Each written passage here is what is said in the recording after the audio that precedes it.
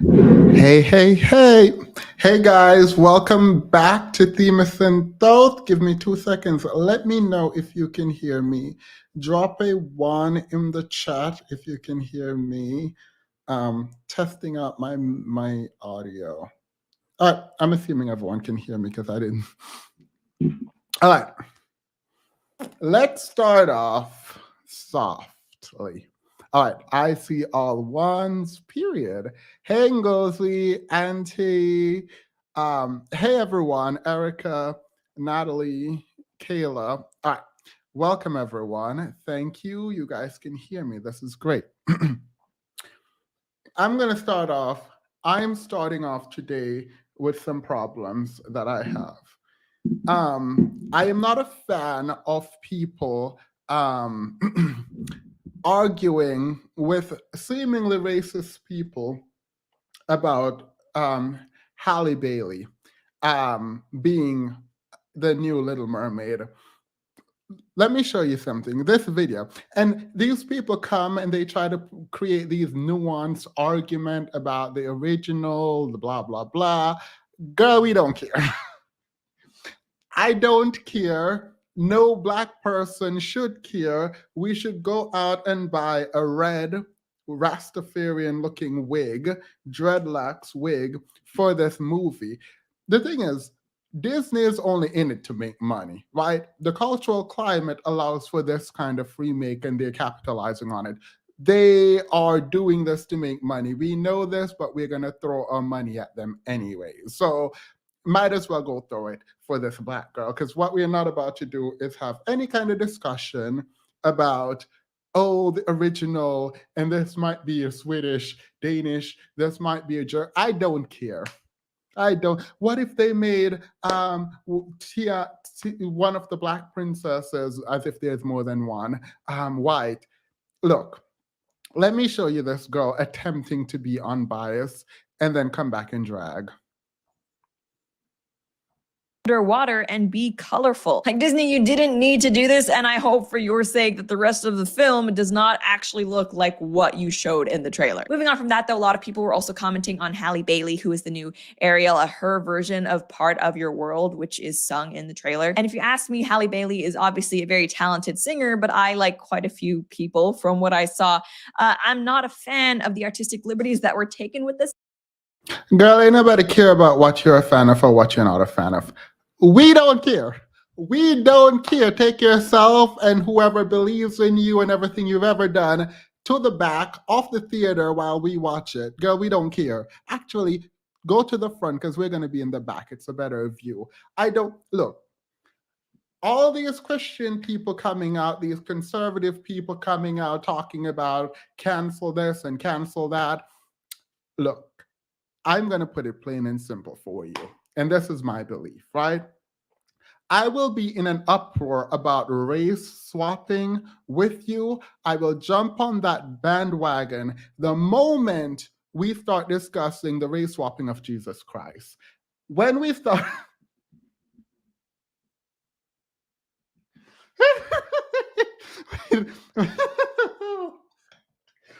Look.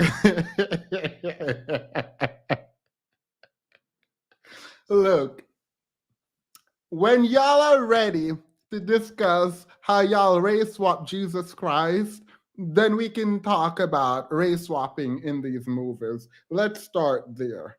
That's where I want to start. Because what you're not going to convince me is that y'all made that crab have a fake Jamaican accent. I actually don't know if it's fake. Y'all are going to have that crab have a Jamaican accent, and y'all expect me to believe that that was not the Caribbean Sea that they were in, and the river, the Little Mermaid wasn't a river mama. That's what y'all are trying to tell me, that the Little Mermaid did not take place in the Caribbean Sea. They just randomly had a Jamaican crab there. No, they're Black. They're all Black. There was a miscasting in the first one. I don't care about the original story. I don't care about your feelings. Never have, never will. And until we start talking about race swapping Jesus, then I'm not about to have that conversation with you. Goodbye and good luck. Have a wonderful life, because we literally don't care. We're just going to give Disney some more money. Unfortunate, the corporate overlord just won. but I'm not about to sit here and have a discussion with you. So goodbye.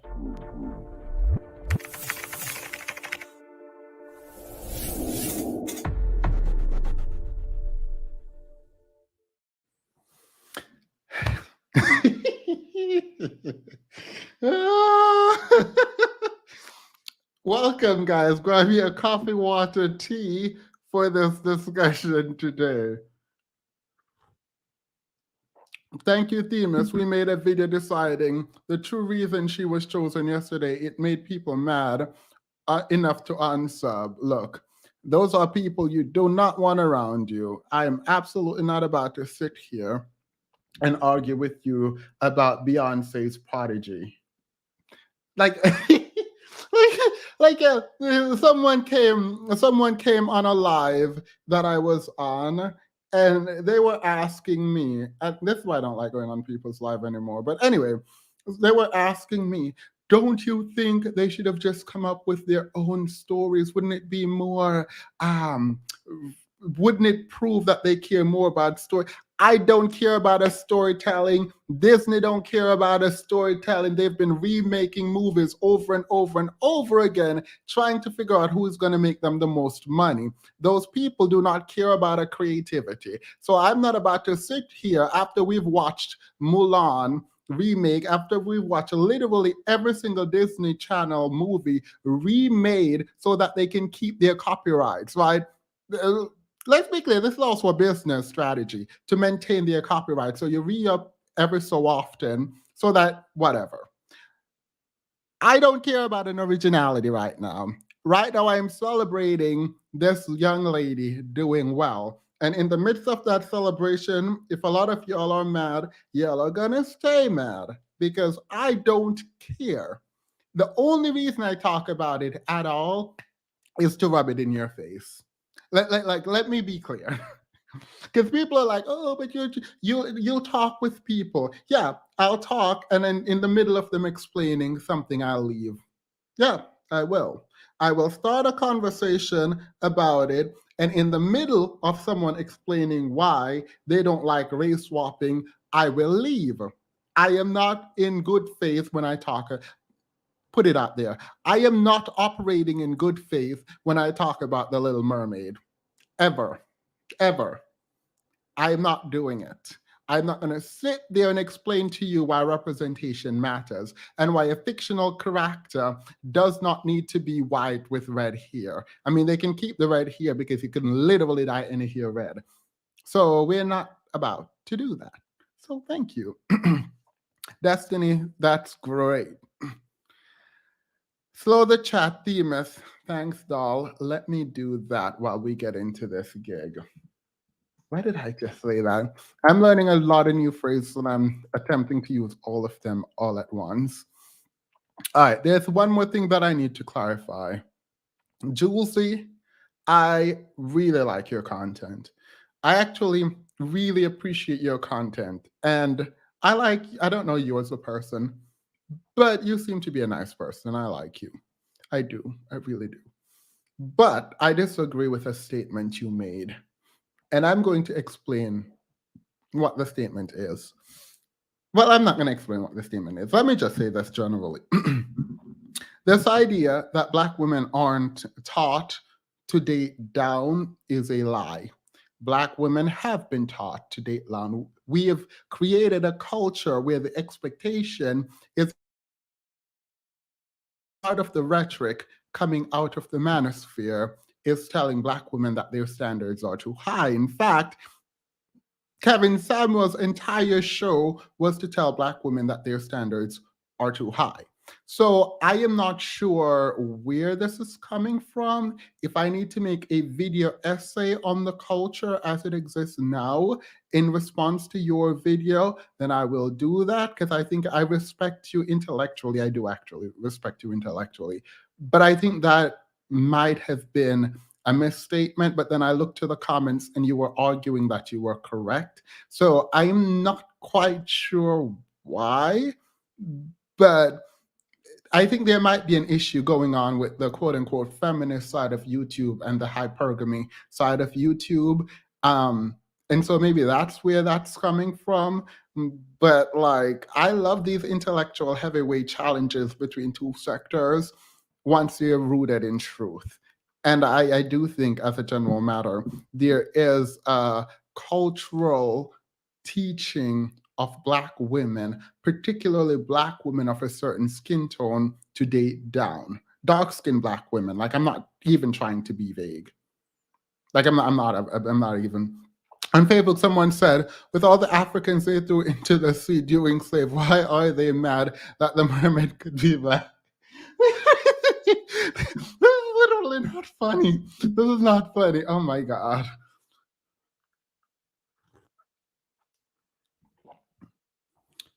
Yeah.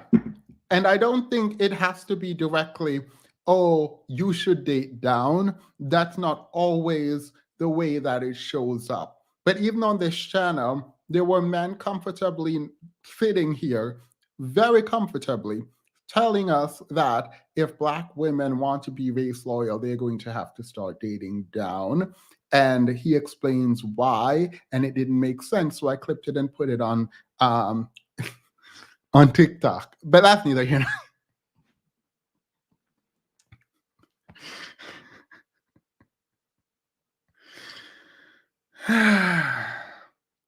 that's neither here nor there. All right. And when I say it's covert, I think it is covert generally, but someone as smart as Julesy know what it is. Like they like, you have to know what is being taught. So I'm not sure what animated her in that video, especially to say that. I've rewatched it multiple times, and it seems like she was theorizing from a lot of different perspectives. So I'm not quite sure. I need to actually be more. I like people who do live streams. So if you do live stream, I'll come on and I will try to engage with you. It's hard to do when it's just a video, but if she did live stream, I would have been over there and asking questions too. I mean, I do it to Paris, Chrissy, Cynthia G, for Harriet. Like, if they go live, I'm there. So let's get into this video. Feminism. Feminism and the destruction of the Black family.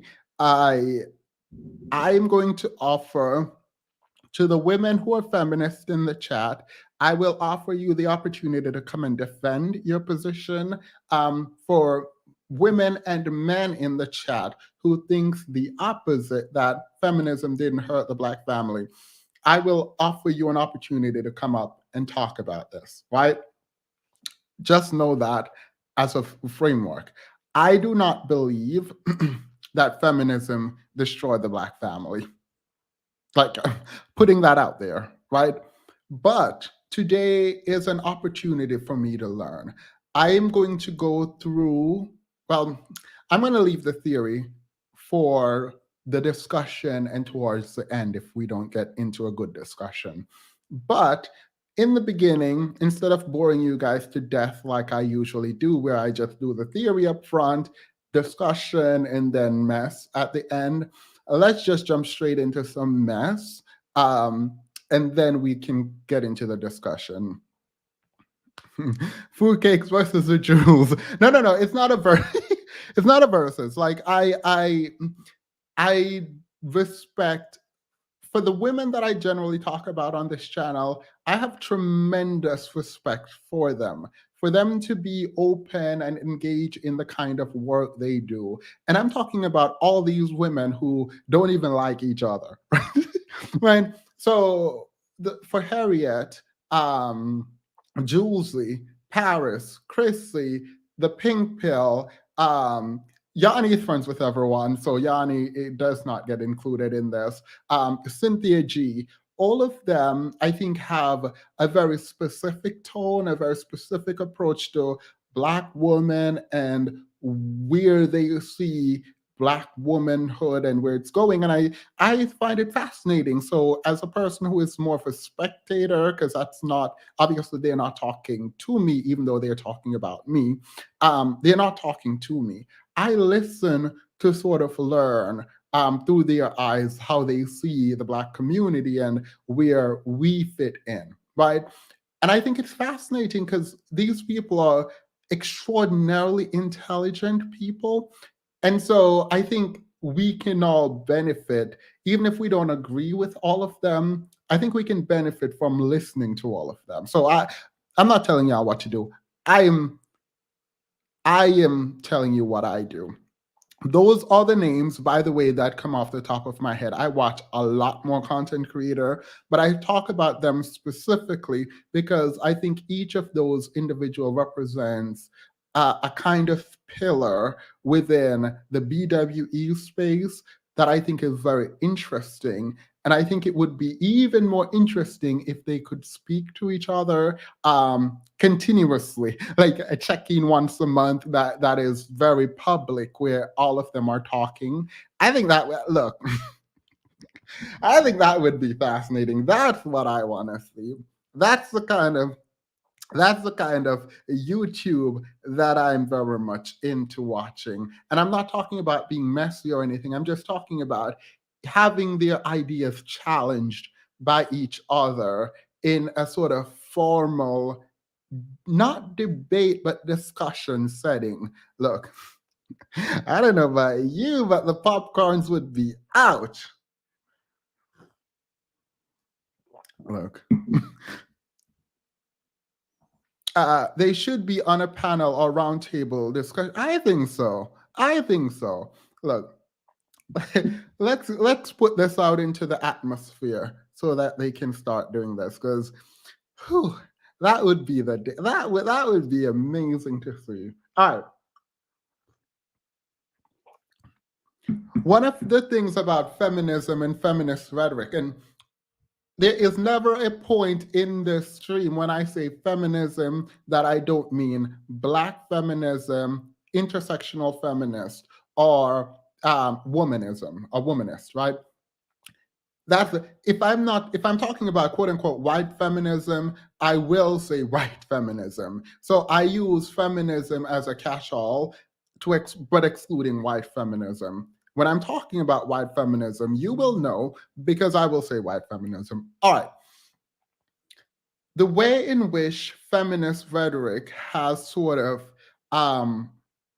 been instilled generally for kind of public consumption, I know for a fact it was not created and disseminated to be that, right?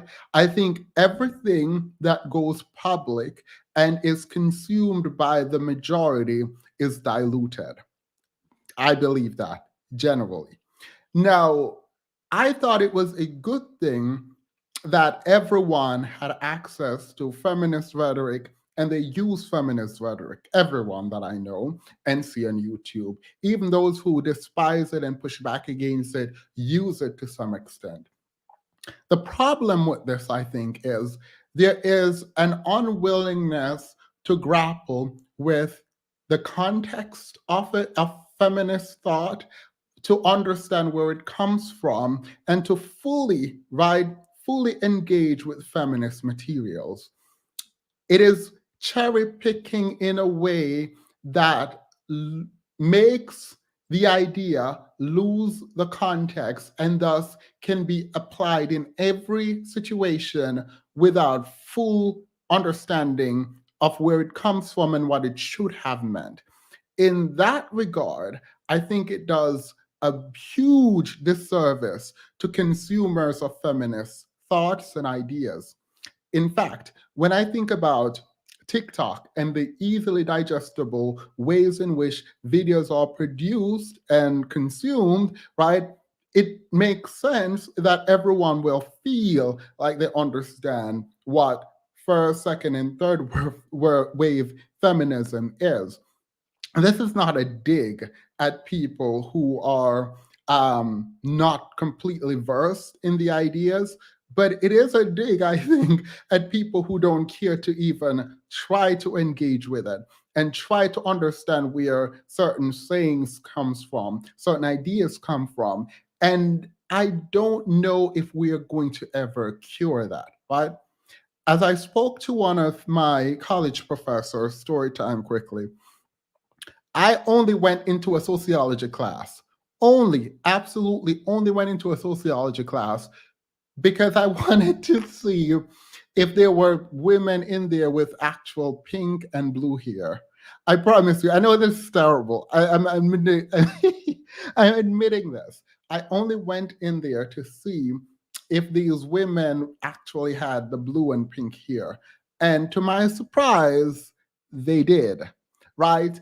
Um, but something that also happened was I engaged in conversation. And the language with which I engaged and explained the world was not as advanced, in my opinion, as the language that these people were using in this class, right? When we think about the social sciences, bad theme is, no, I know I'm a problem. Um, when I think about how feminists theorize, it used to annoy me. Like, I used to watch my professors speak, and it would annoy me even after I decided to make one of my majors, sociology, just because of how much I understand it, or not understood, but wanted to understand. It would annoy me because you would ask simple questions, or what I think to be seemingly simple questions, and instead of giving me a simple answer, they would go on and on and on. And I would get so frustrated. So one day I went to my professor's office hours. We were there talking, and they asked me a simple question, won't say what the question was, and I answered, and then there was a pushback, and there was a ton of qualifications coming my way about what something meant. And it annoyed me. But then at the end, she then explained to me, you were just theorizing. And that's what we are doing here. It is not a definite answer to all the problems, but it is how we are trying to understand the world and put what we understand in the world in our through some kind of lens to make it make sense to us through our own experiences. And obviously I thought this person was crazy. I didn't really care. I moved on with my life. But as I look back, when I was in my fifth sociology class, I realized, okay, this kind of is starting to make sense. Now, when someone asks me a question, I don't just immediately try to answer it thinking I have the answer. I realize that my ideas come from somewhere, other people's ideas come from somewhere, and the way in which they interact might not be as cohesive as I once thought, right? Maybe the world is not as organized as I once thought, and maybe it is even more organized than I thought, but not in the way that I thought it to be. And so as I started thinking about the world from this lens, I realized answers weren't as straightforward as one might have thought, right? And so coming online, it feels like another sociology class. It feels like a new kind of sociology class where the people who are talking about feminism and the family structure and all of these classes that we took in undergrad in uni, right? We took family and society, black manhood in some sociology class, sexuality and society. All of these classes are being played out online, and I don't necessarily think the people who are talking about these things need to go to school to understand it, though I think that would help with just theorizing bit, right? But I don't think these people are fully engaging with the material. When someone can say, oh, the black family was dismantled by feminism, or feminism destroyed the black family. there are a ton of questions for me that pops up immediately. In the same way, when I thought I was smart enough to answer the question in 10 words or less, when my professor asked me in that office hour, I realized with her pushback that I knew a lot less than I thought I knew when I walked into that office hour. And that's what we are kind of here to try to figure out. Please remember, Themis has connections to other creators. Be mindful mentioning other creators in the chat. Yes, please. Whenever I speak about other creators, I try to be as respectful as I can be. I obviously, when I think someone is wrong, I say they're wrong. But let's not discuss other creators in a negative light. I will reach out to the people that I think I need to reach out to have a conversation that I wish to have. Hopefully will be public, but let's try not to disparage other content creators. I don't very much like that. Now, you can destroy their ideology with your own or dismantling it, that's fine, but do not say people's name and attack them personally. That's not okay. All right. So we're going to watch a debate. We're going to watch a debate, and the debate is, did feminism destroy the Black family? Now, I'm going to be pausing it throughout, but we're going to watch the debate together. All right, let's do this. Let me slow it down. Let me speed it up, actually, not slow it down. That feminism has played in the weakening of the Black family structure. Tonight's guiding definitions: feminism, the advocacy of women's rights on the basis of equality of the sexes. Family structure, consisting of two or more people related by birth, marriage, or adoption, residing in the same housing unit. Destruction, the action or process of causing so much damage to something that it no longer exists or cannot be repaired. Arguing the affirmative position is Janaba Phillips, born in Oakland, California, as a legacy child of the Black revolutionary struggle of the 60s. Janaba is a solid revolutionary vanguard, spreading the gospel of African internationalism. Today, she continues that legacy as a speaking member of the Uhuru Movement's Impediment organization dedicated speaker, workshop facilitator, uninterrupted opening statement. I skipped the opening because ain't nobody got time for that. But so I'm kidding. So Jaina is saying that feminism destroyed the Black family, and Katina is saying it didn't. Just FYI. We will begin with Janaba Phillips arguing the affirmative. Thank you. This presentation is dedicated to Yejide Orumula. Happy birthday, comrade. I salute you. The truth is that the first feminists were Black. We weren't called feminists because we didn't need to at home in free Africa. Even through slavery and as far back as the women's suffrage movement, Black women participated but were overlooked by the white women who led. And so now you have Black women, including Sojourner Truth, Ida B. Wells, who grew the movement to 500,000 Black women who really needed help, but they would never find acceptance amongst mainstream suffragists. Why? Well, at that time, they were actively wooing Southern white members. And to appease the Southerners, the white suffragists abandoned their Black sisters. They minimized the presence of Black women and seized control of suffrage history. It's already been documented that white women wrote us out of the history of the suffrage movement.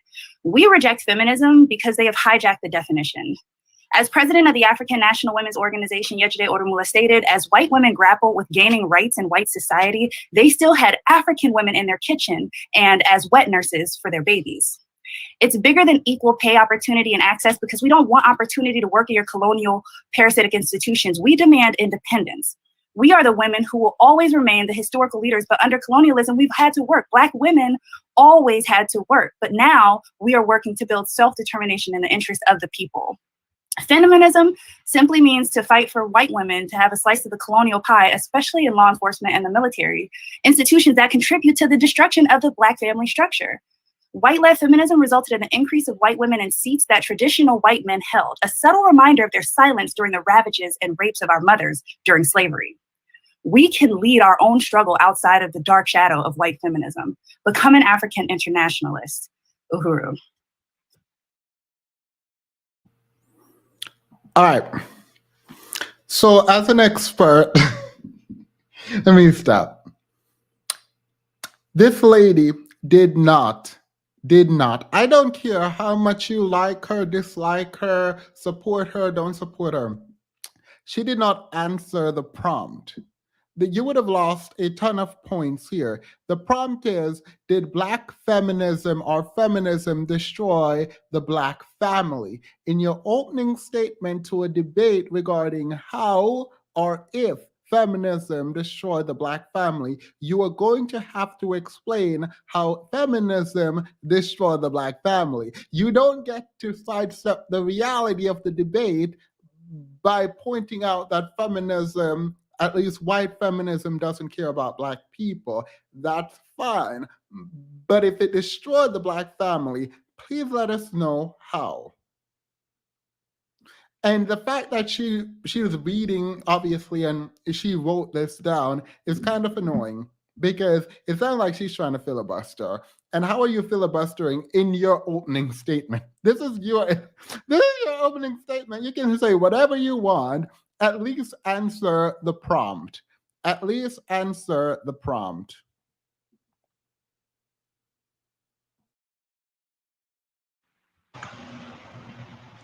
And now for Katina Taylor, arguing the negative.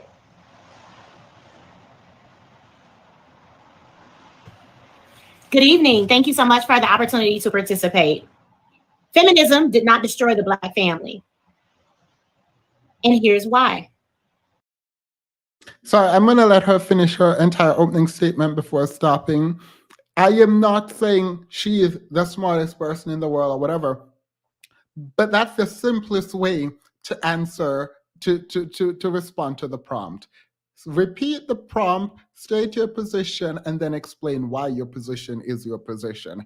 Simple. Blaming Black women who are anti-sexism and patriarchy for the decline in the rate of Black marriage that has been plaguing the Black community for the last decades. This narrative is not only ridiculous, but entirely lacking in factual basis. And here's why. Feminism predates the decline of Black marriage. The most obvious proof that this narrative is false is that feminism predates the decline in rates of Black marriages. The first organized feminist event, the Women's Conference, held in Seneca Falls in 1848. I know some people that want to argue that Black women magically joined the feminism in the 60s and 70s, but that's not true. They were there. In fact, Black women were part of organized feminism from the very beginning. Sojourner Truth gave her famous anti-woman speech at the Women's Conference of 1851. Frederick Douglass was an organizer of and speaker at the very first conference in 1848. If Black women believing in feminism killed the Black family, then it died over 130 years too late. Sorry. Some opponents of Black feminists love to claim that prior to the advent of feminism, all Black women were sweet, submissive housewives, that evil feminism swept in, made all the women strong, and gave us attitude, so men left. False. There has never been a period where Black women in America as a collective were housewives. Were there some Black men who made enough to keep their women at home? Of course. But in a world where Black men were mostly underpaid and never allowed to make more or equal to a white man with an equal skill set, this was not the norm. Black women worked alongside Black men in the fields as equals when they were slaves and entered the workforce to help support their families all the same. Black women have never been stepward wives. Black women as a collective have never been afforded that luxury. So this welfare thing is untrue as well, and it is not based in fact. Some like to argue that feminism taught Black women that they didn't need a man, only welfare. They also like to claim that Black women chose welfare over having a Black man in the home, or that welfare is some kind of conspiracy to bribe Black women into kicking men out. While it's true that the requirement to get welfare used to be that women receiving benefits could not have a man in the household, many women would receive benefits, then hide their man when the caseworker came to visit, or truly had an absent man to begin with. No woman is going to leave a man who is present and can provide for government cheese, canned goods, or poverty, or anyone who claims to think otherwise is intellectually dishonest or flat out stupid.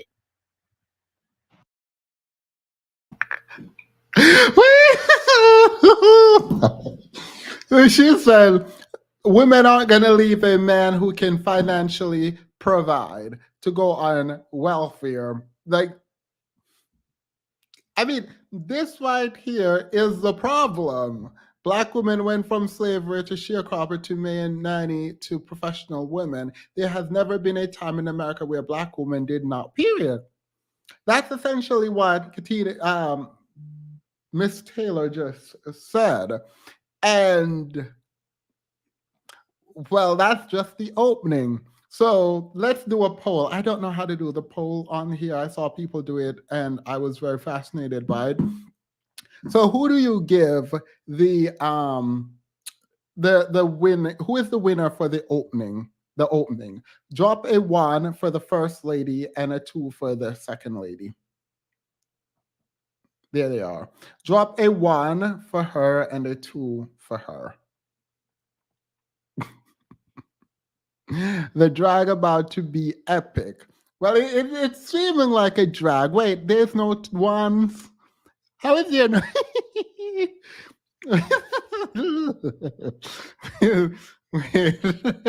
Oh, there's a 1. I saw a 1. All right. All right. All right. One more 1. Is there a 1? All right. I saw 1. I'm going to, moderators, please delete this after I drop it. This is for the person who dropped the 1. You're not getting attacked or anything. I just want you to explain. I want you to explain your 1. None of your business. Please come forward. Click that link and come up.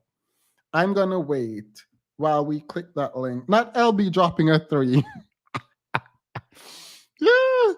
None of you, please click the link. Just click the link and come up. We're having fun tonight.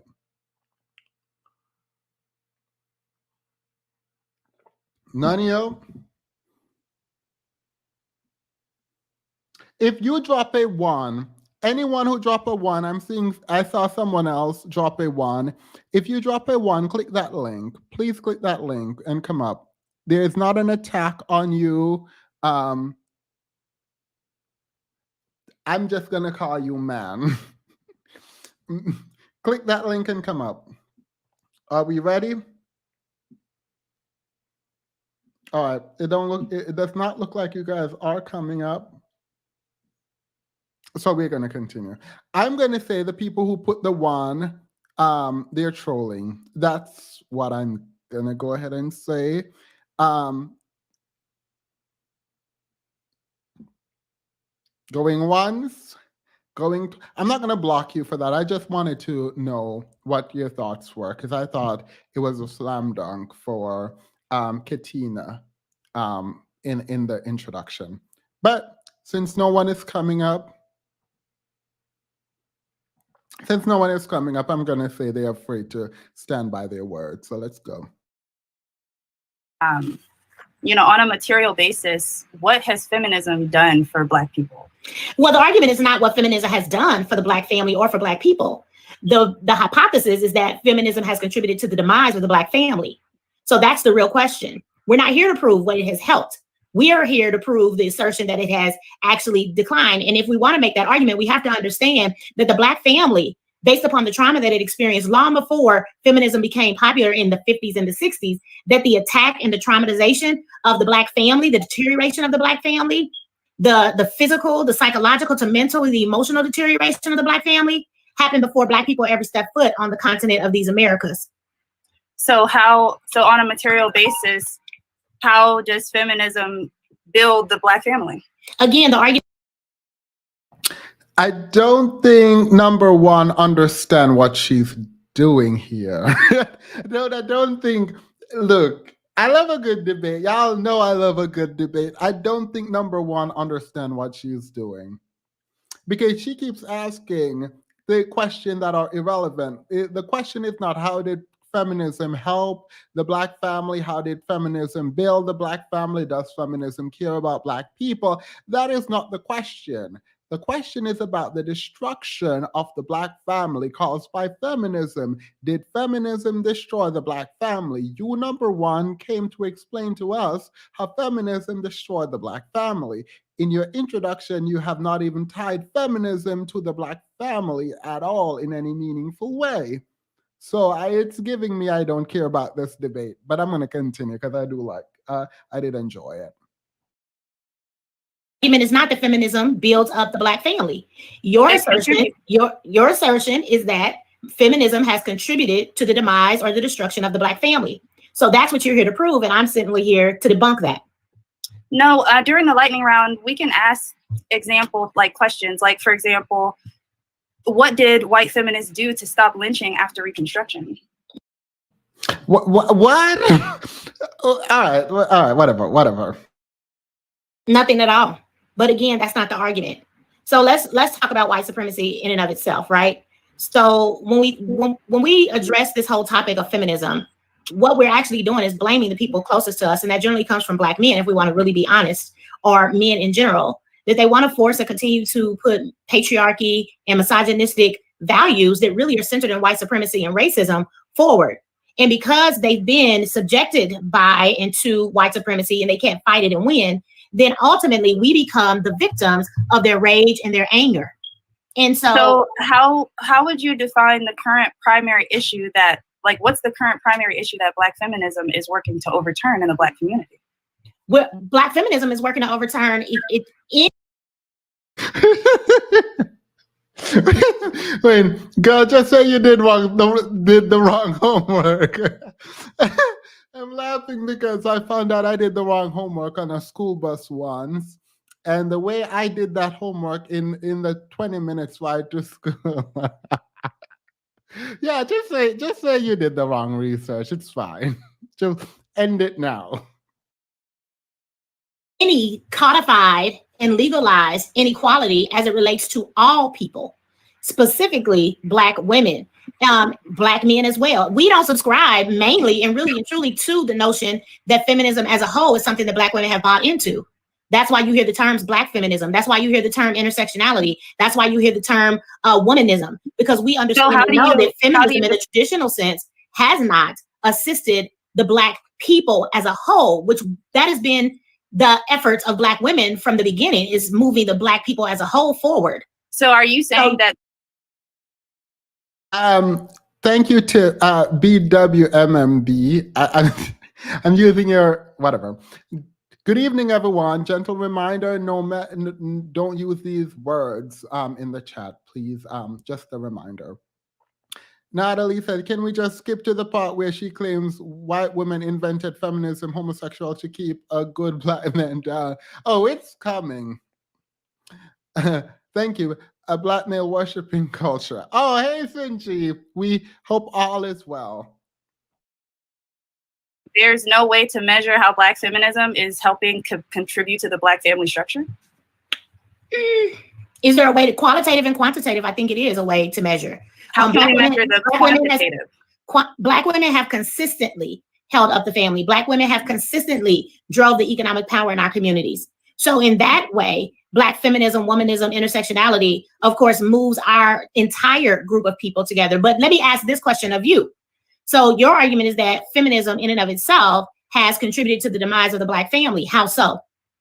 What I'm saying is that when we have white women who have begun a movement and we begin to trail behind them, they are not going to propel our issues to the forefront. We don't need to define it as Black feminism. When we do that, when we allow intersectionality to become a part of the discussion, all that you do is cloak white women from criticism of their opportunism. And it allows Black feminists to unite with white feminists just because you have this intersectionality thing where you talk about race, class, and gender, but the key word is talking, and there's no solution embedded to solve any of the contradictions being raised, including misogyny or misogynoir. In fact, the only solution that white feminists tend to have is to call the police. She still has not explained how feminism destroyed the I am hopeful that you guys tonight will do a better job of explaining to us how feminism has destroyed the Black family. That is my hope for this discussion after this video. no way out of the criticism outside of male leadership being criticized, as opposed to the entire foundation of the basis of patriarchy, which is colonialism. Yet I haven't heard an argument or anything to substantiate how feminism has contributed to the demise of the Black family. And I can tell you exactly. Let me give you some. Yeah, absolutely. One of the things that white feminists and feminism in general does is propel and accelerate Black women, especially into their institutions. So you can become a white police officer. You can become you can have white women thrust to the top of their institutions. When they want to end school shootings, they're going to rally around that. But when we've been having shootings going on in our communities, there was silence and crickets from the white women. I don't know who she thinks can become white police officers. I don't know. I don't think Black people can become white police officer until you get the Michael Jackson treatment. Don't know. I don't know what this argument. I'm not trying to be mean. I'm really not. And hopefully I'm not being mean, but I don't know what she's talking about. I promise you I don't know what she's talking about. And as soon as I find out what she's talking about, I will let you know. Because the prompt is, did Black feminism destroy the Black family? Did feminism destroy the Black family? She said, yes, it did. Now, I'm assuming there's going to be an articulation of how it did. By it, I mean Black feminism or feminism. And by did, I mean destroy the Black family. You need to put those two things together. Themis, so it's now it's giving messy. You know me. She has an issue with Becky and Stars Above the Emerald Forest. I think that's what's happening. She picked up the wrong assignment, right? Is feminism good for the Black community? Maybe she has an argument there. Or how has feminism impacted or not impacted the Black community? Maybe there's an argument there. Maybe there is an argument about feminism. Not maybe, there's an argument about feminism, and specifically white feminism ignoring the Black community. Maybe that's where she wanted to go with this. But that's not what this debate is about. And you could tie the ways in which feminism, that's Black feminism, as I've explained before, and white feminism, how they engage in dismissing the plight of the Black community as a whole. You're going to have a big problem with this, if that's your stance. But at least make some argument relating to the prompt. In fact, even if you want to take it back to the beginning, during the lynching, the white women were quiet after the lynchings during Reconstruction. So here again, we have an example of the so-called leadership. If you want to become a segment, so there's white feminism, suddenly because there's a segment called Black feminism. What that does is it contributes to the demise of the Black family by allowing you to participate in what they got going on, which is against the Black family. You can become the best judge if you want. You could become the best police officer if you want, but they do not address our specific issues as a collective. So white feminists, however, are not. She just argued that through feminism, Black women could engage in a capitalistic market. That argument is very incomplete, because women being able to engage in the workforce is not a bad thing unless you describe how it is a bad thing. How is it bad that Black women can enter the workforce? By the way, they've never been excluded because they've had to find some ways to work. Black women didn't have the luxury in some ways in America and Jamaica, like the Western world as a collective, to be at home and raise children at home while men go to work and do the providing. That has not happened on a large scale in the Western world for Black women. So I'm confused as to the argument. Confusion. It's giving confusion. Coco Delore, you have my dream personality. Wait, where is her thing? I usually look for hers. Women's equality took Black men out of the home. Hello, beautiful Themis. Don't forget about our agreement. 10 year period. Yes, I will never forget. I will never forget. Actually defining what intersectionality is. That's Kimberly Crenshaw. White feminists are not determining what Africana womanism is or what Black feminism is. No white feminists, and there's not necessarily any integration between the two. So you don't see Black women clamoring at the bit to say, we want to go to the Women's March. We want to participate and do that. So if that's the case, and your argument is that, you know, Black women can achieve because now we're integrated or melding into white feminism or feminism in the traditional sense, then I'm still not hearing an argument that actually supports the notion that feminism in any shape, form, or fashion has contributed to the demise of the Black family. Because if we haven't bought into it and we're not actively participating per se, then please help me understand how we're falling in line with traditional feminism. The fact that this lady, number 2, has to keep asking this one, number 1, the prompt over and over and over again is very annoying to me. 10 years time it is. We will see each other in 10 years time.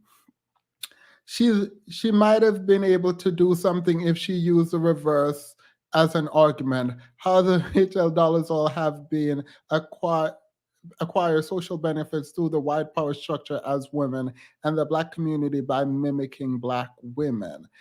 My thing is, the argument is fundamentally about the family and feminism's impact on the family being destructive.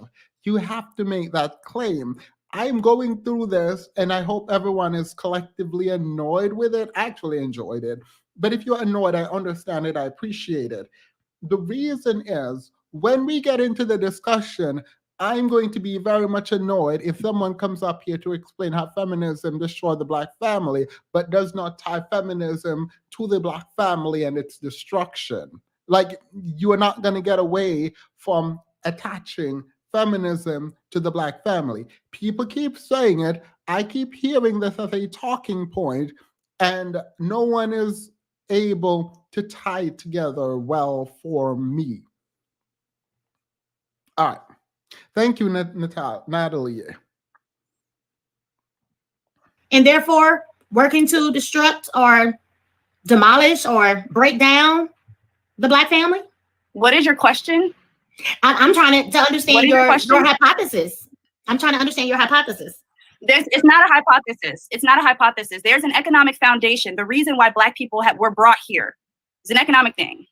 While white women were fighting for rights, they spearheaded the so-called feminist movement, even though you implied that Black women have been fighting we've been feminists and leading families and whatnot since the beginning of time, then why call it feminism in the beginning? That's just what Black women do.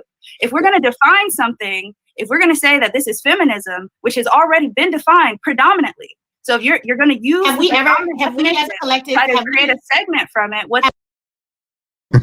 not looking for her reverse Uno card. Curry up and eat. Go in the corner.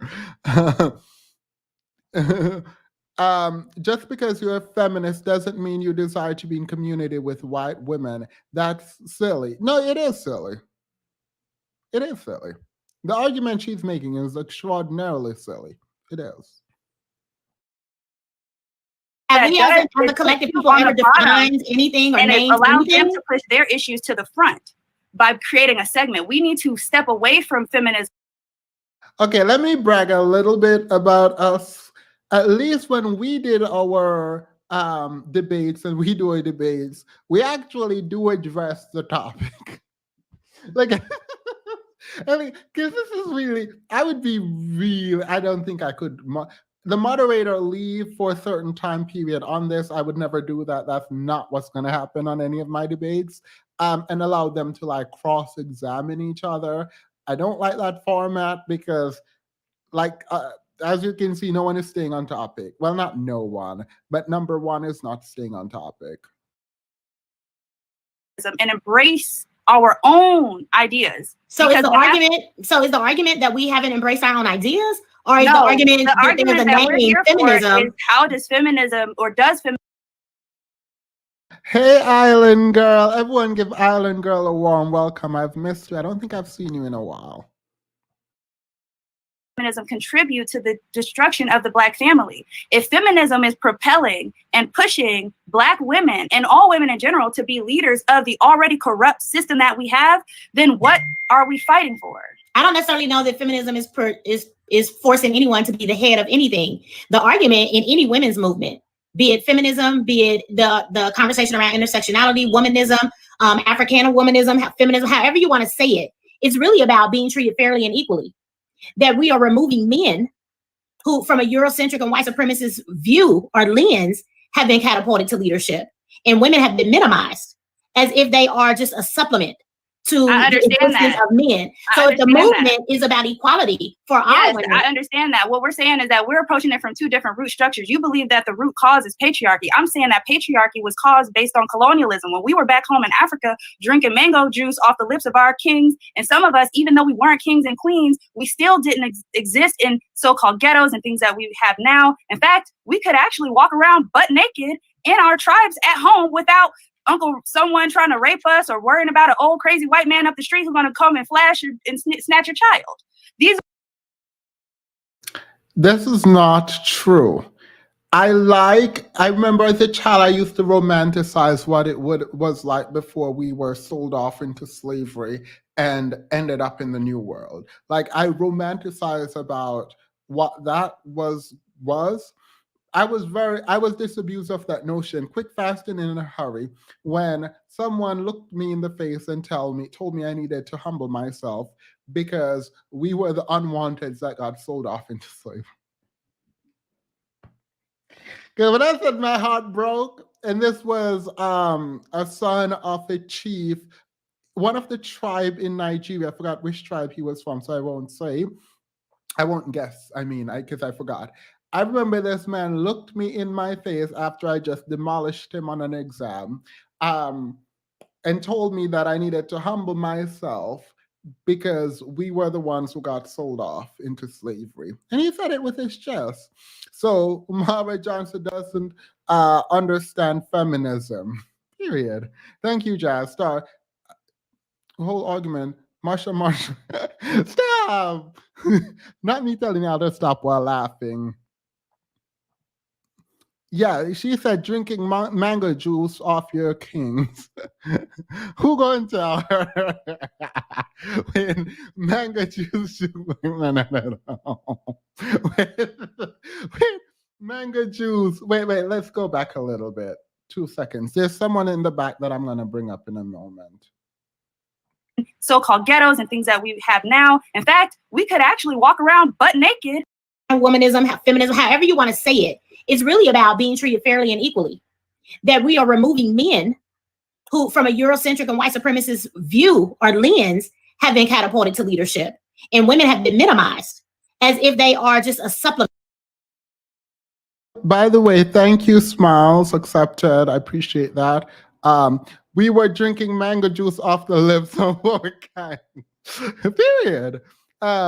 One, me with the mango juice, period. Number one, just one y'all over with that mango juice and the fact that there was no RAPE at all going on in Africa. Apparently, I don't know. But I want to hear this and then I'll bring up Sarah. To the existence of men. So if the movement is about equality for all women. I understand that. What we're saying is that we're approaching it from two different root structures. You believe that the root cause is patriarchy. I'm saying that patriarchy was caused based on colonialism. When we were back home in Africa drinking mango juice off the lips of our kings, and some of us, even though we weren't kings and queens, we still didn't exist in so-called ghettos and things that we have now.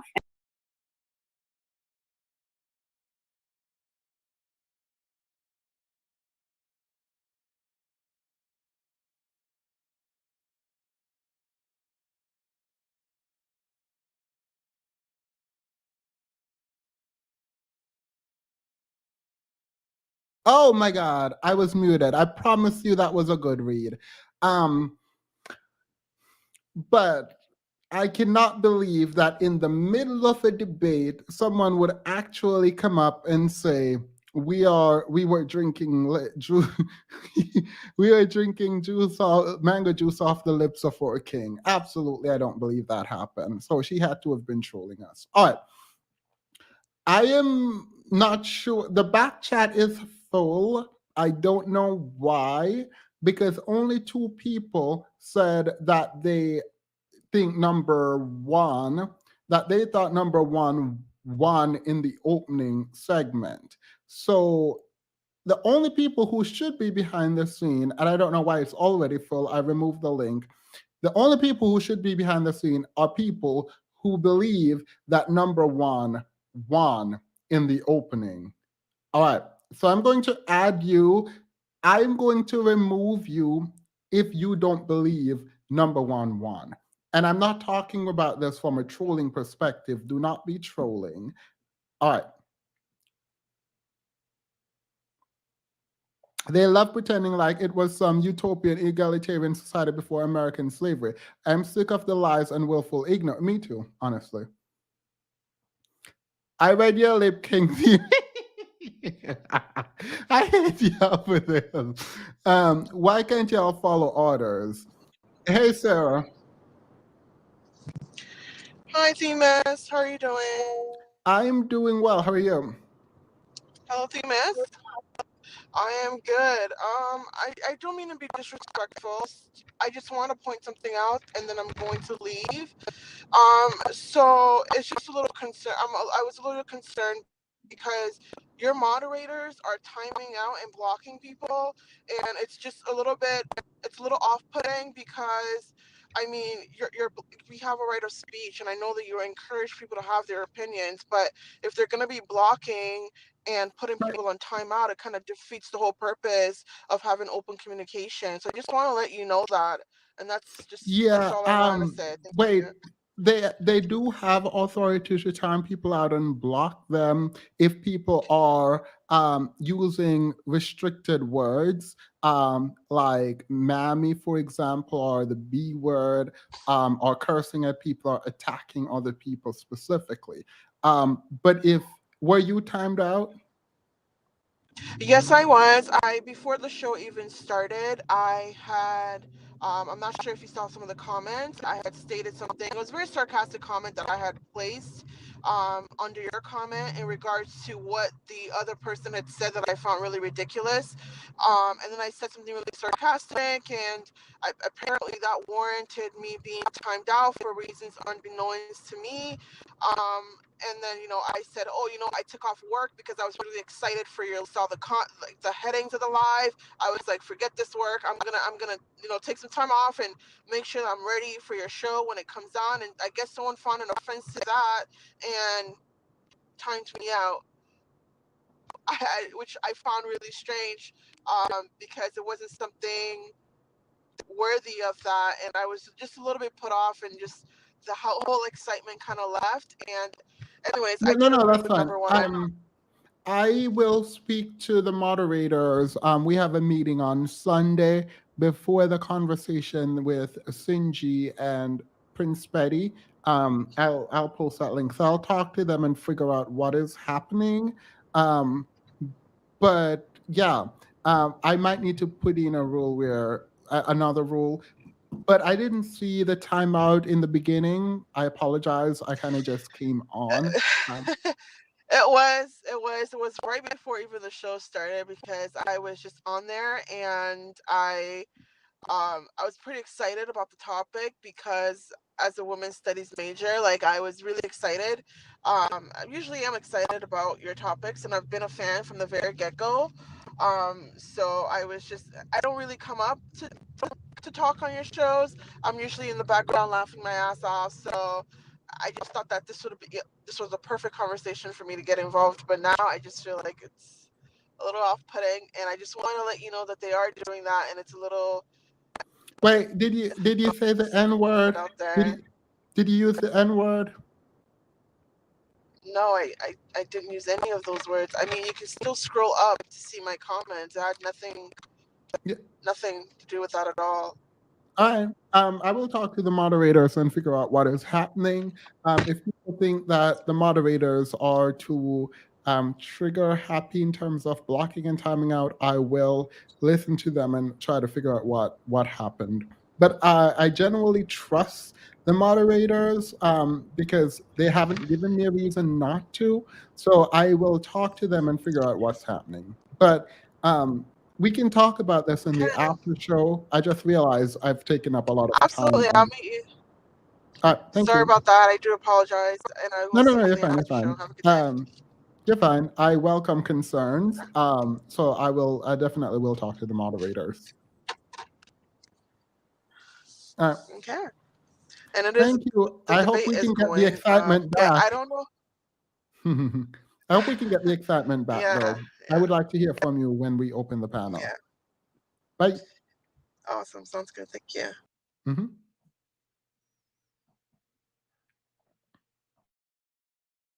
In fact, we could actually walk around butt naked in our tribes at home without someone trying to rape us or worrying about an old crazy white man up the street who's going to come and flash and snatch your child. These are objective realities that are new to Black women. When we were at home in Africa, basking in the sun, recharging our melanin, white women were having struggles with their men. They were having struggles in the caves of Africa that were separate from us. It's very true that Black women and white women have a separate idea of feminism. What I'm saying is that when Ida B. Wells and Sojourner Truth were fighting to gain exposure on what was happening to Black women, it was white women, and it wasn't such a long time ago. This isn't inconceivable. With thrust, I'm not saying individuals, but with thrust, all right. I know this pose. I know this feeling. I know this face. I know this look. I know what she's going through right now. It is very annoying to think you're having a rigorous sort of academic debate or exchange of ideas, and it evolved into, we were drinking mango juice off the lips of our kings and recharging our melanin in the sun. Sorry. issues to the forefront. We see that even today, and the example is the White Women's March when they were talking about the school shootings and whatnot. Didn't you see them all come together? We see them all on the news. They marching. We said, "Dang, we didn't even know white women existed in this massive numbers outside of Starbucks." So what we're talking about is facing the root cause. Patriarchy exists, but at this massive amount, this is new for African people. We had different types of sexualities in the tribe. We had freedom and liberation over our own lives. What I'm saying is that this is brand new, and the root source is not patriarchy. So again, what is the root cause? Colonialism. And so we would agree on that point. White supremacist culture. Well, then that's great. But here's the thing, though. I'm still not hearing an argument that solidly says feminism has contributed to. So that is the conversation. Okay, I'm not hearing it. So we want to talk about the three phases or the three waves of feminism, right? So no, that's not what I want to talk about. Well, that's what I want to talk about. That's where we're going to go. Or are you saying what you want to talk about? Well, I'm saying let's talk about the issue at hand and what's being posited in the hypothesis, because I don't think we're there yet. So we have three waves of feminism. We have three waves of feminism. The 1840s was the first wave. The 1950s and 60s was the second wave. Listen, I would like this to be a lightning round where we ask questions and not a lecture round. I want to engage in an ideological struggle. I don't want to sit through a lecture. I don't think there's a format for yeah. Wait.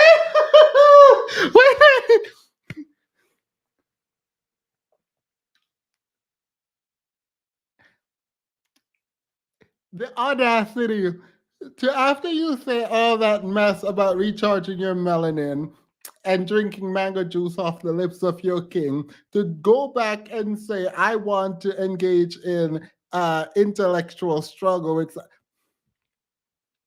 how can you be that wrong, daft in some ways, not her, but the ideas, and also that condescending? How can you be both at the same time? It's giving very much orange pill. Neither one is sticking to what they're discussing. Well, I think Katina is actually sticking very closely to what the argument is. And once the burden shifts from number 2 to number 1 has not presented a single argument that seems in any way solid, tying feminism to the destruction of the Black family. For this round, There the is. round. There Is is. it? I can This read it. round, ladies, this round you are able to engage in cross-examination of each other. So that means I can make statements as well, correct? Yes. Thank you. So either you grab the mic or you don't. But in any case, when we start talking about feminism and the fact that people are positing that Black women's level of embracing this notion of feminism, first of all, we ignore the first wave, we ignore the third wave, and we get centered in the 1950s and 60s as we talk about when feminism became most popular in these Americas. And what I'm saying is that Black women had long before that been attempting to move not only themselves, but certainly their men, their children, their family, their extended family forward. And it was not in any shape, form, or fashion about feminism in regards to the demise of the Black family. There were so many other factors that occurred before, during, and after that were codified and sanctioned in the laws of this land. And therefore, those are the things that more importantly and had more of a dramatic effect in regards to the demise of the Black family. So that's what I'm saying. I'm not going to lay it at the feet of feminism, because that then ignores the whole white supremacist, Eurocentric, colonized foundation we have. Now for round 3, audience questions. It sounds like number 1 drank the Dr. Umar punch. I mean, thank you by Labels and Live TV. It's just really strange to me that it's just like, number 1 is literally not answering any question. By the way, these are not number 1 and number 2. I don't know why I'm doing that. I just don't want to say their names because I feel like there's an argument. I'm not going to make it. It's a weak argument, a terrible argument, but there is an argument, and I'm annoyed that no one is making it. Question and answer. We invite our audience to submit questions for the debaters. Each participant will be given the chance to respond to each question uninterrupted. Please submit your questions now.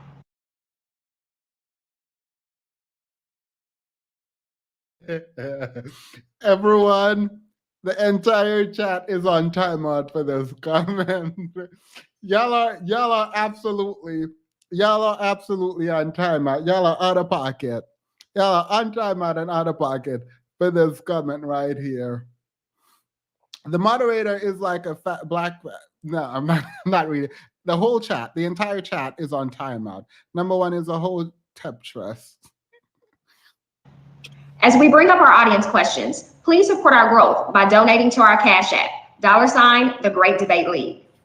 TT Talks podcast is hosted by Adrienne Bate. You can support this Black woman entrepreneur. Phillips will have 1 minute and 30 seconds for the first audience question. And that question is, do white feminists care about the Black community? Jainaba? You know, you can't. Who asked that question? Thank you, by the way, SJ. I don't know who asked that question. Does white feminism care about the Black community? How does that relate to the prompt regarding how feminism destroyed the Black family? How does that relate at all? If I say yes or no, does it matter? No, literally doesn't. It does not. Look at it on an individual basis. We do have some former white feminists who become African internationalists in solidarity.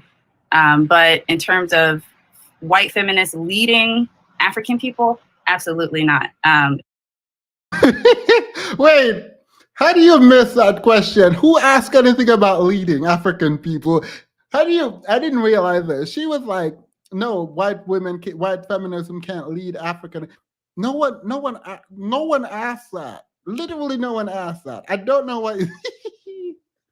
Literally no one asked that.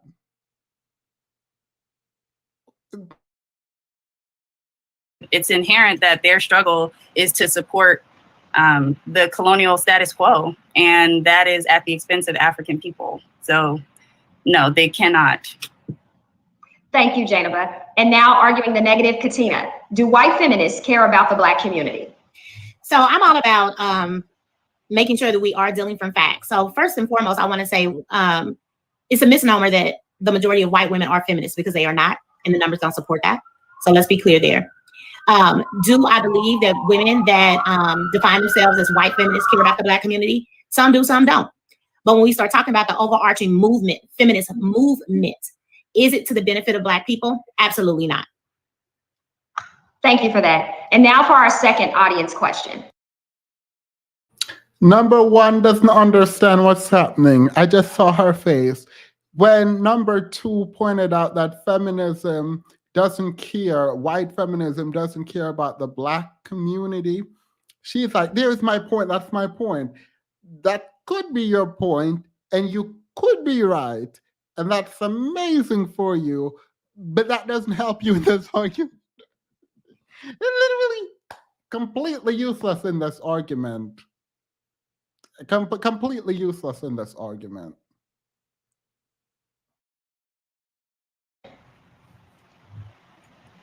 We are really getting into, ladies, we appreciate your participation in this debate as we're bringing up our second audience question. It's been fun already. All right, I still haven't heard how feminism is destroying the Black family yet. Janaba, we'll give that to you first.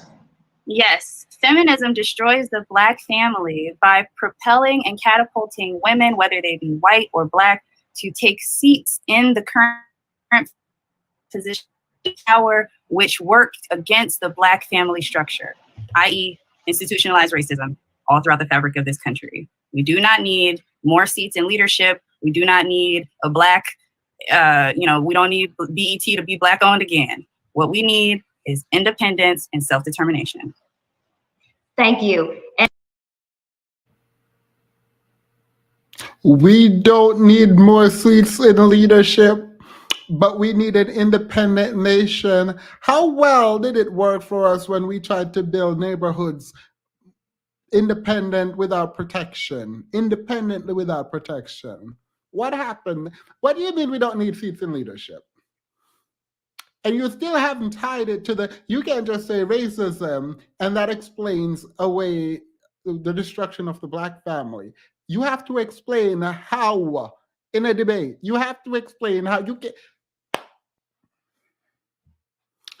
I think she want to say, and she's not going to say it, these women are out here getting jobs, and that's the problem. Maybe, look, maybe that's what she want to say. And the same question to you, Katina. I still haven't heard how feminism is destroying the Black family yet, which you are in the negative for. I haven't either. So I would agree with that statement. It's not a question, but I have yet to hear it either. I think we're in our fight to be emancipated, to be liberated from a white supremacist culture and system and institutions. We're needed everywhere. And so to make an argument that because feminism places women, Black women, first and foremost, or I'll say Black women above Black men, because ultimately that's what the argument boils down to. We need to be in those seats just like Black men need to be in those seats. And when we are in those seats, we are the ones that bring Black men into those places, in those positions of power along with us. It's been shown, it's been documented that when Black women do well, Black men and children do well, and the Black community as a whole does well. So I have yet to hear from my opponent either how feminism is destroying the Black family. Thank you so much. And now for our third and final question from our audience. To what degree Before we hear the third question, she said, y'all women are taking the king's job. Let the mango juice fall out.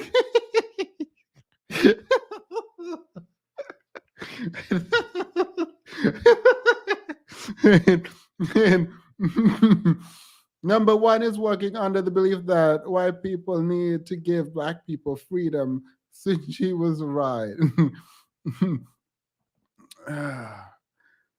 Whew. Sorry, that was a good laugh. have feminist values and assumptions penetrated the attitudes of everyday people within the Black community? From your perspective, has it been positive or negative? Share concrete examples. Janaba? To what degree has feminists penetrated the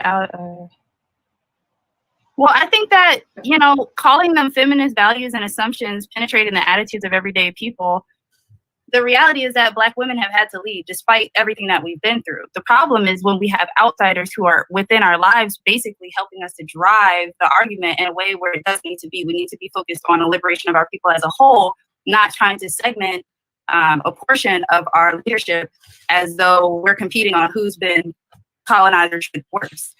we have to work together because we have one common enemy, and white women start to contribute and support the one that keeps them on the pedestal. Thank you, Janaba. Katina, the same question to you. To what degree have feminist values and assumptions penetrated the attitudes of everyday people within the Black community? From your perspective, has it been positive or negative? Share concrete examples. I don't think necessarily that the feminist values and assumptions have penetrated the attitudes of everyday people. Let's be, that's the question. So I'll say that. From the degree that it has touched, influenced people within our community, I think it has been mixed as far as positive and or negative. There's our time. And there's time for that. All right. Thanks so much. Thanks so much, ladies. And thanks so much to our audience for submitting questions. We've come to our closing statements. Each participant will provide an uninterrupted closing statement. We will hear the affirmative closing statement from Janaba Phillips. All right. So who thinks in the closing statement, number one is going to address the prompt finally? Let's see. If I'm kidding, I'm not going to do a poll. Not she answered the question straight out the gate, then continue to elaborate. Period. How dare she?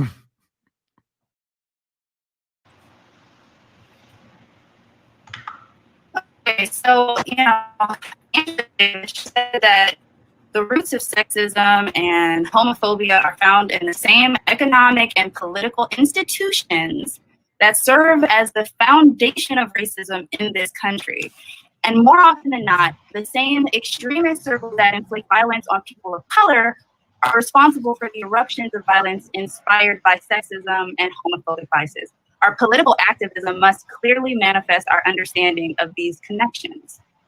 She said that. The point is, do not let them define you or your struggle, and don't let them dictate when and how and why you resist. We're African people and African resistance. Usually, and certain groups were not fighting some Karen to lead you or to use fancy big words. That truly didn't want to use. Sojourner's last name was Truth. She knew and she saw it, so don't let them pull the wool over our eyes. And to quote Yejide Odomula, the leader of the African National Women's Organization, their call for women's liberation really meant the liberation of white women on the pedestal of the oppression of the entire African nation. This is the foundation of modern feminism, which focuses on patriarchy as the main opposition. We must reject the separation of Black feminism from white feminism. Feminism is feminism. Even this whole intersectional white feminism, all it does is cloak white feminism from criticism for their opportunity. It's not going to be destroyed if women get higher up on the ladder, and all you're going to find is white women doing more of the oppression, or Black women, or whoever they let up there. It's time for women to join the revolutionary African leadership so we can cut the root of the issue, Black women, men, and children, which is colonialism.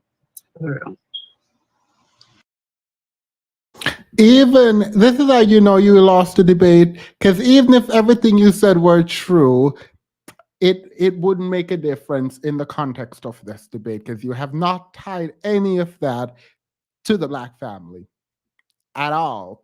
Said feminism is keeping hippies from selling his suits. I actually have a advertisement of sorts at some point today. Girl, of hippies.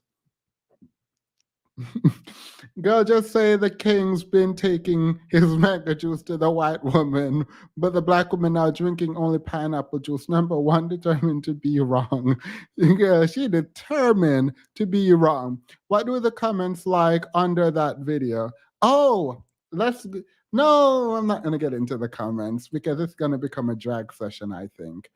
I do want to hear from people who actually start coming up as we get into number two's thing. And the people who come up are the people who think number one won. If you think feminism destroyed the Black family, hit that link. This link is for people who believe that feminism destroyed the Black family. All right. That's what this is for. People who believe feminism destroyed the Black family.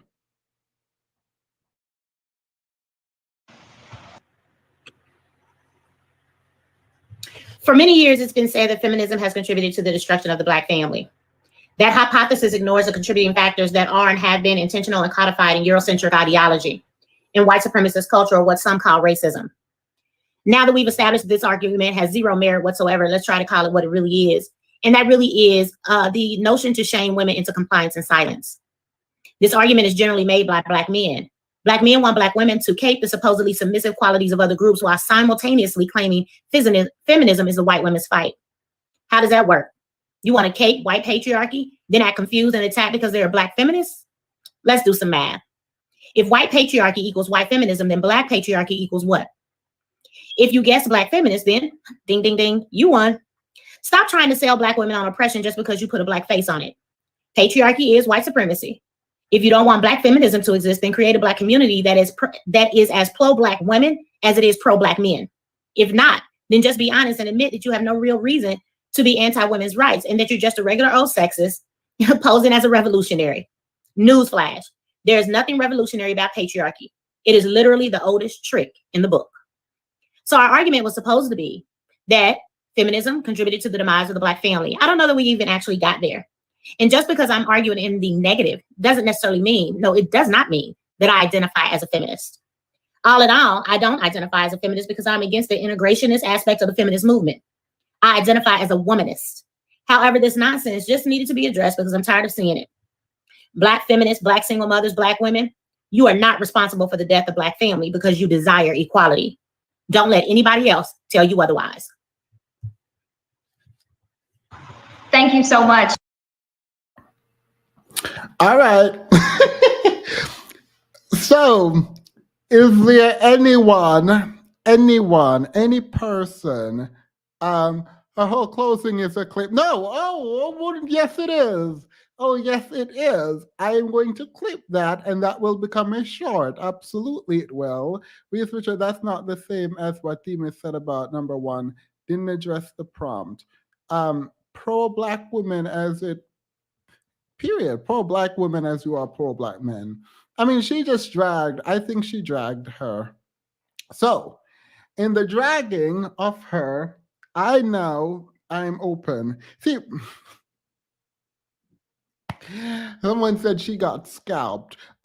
No, we don't. Next case. Look, it is what it is. Number one did not win that debate. Number one did not even come close to winning that debate. Now, while we sit here, I'm going to change who should come on in a moment. But while we sit here and wait, Fun me. Fun? Hello. Hey, so you think number one won? No, I don't think number one won. I just wanted to make Wait. I muted you. Can you turn us down in the background? There is an echo or repeat in the background. All right. Have you done that? You can get off mute now. Come off mute and speak, hopefully. Hello? Hello? Hello? Hello? Yeah. 1 second. I think I need to connect my headphones. I think it's fine now. I don't hear an echo. Oh, okay, cool. All right. So, wait, you don't believe number one won, but you believe feminism destroyed the Black family. Yeah, I just wanted to kind of maybe explore with the group maybe a different realm of thinking that I've noticed. No. I will let you do it. I promise. Okay. Cool. But I just want to make sure you're going to be speaking from the perspective that I want. Do you believe feminism destroyed the Black family? Not personally. I'm just here to make some counter arguments. A counter to what? I want to help number one, basically. I think the argument is weak, but I just want to hear what would be the perspective from the other side of how the actions of Black feminism have negatively contributed to the community. I don't think it's led to the outright destruction, but It's a You distraction, I think, believe. you think black feminism or feminism deteriorated the black family, but not destroyed? No. Wait, yes or no? Yes, yes. All right, can you explain? So, like, I've noted that historically, Black women have always been an instrumental part in our sovereignty from the slavery era as leading figureheads, almost like to the overshadowing of our Black leaders, some may say. Harriet Tubman, Sojourner Truth, and one thing that Black feminism, I feel, always contends with is whether we are like Black first or female first. And I think that historically we've always chosen Black first to the detriment of our womanhood, in fighting for Black men to the point that we couldn't even perform our femininity or the female roles that we wanted. I didn't know this for a fact, but I knew you were going to do a backhanded way of not actually being sort of pro-feminism destroy the Black community. Because I feel like in a roundabout way, that's like the greater purpose. We care about the advancement of our race, and I'm like not a long time listener, but I see that this group cares about like where we're going as a movement. And then like at the end, like later on in the discussion, it becomes like, should we be fighting this hard? Because look at what our fight is doing to us as women. We're dying for these men who don't even like care about the fight that we're giving for them, with Black Lives Matter, women being at the forefront, the head of all these things. And it's to our detriment when, I think I'm going to let this slide because it was a smart approach to engaging in the discussion. It was smart. I'm giving you that. So let me just do the next phase, right? Where I want someone who disagrees with you to come up. I'll add someone who disagrees that's what I'm with you. interested in. Yeah, because I don't fully disagree with you, and I think you already knew that. Yeah, I know. I started listening to you on Monday when I got sick and we had off time from work, and I was like, "Oh, this is so fun!" I didn't know all this. All right, but you don't think Black feminism and feminism destroyed the Black family in the way that the Manosphere is saying it. You're saying you would not agree that women are no longer submissive. That's the problem. Women are getting jobs. That's the problem. No, that's not my talking point. But you think that feminism, insofar as it allows for and explains how women can be at the forefront of social justice movements, that impacts the Black family negative because it exposes Black women to all kinds of harm in their activism. Fair.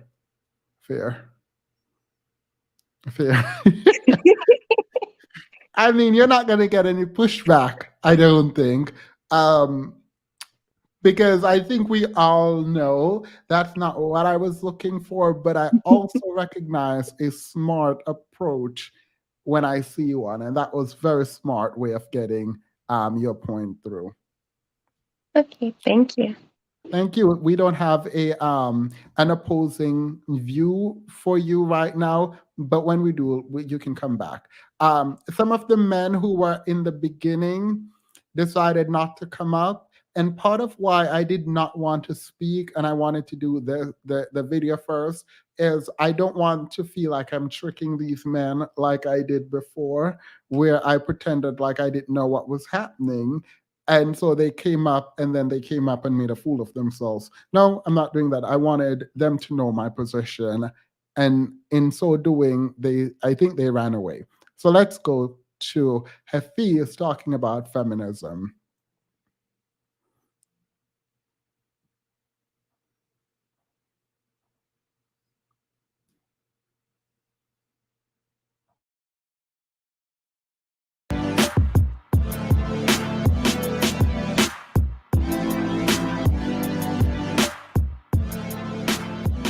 I had a video come out today about the CNN article about Andrew Tate. And I'm like, yo, you guys like really jumped out the window and are saying that his rhetoric is causing harm. Yeah. You can't make statements like that without drawing a correlation and showing some type of empirical data. And you see the same thing from the red pill stuff. You see a lot of stuff said without a lot of data to back it up, but it's presented as this is empirical, this is truth. Oh man, bro, you just 75 ideas burst in my head. I was like, bro, this is so good. This is so good. He said this is so good. Let's go backwards and we'll go backwards and we'll get to what you said at the beginning. So I was gonna do a video. I hate talking about him. I'm done talking about him. But I'm gonna make this point because you brought this up. To me, what modern red pill is in 2022 is equivalent to what modern feminism is in 2022. It's the same thing. It's the same thing. It's One is just for men, inverted. one is for women. Yeah. And it's said to not be hostile towards the opposite sex, but it is. I think it is absolutely disgusting to compare the two. Now, I will say, Ruslan, I'm going to reach out to Ruslan because I completely disagree with this statement. To equate feminism and the feminist movement to the manosphere is absolutely ridiculous. You cannot compare the systematic oppression of one group to one group, the other group feeling like women aren't submitting to them. Like, I don't understand how you like create that kind of, oh my God, parallel. Like, that's ridiculous. Miss Deeds, you've been a member for 4 months. Thank you. I appreciate that. I feel it looks like no. And so here's what happens, what I found most interesting. Feminism started from a really good place. Mm-hmm. It came from a really good place. There was real life injustices that were going on with women. Mm-hmm. They were not heard. They were not spoken about. Yep. And people were bringing light to it as well as solutions. Mm-hmm. The red pill, very similar, Mm-hmm. started from a very good place. Mm-hmm. Issues going on with men, nobody talked about it. Men were being belittled. Men were being treated like second, like these things were true. Men were treated like second-class citizen. By whom? Because oh my God, this is so annoying. You cannot say that men created the system, they're the powerful one in the system, that they have all this kind of power, and then complain about being treated like second-class citizen in a world that you create and control. I'm not saying you do. I'm saying by your own admission, men had power and control in this way. So for you to be treated like second-class citizen by women seem to suggest women are in charge and in power, but you would argue they are not. So I am a bit confused as to how this is going. This is ridiculous. This is why have these clothes never fit. Me again. You are. Do you believe?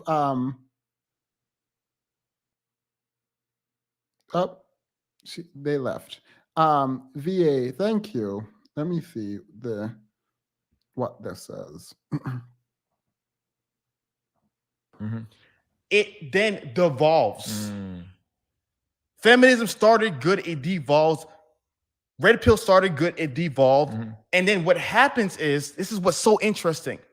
Like, because me, by being around both people, I literally hear it twice. Yeah. What the feminists will say is, well, those people don't represent feminism, right? Big Red in the documentary, The Red Pill, which is totally different than actual Red Pill, but Big Red, the typical feminist.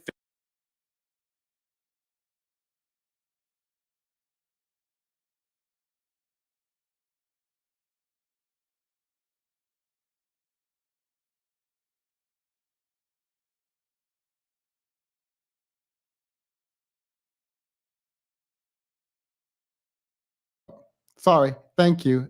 Someone said I was muted. I didn't know that. Stacey, please come on and explain to me how I am gaslighting, because I think I've gained a really bad rep online for being really good at debating, and I don't want you to think I'm debating you. I just want to understand.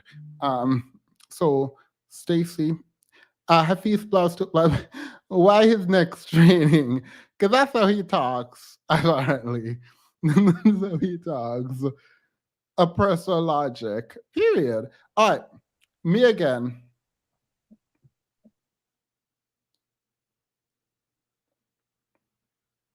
I'm so confused. This is the third time this person comes up, and every time I put them on, they disappear. I'm going to assume there's technical difficulty on your end. Oppressor logic, yeah. Equality feels like oppression for a lot of people who never had to consider other people in their interaction with the world. It's a sneak peek, new blouse to go with the suit. Also, he's always yelling. Period.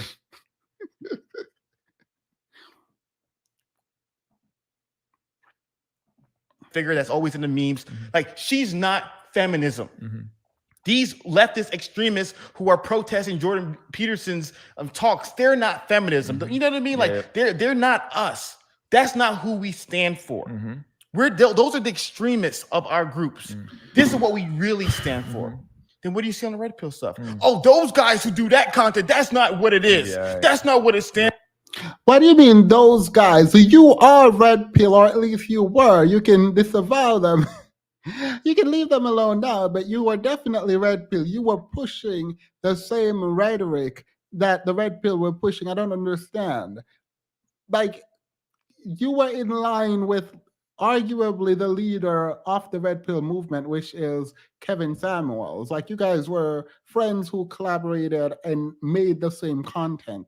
Like, you never disagreed with Kevin Samuels while he was alive and while you were interviewing him. To be fair to Hafiz, he generally does not disagree with the person he is interviewing. To be fair to him, his opinion tends to match the person he's talking to. So, I mean, fair enough. He becomes a super Christian when he's speaking to a Christian man, and he becomes super red pill when he's speaking to a red pill man. He literally morphed into Fresh and Fit while he was on the Fresh and Fit podcast, right? So it's quite interesting to see him shift and bend in all these areas. So he could actually not be red pill. It's just he never disagrees. He never disagrees. Hafiz is going to have a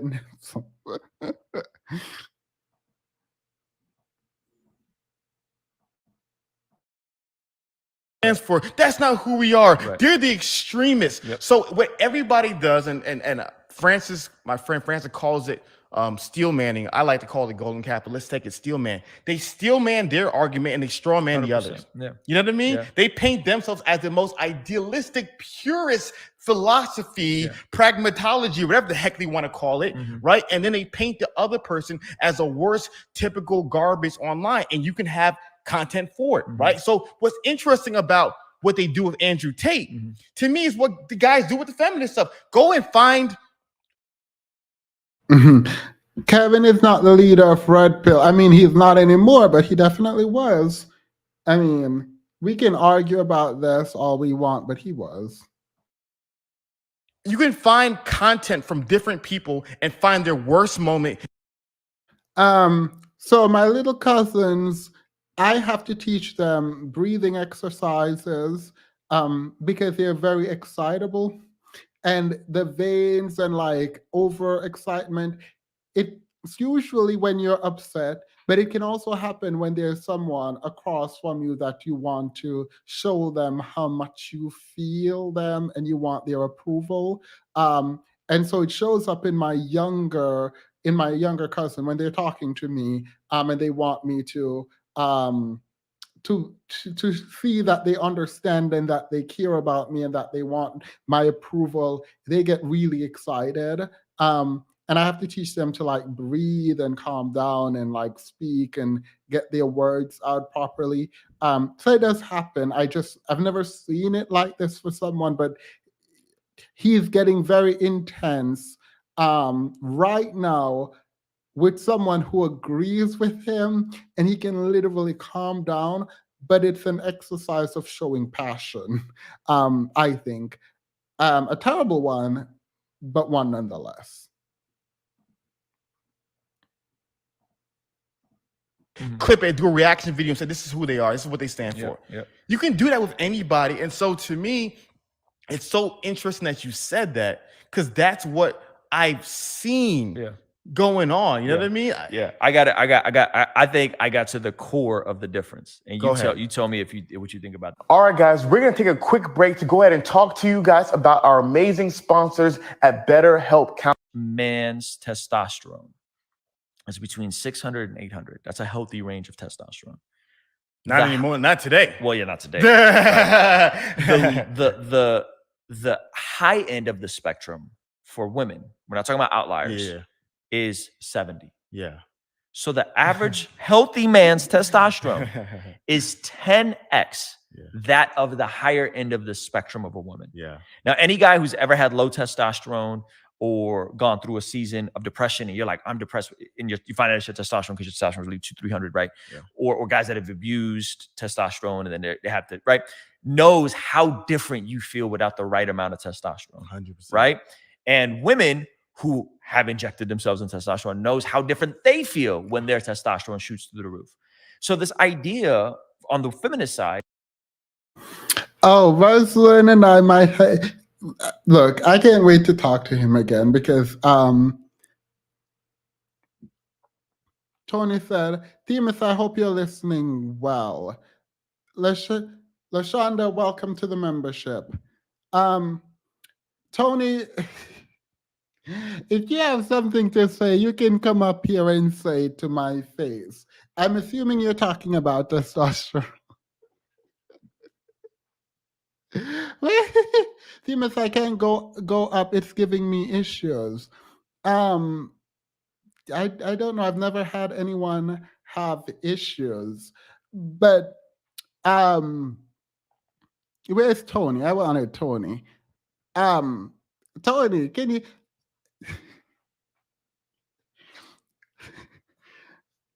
I want to do this, but I kind of don't, because like I want to say, if you actually have an issue and I call you out, can someone block this person? But I'm not going to do it yet.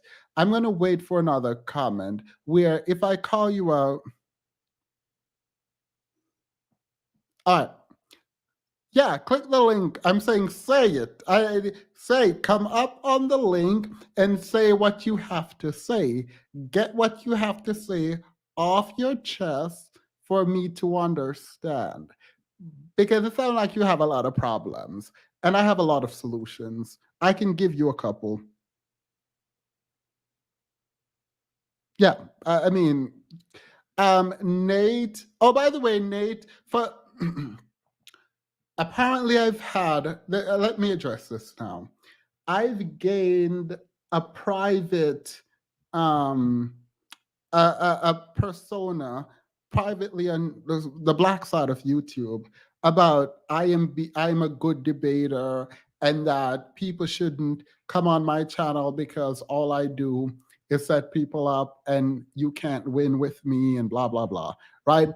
And I don't know if that is scaring people. I mean, I take it as a compliment.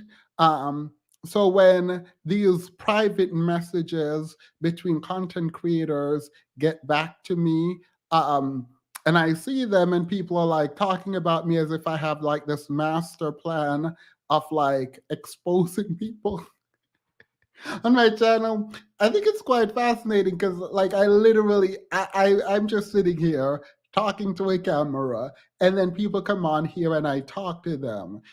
But I promise you there's nothing intentional. There's no master plan at all. So the fact that people are afraid to talk to me is weird. I do feel kind of it does feel weirdly good. But like ever since those messages leaked and I saw them, I realized that the number of men have increased on my channel to now over, I'm not going to give the percentage, but there's a lot of men who have newly subscribed to my channel, but a lot less men willing to speak. So I think it's an interesting thing. The men are watching, I see their comments, I get their messages, but they're also afraid of coming on. Like, honestly, I would just move the show on and continue if like they weren't subscribed, but they are. So it's a very strange, it's a very strange thing. So in the future, I'm just going to tailor my content around conversations with women, because what I'm not about to do is sit here and wait for y'all. Because I think that my persona has been one of someone who's really smart, and I don't know how to fix that, but unless I try to be really dumb. You sound like you have a lot of problems and I have a lot of solution. Period, I do. I do have a lot of solution. Thema said, when I log off, you're dead to me, period. Is that we're the same. We're not the same. We're very different. And even with the Leah Thompson and reducing of trans athletes to get it to that with it, like totally different. Like even Leah Thompson's testosterone was double that of a healthy woman's high end of testosterone. So I think the biology is just completely wrong. It's just nonsense. You don't, anyone that knows anything about what testosterone does to a boy when he hits puberty, we're different. Yeah. And that's a good thing, right? On the red pill side, I think the crux of it is a misunderstanding of women's mating strategies. Alpha lays, beta pays. Women have dual mating strategies. Alpha seed, beta need. Get the seed from the alpha and let the beta take care of it. Yeah. This is nonsense. This has been deproved by Dr. David Buss. Less than 2% of people who have babies are actually not their biological father, meaning that if you have a baby, like less than 2% is like the postman or the side piece. This isn't, women mate with people who can be long-term providers. That's who they're after. And women cheat for very different reasons than men cheat. Women cheat because they feel non-romantic. So the alpha pays, beta lays, which has been debunked. The dual mating strategy has been debunked by evolutionary psychologist David Buss and everyone else, is literally the crux of the red pill. You hear this all the time, alpha lays, beta pays. Well, if you believe women are out here trying to smash the Chad and let the goober be the dad, of course you're going to have a hostility and a warped view towards women. I think that's the core two differences, and it's all rooted on. I don't, even assuming all of that is true, right? My problem is, even if women are going for the chads and leaving the nerds, wouldn't the nerds' problem be with the chads also? And wouldn't you try to measure up? But even if you don't, none of this applies, because even in the language, it is very racialized. Like, it just is. Red pill is MAGA, make black men great again when black men subjugated black women. Wait. Themis, it's your natural gift. You just want to see if people, mainly men, know what they're talking about. Orange Bill lost the first time coming up. I met him show and I like him, but he lost. Yeah, I mean, the thing is, I think Orange Bill's clip also was part of the new sort of, the genesis of this new era, where I think people saw in real time, and I did get comments. So even people who completely disagrees with me, who reach out to talk to me about collabing and coming on their platform, which I won't do, they reached out and they'll say something like, okay, we get that Orange Pill isn't smart, or we know that Orange Pill isn't the best representation of manhood. Like they'll say something like, in almost all of these correspondence, there is something disparaging towards Orange Pill. And then they go into why they would make a better sort of debater if I go to their platform. I am not about to go to their platform, because I want to be on my platform where I can speak and you get to speak. I've seen on most of these people's platform where they literally just shut people down. Like, you say something they don't like, they kick you off completely, and that's it. So for me, no. You're gonna come to mine and we're gonna talk, or we're not gonna talk at all. That's it. That's it. You don't request that I show up to your place. It's not gonna happen. But yeah, no, everyone. I mean, I think we collectively decided that Orange Pill was not it. Like everyone across every spectrum, looking at the majority versus part debate, they were like, yeah, we disown him. He's not right. Bad, faulty pseudoscience. No, that's really good, man. I think that's definitely something that I've glad that you shared it like that, because I haven't thought about it under that premise, and I think that's really good. And I think to me it's also really founded, like I said, when you look at both of the movements, and when you look at what both of these people are dealing with, what both people really feel is a feeling of powerlessness. Yep. They feel like you said, like this is deep powerlessness that both people are feeling.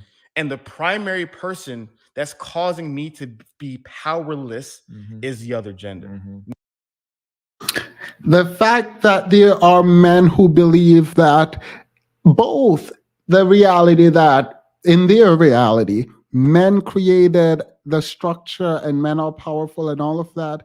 The fact that there are men who see that, understand that as they have articulated, and still think women are oppressing them. Like, if this is the articulation of the problem that the Manosphere is designed to fix, do y'all not see the problem? Like, you're literally saying women are oppressing you. Like, I don't understand that as a collective. All right. Stacy? Yeah, how you doing, Themis? Doing well. How are you? I'm good. So I wasn't trolling. I was having a hard time getting on the platform here. Oh, no, you're fine. Wait, what was your issue? I forgot the password to my my Google account. No. Oh, sorry. What was the issue with this live? With feminism? Oh, you said that there's no correlation to feminism, and I forgot what he was. To be honest, it was so long I forgot what he was talking about. No.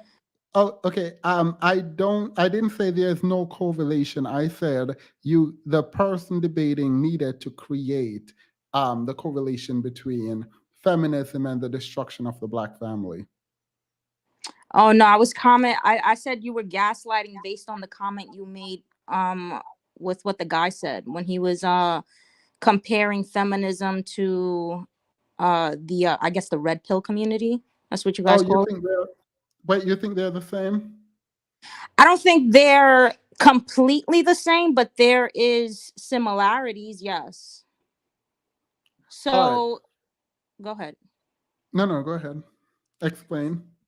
So, like, for instance, the feminism movement was created to uplift women, right? The same with the red pill community. Wait. Yeah. So Can you hear the me? feminism movement, I would agree, was created to uplift women. Uplift women from what? From everything they were dealing with in the past. Let's say, because of the feminist movement, we're able to vote, right? We're able to do things. We're able to now work without giving our wages to men, because that was a thing where if we actually had to work, we had to give our wages to men. All right, wait. So let's do structural issues, right? That feminism combated. Let's say the structural issues were working and voting, right? Women could now work and keep their check, and they could also vote, right? Who were in this system, who were the oppressors? Men, you can say the government, All right, because they were keeping us but from if voting. And women couldn't vote, women weren't in the government, right? not during that time, no, but All that's right, not my wait. Yeah, yeah. position. Yeah. All right, no. I'm getting him. All right. Okay. So we're talking about structural inequalities that existed for women that prevented them from working and keeping their money. And specifically, let's say, keep them from voting. So they were removed from political life, essentially. And the people who created and maintained those structures were men. All right. How is the manosphere similar to that movement? Okay, so what I was commenting on, you said that because men make the laws, that they can't see any injustice. And I said that's I didn't say that. gaslighting. I didn't say Okay, that. that's how I understood it to be. That's why I I said said, how can you complain about a system you claim that you created? And you are the powerful one in that system. Women don't create anything, essentially, was the word verbatim for what these men have said in the past. so just because you're creating laws to structure and organize a society doesn't in turn mean that you're going to control someone's thought process. Someone can still commit crimes. Someone can still do whatever they want based on their freedoms. Are you then conceding that there were no laws that were oppressive? Not no laws, but laws weren't generally oppressive to men? Say that again. Sorry, I missed it.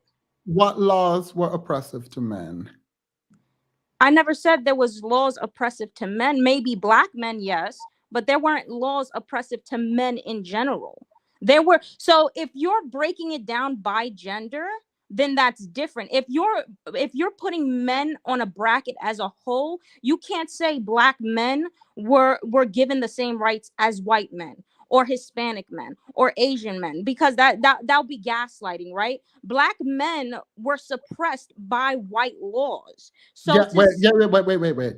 Black men were oppressed and subjugated under a system of white supremacy. Yes, agreed.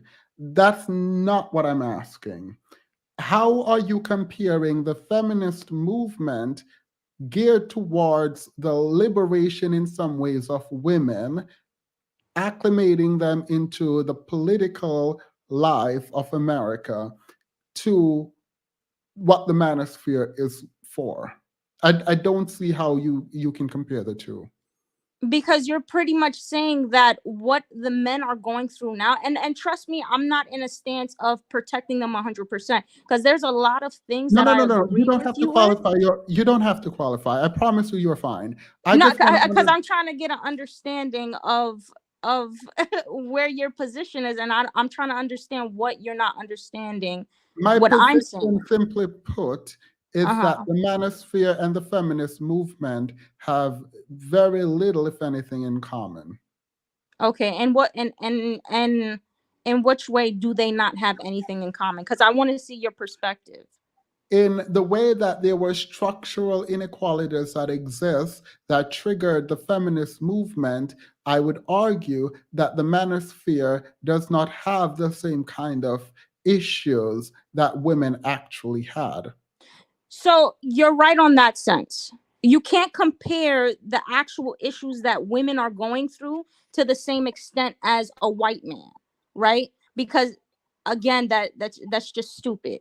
But at the end of the day, the way it's structured and what they're complaining about, they're not complaining about inequalities. They're complaining about the fact that they're not looked as men anymore, right? They're not given the same extension that their grandfathers or whoever were given, right? What would There's that be? women taking positions. What were those extensions? Like, if you look in the past, men were providing, they were protecting, right? Women were in the household. I would disagree. Well, I have with to that. finish my sentence in order Wait, for you to no. understand. Yeah, no, Go but ahead, go I'm ahead. stopping you at a point where I think you made a statement that was inaccurate. I, Women were not at home taking care of children, and men were working. That we're that not was talking not. about this generation. I don't So think there was any generation, unless you're saying white women. of course there's always ones and twosies, right? There's always ones and twosies where not all women are at home taking care of children. If you're looking at statistics, the majority of women were at home taking care of children in the past. Now, if Wait, you're breaking wait. it down I'm to genders, I mean, not genders, if you're breaking it down race. to race, then the statistics differ, right? Yeah, yes, that's But what I the meant. thing is, what the Manosphere is doing, and what I noticed, they are using statistics that generally go towards more white males, and and white females, and they're using it as though that's their reality, right? And we tend to say, oh, you're incorrect, you're this, that, and the third. But the thing is, they haven't dealt with that reality, and they're using someone else's reality to in turn sway a conversation on their side. Does that make sense? Yeah, but if they haven't experienced that, then again, how are you comparing their plight to that of why the feminist movement exists? Before you go, I'll re-ask the Yeah, go ahead. question. The No Child Left Behind projects have so many holes in their ideologies and understanding of history. Jazz said, thank you, Jazz. What are the similarities between Black men's position in the Black manosphere and Black women's push for voting rights? I guess their rights, right? So Yeah. so back then, could Black males vote? Huh? Back then, could Black males vote? When are we talking about? We're just talking about in general. They had to fight for their voting rights, right? Yes. So Okay. are we talking about the suffrage movement? No, I'm just trying to see what page you're on, so that if we're on the same page, then we could move on from this specific topic, right? It's the white males and Black males you can't compare to when you're talking about generational suffrage, right? You just can't compare the two. You can't, because white males were making their laws and they were forcing groups of people to do what they wanted, right? So wait. The question you just asked have me thinking you might not understand what happened during the women's suffrage movement and no, I when. understand. All right. So when you say voting rights for No, African it was Americans, that's just one example. but That's it's just an one. I'm just trying to pass by this example so that you can understand my position in saying what I said. When I said black males, yes, they were treated, because white women couldn't vote too. White women didn't have the rights that white males had. That's just what it is, right? yeah, That's yeah. just facts. Just like Black women didn't, right? Black males were in that same category. You can't But are deny you that. saying, wait, are you saying black men did not enter political life before Black women? Like, I'm No, confused. that's not what I'm saying. See, what you're thinking is, just because I'm saying one thing, that it's gonna solidify another subject, and we're not even in that topic. You get what I'm All right, saying? all right. Let me step back so I Yeah, can go ahead. seek to understand instead of like debate or argue, because I'm actually not No, go really ahead. arguing. All right. How is, and I'll let you explain, how is the manosphere?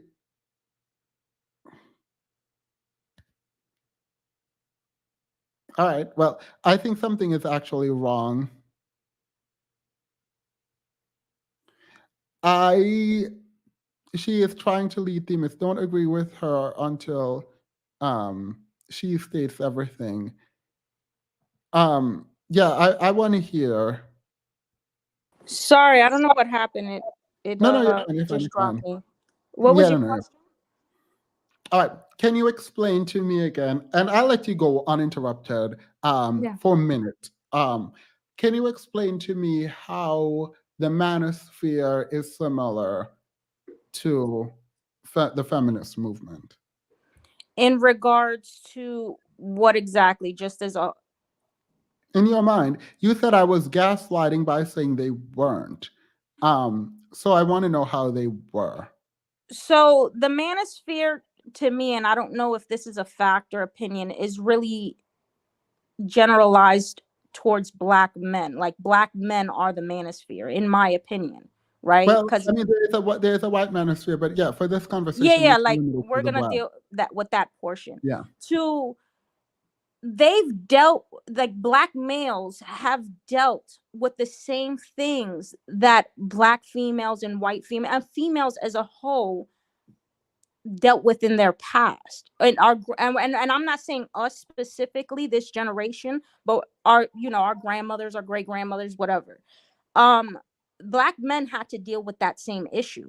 It's What not like they issue? were What given issue? any position, you know, the for instance, they couldn't work, the voting rights, they were forced to provide free labor, things of that nature. The same thing with women, right? Women, regardless of race, had to provide well, not really regardless of race, but black women had to provide free labor because they were then pushed into, you know, whatever the case may be.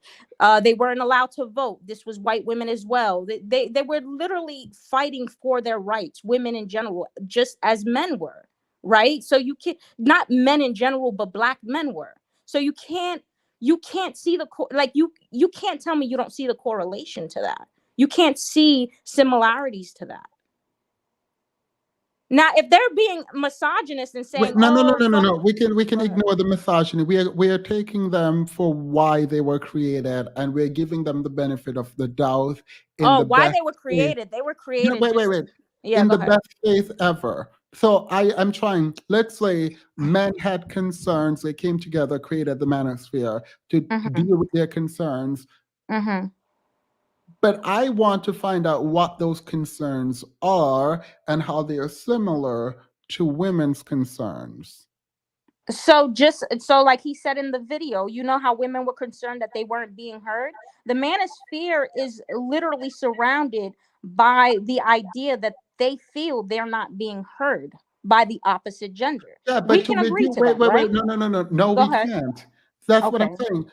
The to reduce feminism down to women wanting to be heard would be uh, um an understatement of feminism in a way that does not even start to scratch the surface of the problems feminism was designed to fix. Agree with it or not agree with it. When we look at the scope of the things that the manosphere are talking about and the scope of what feminism, at least in the second wave of feminism, attempted to deal with, I don't think they are even comparable. Even now, when we talk about wage and the wage gap, to the extent you believe there is a wage gap, right? I don't think that is anything the manosphere is saying is on par with the wage gap, right? And that's like one of the simplest things that people disagree with regarding feminism. But if we're talking about the inception and trying to introduce women to the political life, you can disagree and say women shouldn't be able to vote if you want, but it seems disingenuous to. 1 second. Themis, just tell her you don't want to understand and move on. She was not trying to reduce the feminist movement. Tony. Thank you. Thank you, Tony. Period, Tony. Come through for her. But Please block. Wait, no. go ahead, go ahead, go ahead. Please block Tony if he comments again without coming on. The link is at the top. He should be blocked if he doesn't come on. You do not let this woman is up here. Sorry, Stacey. No, go ahead, go Arguing. ahead. Stacey's up here arguing for me to see how the manosphere is similar to the feminist movement.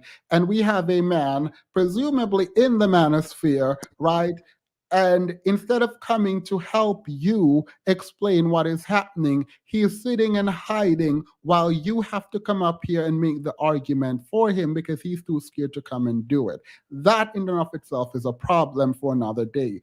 But continue. Wait, her argument is false. Give me a During second. Reconstruction, Black men should vote and were the U.S. Senate. Stop misstating history for the false equivalency.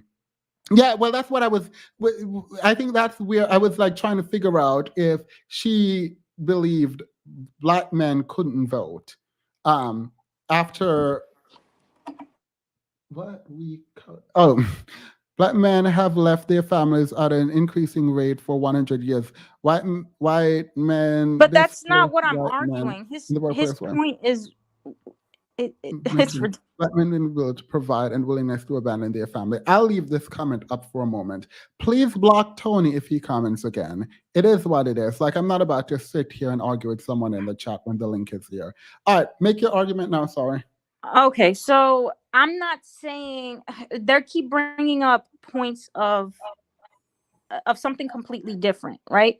Black men had the same struggles that women had to deal with, right? You can't deny that. You really can't deny that, right? Wait. You said Black men had the same struggles that Black women had to deal with? Similar struggles that Black women. I can't lump it all in one hole and say, oh, they had the same exact struggles.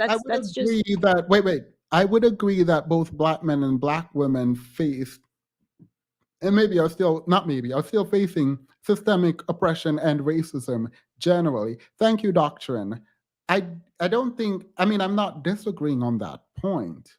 No, I know what you're not disagreeing on, but I have to bring up that point in order to explain my position, because what you're taking my words to make it seem like I'm putting an imprint on one specific thing, and that's not what I'm doing. Just because I said women were fighting, for a better position, doesn't mean that I'm negating all the struggles that they dealt with, right? I'm just saying that to simplify the argument as much as possible. And the same thing with Black men. They were struggling and fighting for whatever they needed to do to get to the position that they are now. That you can't sit here and say they weren't. Yeah, but were they fighting Black women, or did they need to fight Black women to get to that position, or the system? The system itself. All right. I would actually argue they did not fight anything, and their struggle is not the same as Black How women. you doing, Cynthia? Because here's the thing. Black women are double oppressed. We are oppressed by gender. We're oppressed by race. Black men are only oppressed by race. That's it.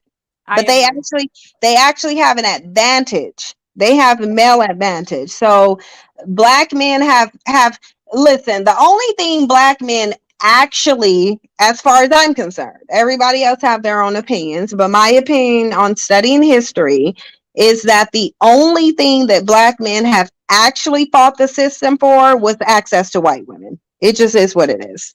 Yes, I agree with that. I'm not arguing that point. Wait, but if you agree with that, and you said they fought to get where they are today, the Manosphere, at least... they didn't fight. They didn't fight to get where...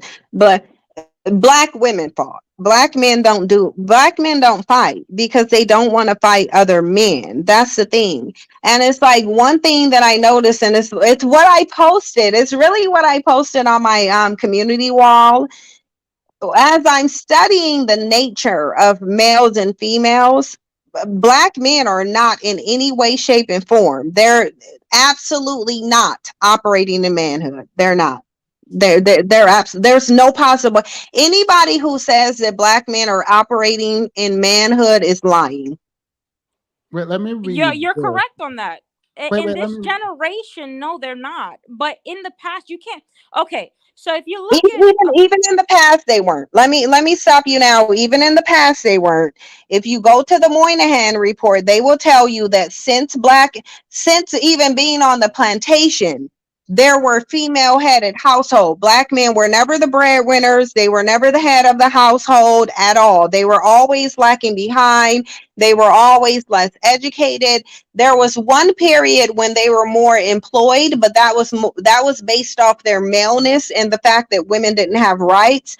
But other than that, they weren't the main breadwinners. They were not fathers. They were never protectors. They were never providers. They weren't. They've You never been that since they've been in this country. you do know that Black men are making more money than Black women, right? Great. No, no, wait, wait, wait, Hold one on. second, They're one second, one paid second. more. Wait, They're I can't hear paid you. What'd you say? They're paid Wait. more when they're employed. They're paid more. But in terms of actually having money, Black women have more money than Black men. But before we continue, she's trying to make sense of Manosphere talking point, and you can tell she's never been challenged properly. She's all over the place.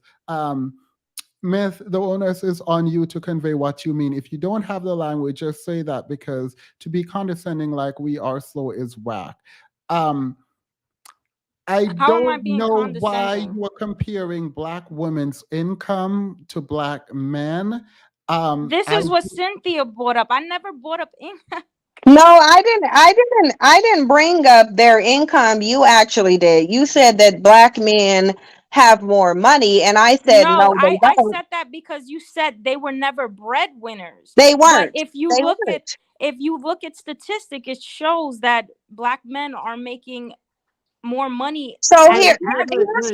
what you're not understanding. Wait, wait, Yeah, go ahead.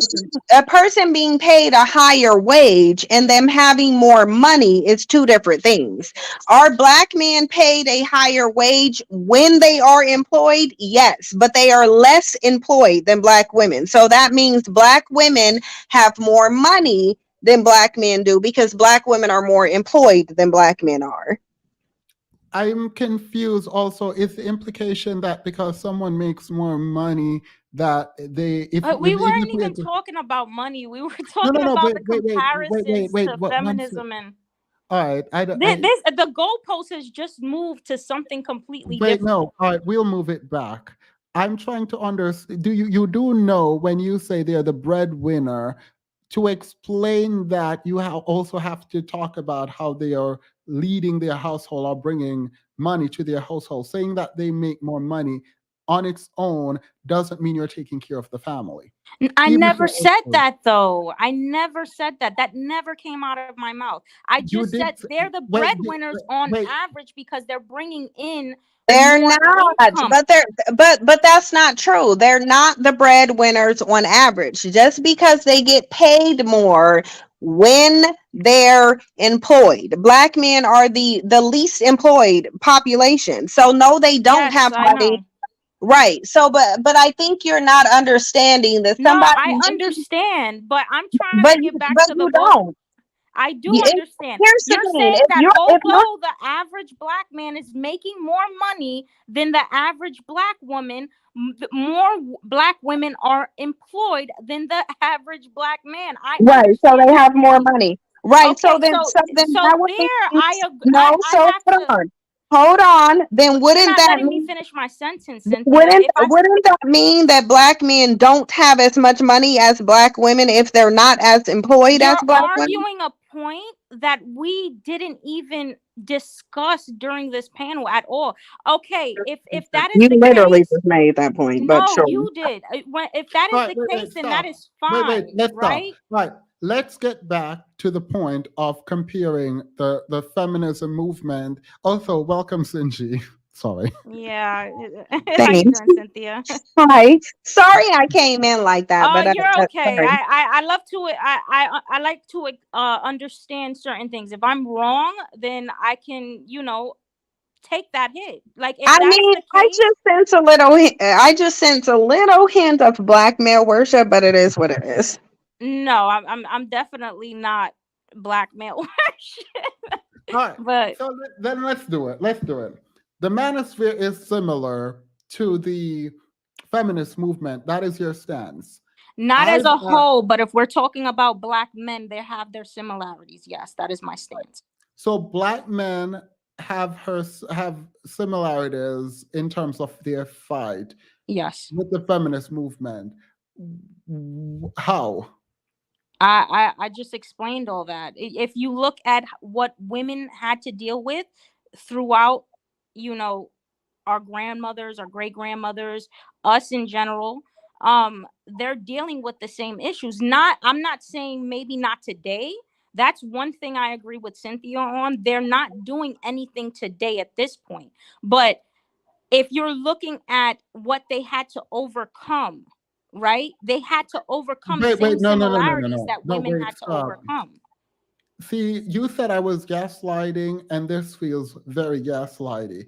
Because if we're saying back then, was the manosphere back then? What's your question? I'm sorry, you just stopped. I thought you were going to Was the continue. What was the question? manosphere back then? We were talking about how the feminist movement is similar to the manosphere. The Black Manosphere, yes. Yes, came with the internet, right, and access to computer, and then YouTube and people making videos on there. So you cannot say the struggles that our forefathers went through in your mind was similar to the feminist movement if that's what you were arguing in terms of the manosphere. You can't do that. So when you say back, if you say they're not doing anything now, how is that similar to the feminist movement?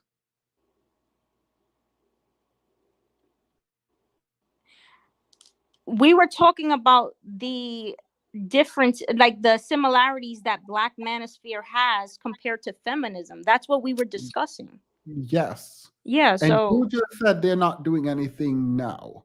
So in how terms is it- of growth, no, they're not doing anything in terms of growth. all right, great. So how are you then arguing that they're similar to Orange Pill Wife? How are you then arguing that they're similar to the feminist movement? I She told you. wants us to tie together all her non sequiturs. Go ahead. I've already explained that, right? They've already had throughout their plight, they've already handled the situations that they had to handle in All order right. to get where they are When now.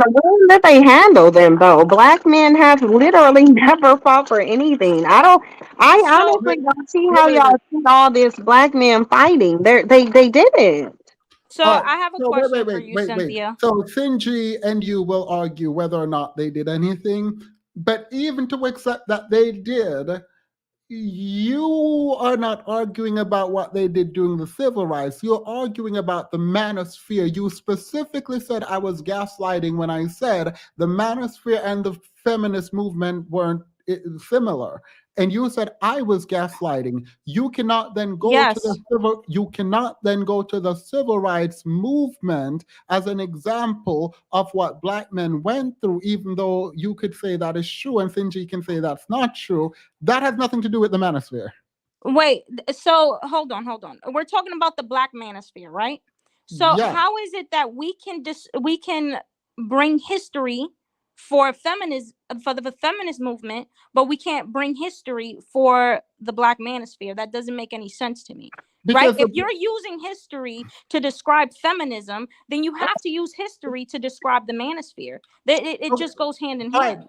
Yes, Yes, fine. historically, the manosphere was started by white men, though. It wasn't started with black men. So black men are just Yeah, I essentially understand that. copying after white men, which is what they usually do. Yeah, yes, I agree with that, Cynthia. Yes. So technically, there's no history of the But No, see, this is you have to understand how black men work, right? They tend to gravitate towards whoever is leading in a position higher than them. Right? That's why they gravitate towards white women, right? Because white women in society are considered higher than black men. So they gravitate towards them. Women in society are white. White women in society are white. Most black men hate being black. That is why they gravitate towards white women, because they know that they will not produce black children. That is why. I'm not arguing that point. On her own.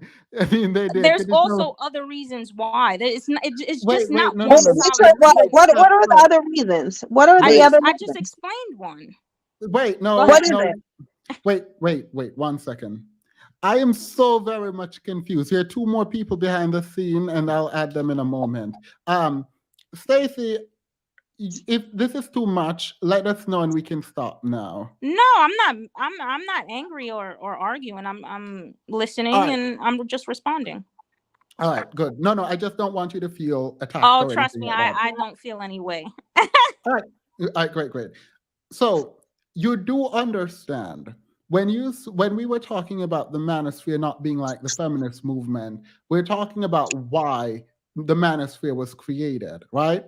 And why the feminist movement was created. Okay. All right. You cannot then say the manosphere was created to address the wrongs from the civil rights movement. Because those, in your mind... I didn't say that. Yeah, no, I know. Especially when Black men were leading the civil rights movement. So are you saying that Black men, you essentially started the manosphere to combat what they started with the No. So the manosphere started, and they always say this: the manosphere started because they want their voices to be heard, right? Their voices have been heard, though. Well, that's what I'm not negating any of that. What they said, they started the manospheres because they want their voices to be heard. That's what they're saying all over. Right, but they're lying. So why are you believing what they're saying? They're lying. Okay, whether they're lying or not, that's neither here nor there. That's my question. Here's my question. Why they say can they I ask you created a the manosphere, right? I know, but can I ask you a question? Because this is a question that I've been wanting to ask Black women in general. Why would you just believe something that Black men say on its face? Why would you believe it? I'm not believing anything they say on its face. But if you come across every man, whether it's white, Black, Hispanic, Asian, and they're in the manosphere, they're gonna tell you we want our voices to be heard. Most of those groups that you just mentioned are not in the manosphere, and if they are in the manosphere, it's very different than what Black men are doing. But every man that you come across that talks about the manosphere, they say it's created based on what is the main purpose of the manosphere, the Black one? What's the main purpose? From what they say, their voices to be heard. From what you see them doing, what is the main purpose? To be honest, I don't see any purpose. Right. I honestly don't. But so why exactly? So if you don't see a purpose with your eyes, why are you believing what Black men say if what Black men say is contradicting what you see with your own eyes? Okay, Cynthia, just because I'm telling you what they say their manosphere was created and backed by doesn't mean I completely believe it. I'm just saying, but you're advocating for it. I know, but you're advocating for it as if you believe it. I know, but you're advocating for the manosphere based on what they're telling you, not based on what you're I'm not advocating for any you manosphere. did. No. Because you said because you said they said that it's for this. They said that. That's why I asked you, what do you see with your own eyes? Because Black men are very deceptive, especially in the manosphere, and they lie 99.9% of the time. So that's why I asked you, what do you see the purpose as? Because I'm not thinking about what they're saying. I don't listen to what Black men are saying. Neither do I. Wait, but let me break it down for you. No, let me break. Are you playing devil's advocate, Stacey? No, I'm not. No? I'm trying to. Okay, so we keep moving the goalpost, right? And because we're moving the goalpost, the topic gets changed, right? Pause. To not move the goal, the Black manosphere is not centered around fighting racism or oppression. So how is Black men complaining about Black women and Black relationship the same as white fighting against patriarchal oppression? Yeah, this is my issue, right? Okay. If we're going back to the manosphere / feminist movement, right? And that's where that's where we started, right? Yes. You're saying that the manosphere is similar to the feminist movement. I keep asking you how, and you keep saying you already explained it. If I'm asking you how, it's because I didn't get how you have explained it. So when I ask you how again, if you say you have explained it before, that means to me you're not willing to do so anymore. And so I'm going to move on. No, I mean, okay, How go ahead. is the feminist movement similar to the manosphere? Okay, so if we're talking about strictly the Black manosphere, right? If they're Yeah. telling you that the reason why they've created this manosphere is to have their voices heard, that's obviously them talking about their oppression, whatever that is, right? All And right, wait. So that right there, the whatever that is important. Are you saying that you believe they're fighting for similar rights as women were fighting for? no. Oh, wait, the Black manosphere? Yeah. Well, the Black manosphere was just created, but Black men, yes. No, the Black manosphere. But that was just created, right? That Yes, was and like that, recently and created. that's what I But was that does talking about. Wait, and that's what I was talking about when you said I was gaslighting the people when I said the Black manosphere, the manosphere was not similar to the feminist movement. Again, how is the Black manosphere, as you've articulated, which was recently created, similar to the feminist movement? because they're still they're fighting for similar wages, are they not? What? They're The are they Black not manosphere? The huh? manosphere is fighting for wages. That's what I'm asking. I'm asking you, are they? I don't No, understand you are the the one who manosphere made completely. you are the one who made the assertion that they're similar. Is the Black manosphere fighting for wages? To increase their wages, yes. Black men are not Oh, fighting to increase their wages. You don't think so? you send me the video and I'll concede to it. Even one video and I'll concede to it. That they're not that they're fighting for wages. I Yeah. can YouTube any link to show you a Black man fighting for wages. Send me the link of the Black manosphere fighting to increase their Black men's wages, and I will concede to it. Okay, give me 1 second. All right. She interchanges Black men in history with the men. Yeah, that's what she's doing, and that's disingenuous. But I want to see the video of Black men online in the manosphere fighting for wages. Oh, I did not kick her off, just FYI. All right. Trey. I said Black man worship was dishonest, and she just proved it. What's going on? How you doing? I'm good. How are you? I'm doing fine, man. Just listening to this propaganda. You know what I'm saying? Period. Propaganda. What part of it is? Where to address the question in the room, you know what I'm saying? Does feminism is feminism, and are there similarities between feminism and the manosphere? Oh no, And that's not the question in the room. That was just for her. The question in the room is: did feminism destroy the Black family? Not singular. Not that wasn't the only issue, but it played a major role. Yes. All right, major role. Yes. What part of this is propaganda? Oh, you know, the part about how the feminism and as well as the manosphere is just another tactic of racist white people again trying to separate Wait, Black. No. I'm sorry. What part of what we were talking about is propaganda? Propaganda is a message. You have the number one propagandist on the panel right now, Cynthia G. Wait, no. You can call her whatever you want. Do not attack her on my channel. But my question she's been attacking Black men ever since she got on the stage. Trey, why? I don't understand. What is the propaganda on this channel currently? Because it sounds like people had opposing views talking about them just now. What I just said was this individual that you have on the panel, she's been making sweeping generalizations. All Black men this, Black men ain't that. He clearly wants to address me, so let him address me. Where is the what is the propaganda in what I say? Oh, I'm sorry. Let me. You said wait, so I wait. All right. If you want to have a conversation with Sinji, I can allow that.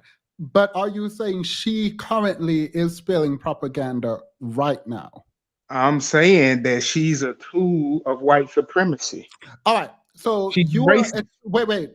I'll let her answer you because you're making claims while she's here. But you came up saying there's propaganda being spilled here currently. I'm giving you the opportunity now to explain to me what the propaganda is currently so I can address it.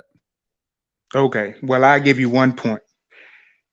Earlier, it was stated that black men don't do anything, didn't fight, didn't die, didn't do nothing ever. No, who said black men didn't die? That's a statistical fact that black men died.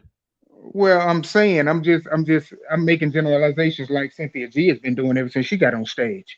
She said, all right, so like this is what I'm saying. Like he's so desperate to address me. He really desperately wants to, because he clearly wants to be made a fool of in front of 1,200 people. So sure, I want to fight the devil, which is okay. you. So sure, let's go. Wait, What part of what I say is no. Wait, if you guys are gonna address each other, I want to make sure that it is respectful, because a lot of people have reached out to me to host debates with you, Sinji, and I want to be clear that if you want to host a debate with Sinji, I don't mind sometimes facilitating it. I might, whatever, but this is not the platform for you to come and attack Sinji. I don't appreciate that, and I know she can stand by herself and protect herself and all of that, but this is not the channel where you come to attack her. You can discuss what is being discussed, and to the extent you guys disagree on what is being discussed, you can argue it. Okay, so I'm glad that you're saying you wanted to be respectful now, but it's funny how you didn't see none of the shit she said earlier about black men as being disrespectful. All right, it looks like you really want to engage. he's desperately. You were literally cursing at me. This is not for Sinji's good that I'm telling you not to do this, by the way. It is for your own good. And the fact that you just cursed at me means I literally don't want to engage with you, because I don't curse at people at all, like ever, on my platform. So the fact that we're engaging in already this level of disrespect means I don't want to go forward with it. So, like, are you saying you cannot engage without disrespect? Is that what you just said?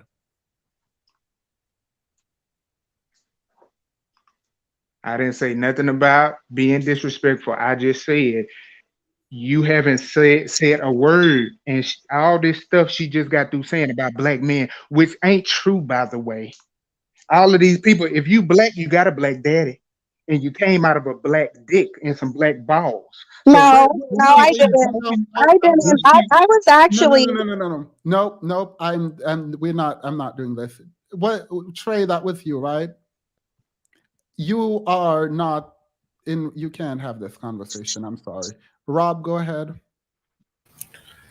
Hey, can you hear me? Yep. So the conversation that I really wanted to touch upon was Stacy. I think her name was Stacy, and there were just some questions I had. So maybe when she comes back up, she can clear them.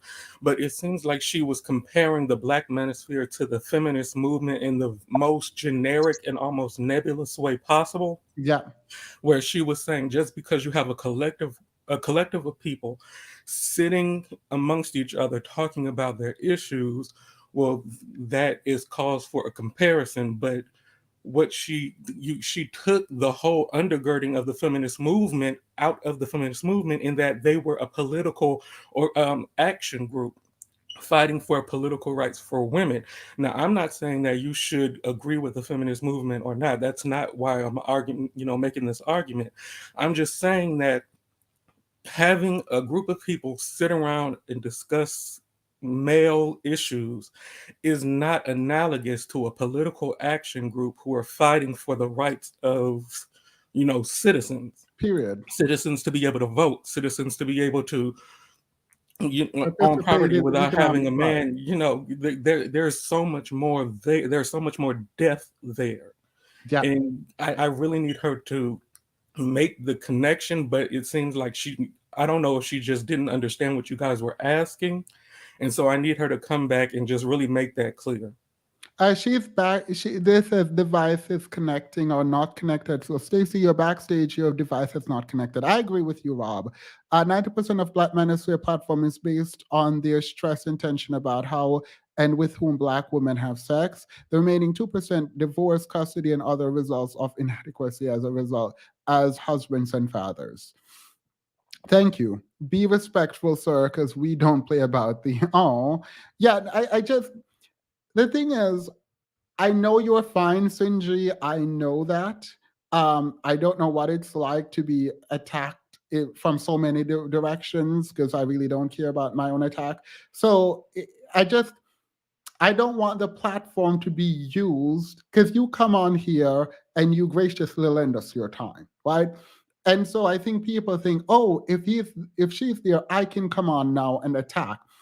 I don't mind hosting conversations. I don't mind them coming up and having a problem. But this person seemed unhinged. Like literally can't even talk without being derogatory and profanity.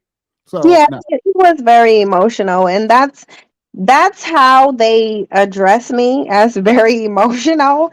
But I was fine embarrassing him because all he's gonna do is stutter and fumble, just like because I really feel like part of me really feel like they're mad because they can't debunk what's being said. I really think they just don't want it to be said at the end of the day. Yeah. All right. Let's thank you, by the way, Rob. If she comes back up, you can definitely come up and you guys maybe you and her having a discussion will clarify things. Thank you. You're on mute.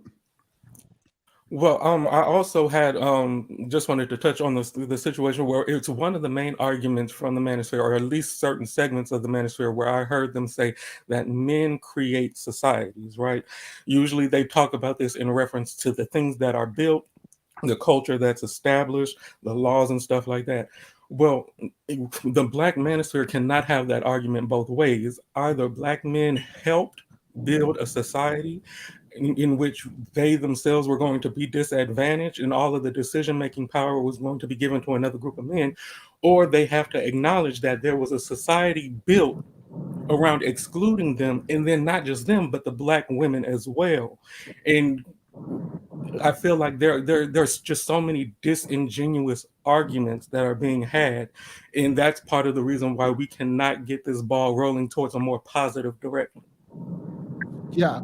I can't. Let me show you guys because I don't want to be blamed for this. So I'm going to show you what's happening with her video. So can you guys see that?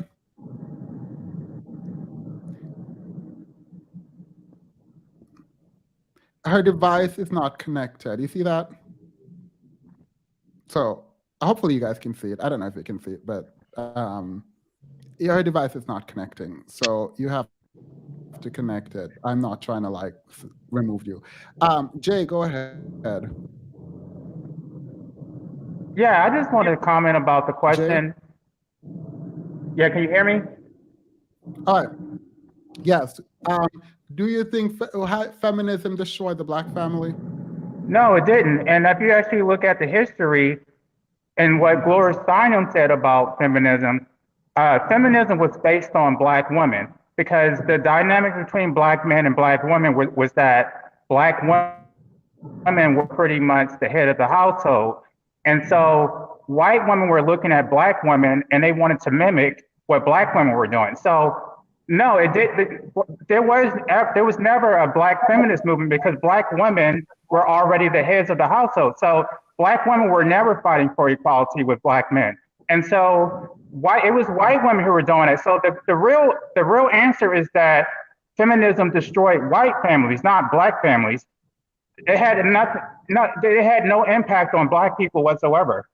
Well, please read the title again, because apparently feminism, even though it was started by Black women, white women somehow skipped the white family and the only family that was affected by it was the Black family, apparently. No, that's not true, though. There never was a Black feminist movement. There were a handful of Black women. That was terrible sarcasm, apparently. Okay. Yeah. The answer is no. It did not destroy the Black family. Yeah. Thank you. I agreed. Go ahead, Cindy. Sorry. Oh, I was just gonna say his name is JC, I think. Yeah. I agree with him. From the research that I did, again, the female-headed households, according to what I've learned, goes back to the plantation. That Black men weren't even heading the homes on the plantation. So since you got here and because we know the Black Americans now, the reason we're here is because of our enslaved ancestors who were taken from the continent. If you were here initially on a plantation, and since being on the plantation, there were no male-headed homes, then it's not possible for feminism that came, in the 1960s and 70s, it's not possible for that to have broken up a family dynamic that was already broken up on the plantation, and that Black men kept broken up even when they walked off of it. So there's no possible way feminism could have impacted the Black family, I would say, at all. I would actually say it had no impact on the Black family.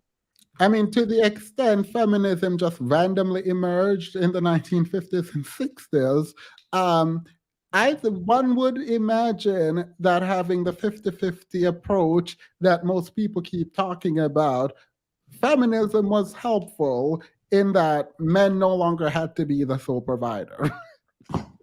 But no, the truth is, in the Black family, men were never the sole provider, like not on a massive scale. So yeah, Yeah, so essentially feminism helped Black men to not be in the male role, but still be considered a man. And so Black men should be champion feminism, actually. Yes, agreed. Can I push back just a tiny bit? It's not even a big deal. No. Before you push back, Prince Petty has been patiently waiting. Prince Petty, you're on mute. Good evening. Good evening. I came to help Stacey's argument. Period. I'm sure you did. Hi, Petty. Good evening, Cynthia. So I'd make a broader argument, not just about the Black Manosphere or even the Manosphere, but rather a movement called men's rights or men's rights activists or something like that, which I think predated the Manosphere. Yes. And I think the argument to make is that there are similarities. I don't think anyone would disagree there.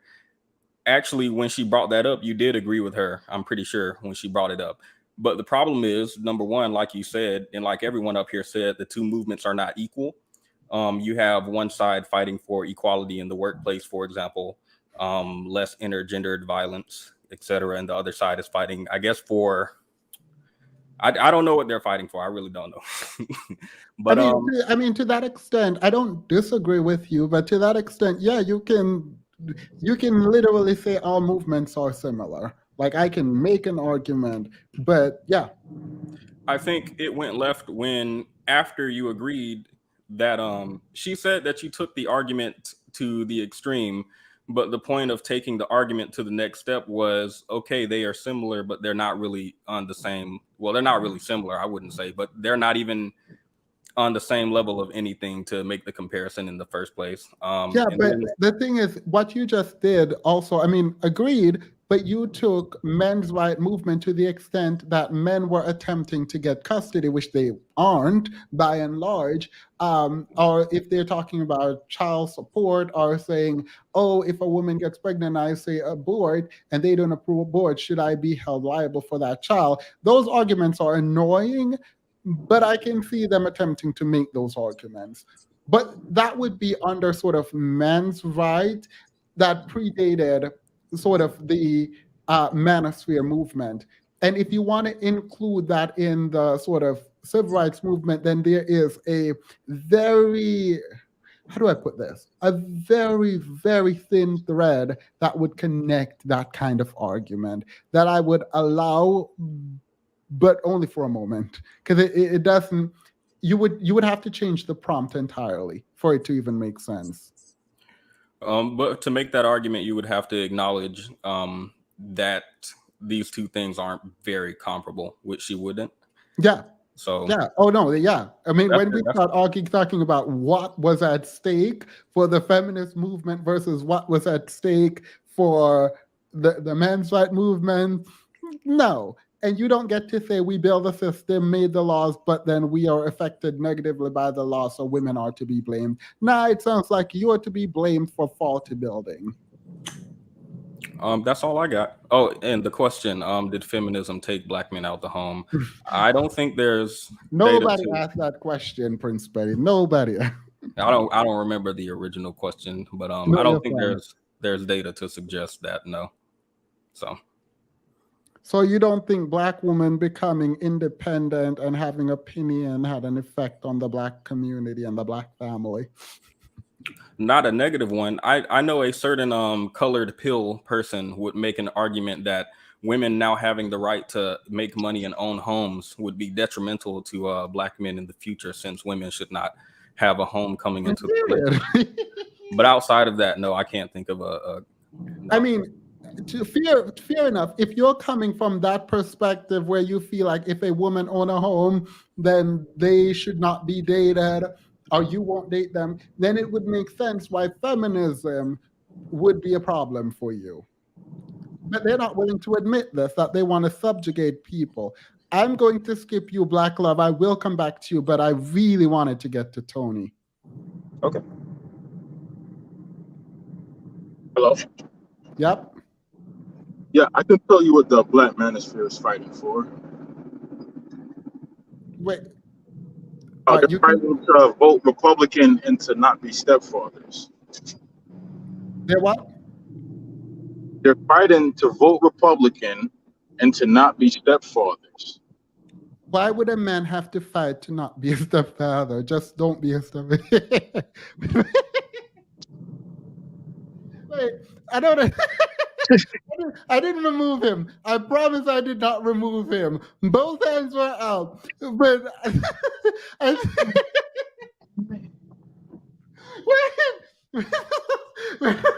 sorry. I'm sorry. I was not ready. I actually thought he was going to come up and drag me for being a homosexual. Like, literally, that's what he's been saying in the chat. So I thought he was going to be like, you homosexual, right? Like, I thought that was what was going to happen. But this man came up here and said, the manosphere is fighting to not be stepfather. Who is forcing you to be stepfather? There is a Black Manosphere conspiracy that there was a movie called, well, a little short from Disney called The Stepfather, and the stepfather was played by a black man, and Disney had to turn off the comments on that because black men were commenting and saying that white America is trying to paint an image. He moved into her home, like he was moving his boxes into the home with her and taking care of her kids, and black men said that this was subjugation through media and it's conditioning you to want to take care of someone else's children. All right, look, Tony, thank you, Patty. I appreciate the explanation. I didn't hear any of it, but I'm going to say this. Tony, I am so sorry. I did not mean to laugh. I did not mean to laugh. I cannot conceive of needing a movement to tell people to not be stepfathers. Like that. Exactly.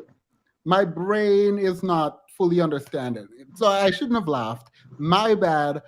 Please come back and explain to me why y'all need a movement to tell y'all that being a stepfather is bad. Because I didn't know being a stepfather was bad. So like I have so many questions. Why don't you want to be a stepfather? Why do you need a movement to not be a stepfather? Like, right. I am concerned. So please come back. Hello, brother Fruitcake. You looking fine as always. Carrying you be having my dusty father fuming with your points. Keep it up. Great job. Not my father. Black men don't mind being stepfathers. So why? Look, I'm gonna need the stepfather thing explain. All right, Black Love, sorry. I skipped you because I really thought I was going to get It, dragged on homosexuality. it's okay, brother. That was one out there. The only thing I would say to Cynthia G, no, I don't think feminism has had much effect on the Black family at all. The only time, maybe if you were stretching it, is the early 1900s during the Prohibition era, with how strict they wanted, like carceral punishments for people who either did spousal abuse or sold liquor or attempts of rapes. But honestly, there's really no connection to the modern day movement. That's the only thing that I would push back on, really. But that's such a minor issue that I don't even think it's at play with the conversation that we're having right now. And as for what the Manosphere is trying to do, it seems like for them, they like to stoke up resentment in men so they can like capitalize on it with like super chats and stuff, right? Without ever actually solving the problems that they address. Wait, so you said the Manosphere is actively trying to get Black men to be Republican? Look, I'm not getting into it. Period. Y'all go on and do what y'all want to do politically. I'm not going to do that. I promised myself I would never push back against someone politically saying they shouldn't do this or they should do this. But that would make sense. If the Black Manosphere leans Republican, which I make sense now, the talking points are starting to make sense from that perspective. It also makes sense why Black feminists who are writing about prison system and reform are getting so much pushback from people touting the Black Manosphere talking points. This makes sense. Anywho. Wait, someone is on thing is going. All right, continuously, Clutch, go ahead.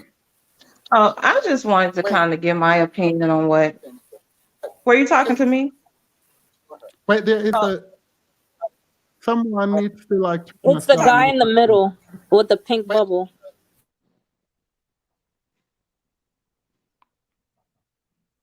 Go ahead now. Okay. Yeah, I just wanted to kind of like give my opinion about what I see the Manosphere doing, because a lot of people are asking in the comment section, like, what is their goal? What do they do? No, I don't care about it. You don't. No. The thing. But that's what. Okay, but that's what Stacey was talking about. Wait, are you defending Stacey's point? Absolutely not. She didn't have a point. She didn't make any sense. You can't believe that somebody is doing something for the reason that they tell you just because they say it. Just because they say that they started the Manosphere to fight for this and that. What we see them doing is talking about lace fronts and Big Shirley hitting the gym. That's what they are focusing on. Just because you want to believe that they started the Manosphere because they feel like they're being unheard, what we see them doing is something completely different. I don't want to get there was a very specific comparison being made between the Manosphere and the feminist movement, to the extent Stacey wants to talk about it a little bit more. We can, but I'm not about to get into it. We've dissected the man. They're not. But how can she compare feminism to the Manosphere, especially the Black Manosphere, when feminists were fighting for rights that they did not have? Black men have the ability to do everything that the feminists were fighting for. So I don't. Wait. We are on one accord, continuously clutching my pearls. We are, but I want a difference of opinion. Stacey, did you find that video? Okay, so no. Did you find that video? Did you? I was answering the question. Yes, so it's a yes or no question. Put it in the specifically find. Okay, I'll put it in the chat. The private chat. You found it? You got it? You said you didn't specifically find what? Your mic is cutting out, by the way. I'm not just trying to be rude.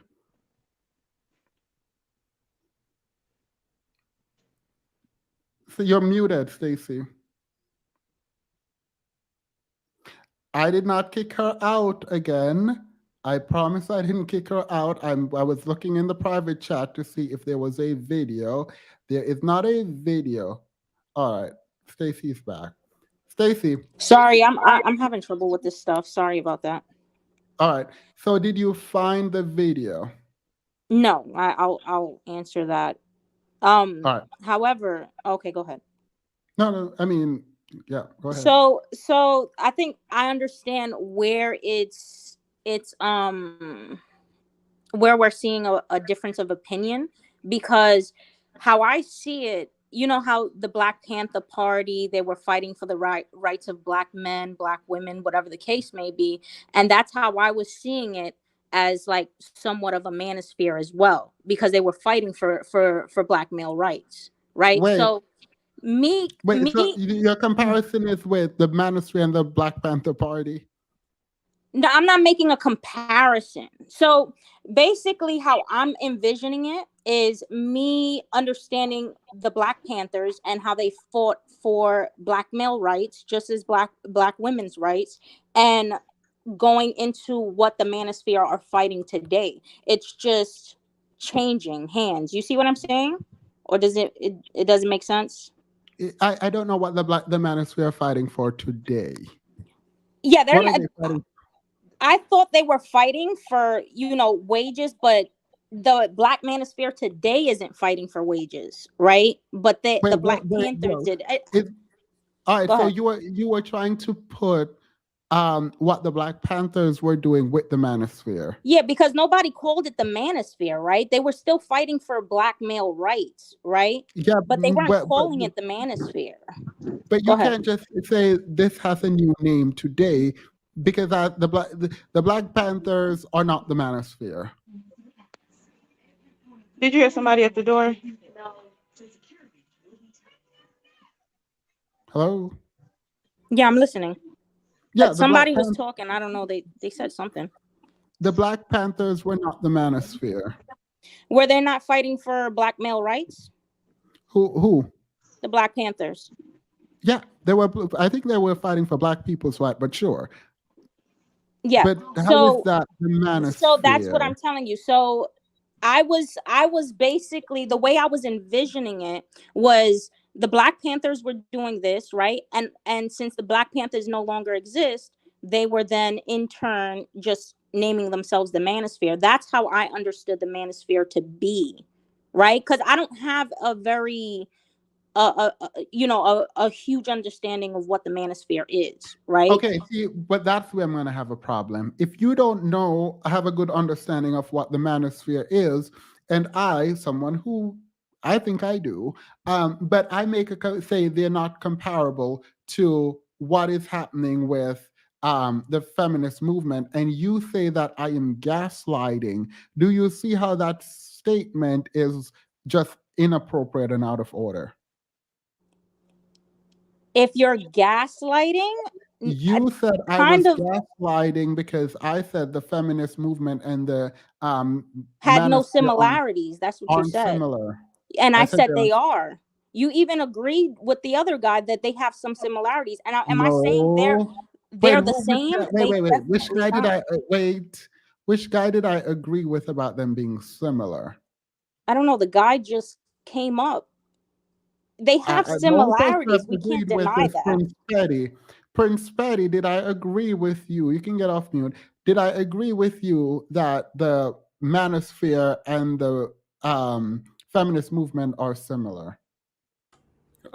We specifically said they're not comparable. All right. Hey, can I?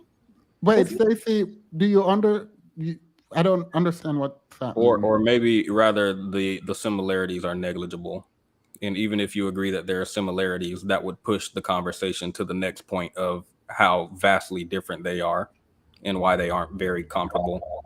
And to the extent I said they were similar, it would mean you can say every single movement is similar, every last one of them.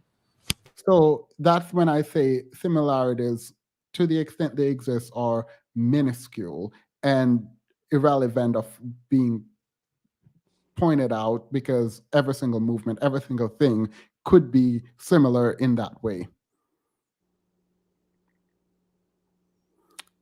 So Stacey, do you understand now? Yes, I understand. All right.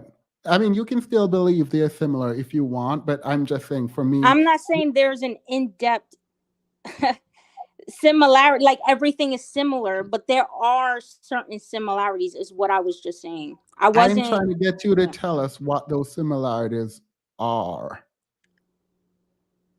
Again, I told you that the way I was viewing it, and this is why we probably had a sever in communication, is because wait. That's what I'm saying. You said you don't know about the Manosphere, but you're willing to come on here with 1,300 people watching and say they are similar as an affirmative declaration, while also saying I don't know much about the Manosphere. no, that's not what I'm. Okay, You did say so that. from my understanding, what I was telling you, from my understanding, that the Manosphere was fighting for their own, you know, whatever their oppressions are, right? That was what I was gathering from what the Manosphere was, right? And I was comparing them to the Black Panthers, and that was my mistake, right? Because the Black Panthers were fighting for male rights, right? And I thought that's what the Manosphere was. I just told you I was wrong about that instance. But if they are doing that, there are similarities. And the Black Panthers just turned to the Manosphere. They're not fighting for voting rights, so they're not doing that. Okay. And so do you understand how they're not similar then? Yeah, I understand. All right. Thank you. Rob, I think wanted to say something to you, but before he does, Rob, remind me you're next. I need to read the super chats because I kind of just skipped through them and I said I would read them. Joris says the war on Black men is just people telling Black men to take accountability for their action, and it's being equated to literal war, also magic to Black men. I remember this conversation. I'm not doing this with y'all. Hashtag Black woman. I think you were backstage. I was just adding you. She's basically saying, I assume the Manosphere was useful. Girl, no. Fighting for the right to vote and fighting to end weave is to not the fight to end weave.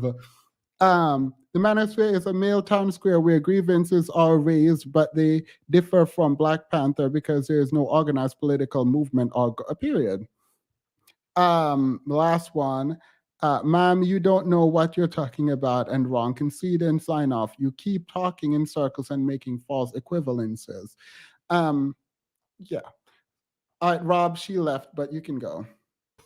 Yeah, I was pretty much I typed it in the chat already. I was going to say that if the Manosphere is somehow analogous to the feminist movement, then so are we. We are a group of people online talking about Black issues. And to the extent that she qualifies that as being somehow fighting for rights, then basically any group of people can literally do a Zoom conference qualifies as similar. Again, I think that it's a very superficial understanding she has. And there was something else. What did she say? You're going to have to come back to me because it just went out of my mind. No, you're fine. Thank you. So men, I think Themis and Prince Petty were talking about men's right movement may be comparable. Yeah, well, that's why I asked Petty, because I'm pretty sure we switched from Manosphere to men's right. Anyway, thank you, Rob.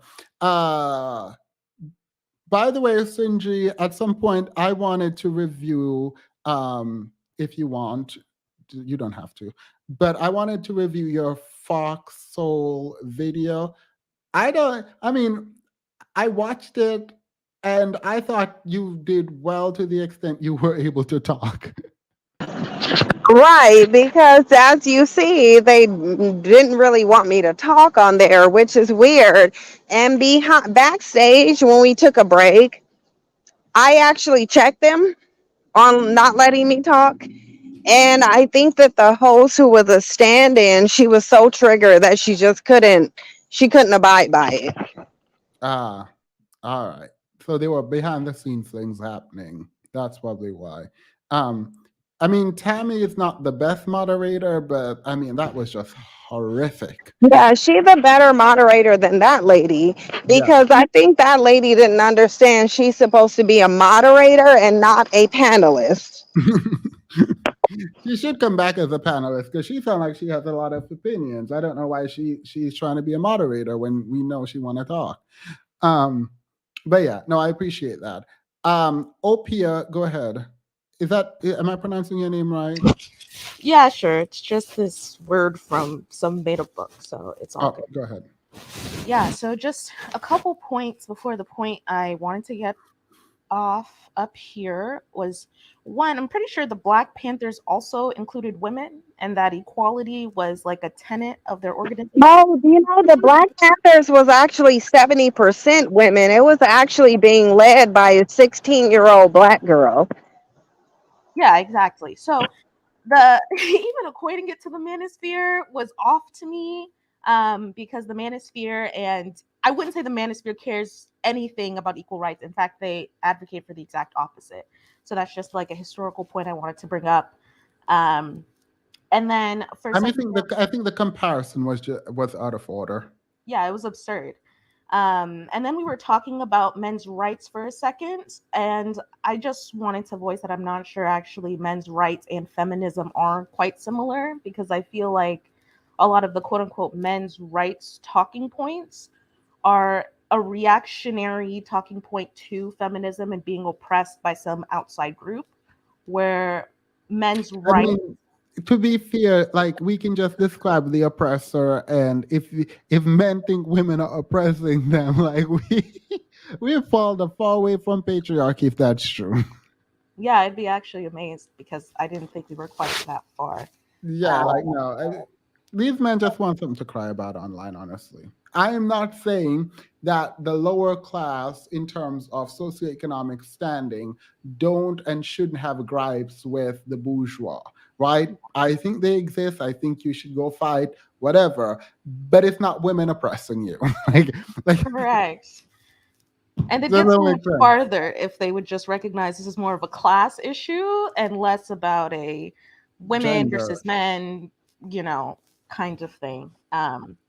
I mean, I think a lot of men in the manosphere know, and I think the lack of willingness to fight the system or the belief that they will fail just makes them sort of reframe and put their anger towards the people they have power over or proximity to.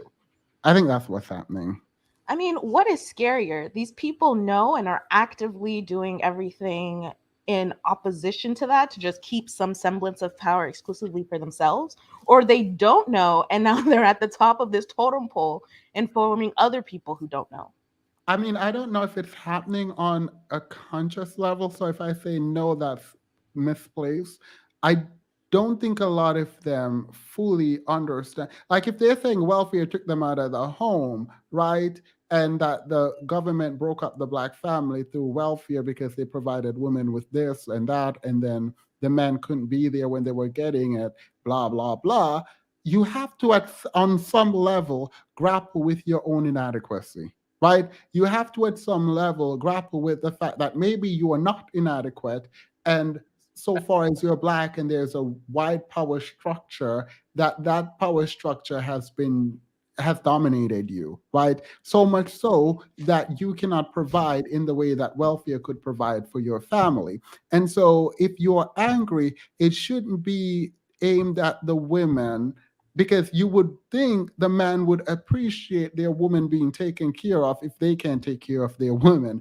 But it seems they're angry at the woman for accepting. So is it an acceptance where you could not be a part of the benefiting from the system, even though we will get into, well, we won't. The man out of the house rule and what King versus Smith did and when it did it, we can get into that. But ultimately, even to take the argument that they're making to the logical extreme and accept every single thing that they say the white power structure is doing to them, even to accept every single part of it, is to accept that you could not provide for the women in your life. That is essentially what it is. Now, you can blame everything else for why you couldn't do that, and those may be really meaningful and truthful excuses.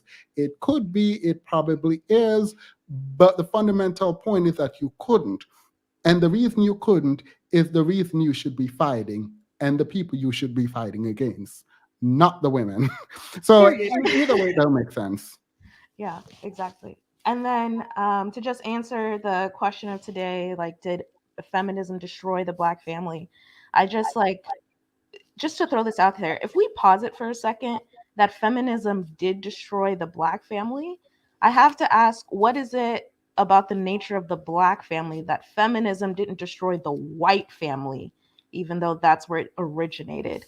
Like, I feel like if that is what people are saying, that feminism destroyed Black families and it's the reason we're, here where we are, people can't provide for children, cycles of poverty, then what was it about the nature and the fabric of the Black family that allowed for that to happen, where the white families are still, rocketeering forward? But all that to say, no, I don't think feminism destroyed Black families.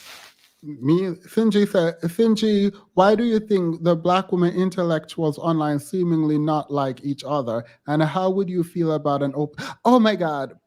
Finji, I hope you're here. Let me take a screenshot of this because I actually want to ask you this when you get back. Thank you, by the way, Opia. I do appreciate your contribution. I agree. Hashtag Black woman, you are next. But before you go, let me say, Finji has taught you well, females.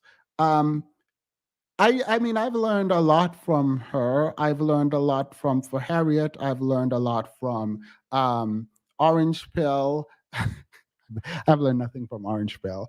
But I do try to learn a lot from the people that I engage with. So, I mean, I don't know if you're pointing that out to be condescending or weird, but I do learn. I try to learn from the people that I engage with. She did teach me something that was I mean, I didn't know what black male worship was, right? The phrase. So I did learn that from her. So she did teach. I'm not ashamed to say I learned. I don't know what this means. Thank you. I think she taught me well too. I think all the women who've shown up here have taught me a lot. But if you have a problem, you'll see the link. Go ahead, hashtag Black woman. How are you, Themis? I'm doing well. How are you? I'm doing good. The only thing I wanted to say, and to want to give this back quickly, is that a lot of the people that are here in the space are people that found the space a year ago or 2 years ago when the high value man thing was taken off, and they don't understand that this space has been around for a very long time. Yeah. And there's people like me that know the full entire history of the space that found it when I was very young. A lot of us found it when we were very young. And so we know what it really is and where it really started and how it was never here because of white male oppression or a white power structure or oppression or anything like that.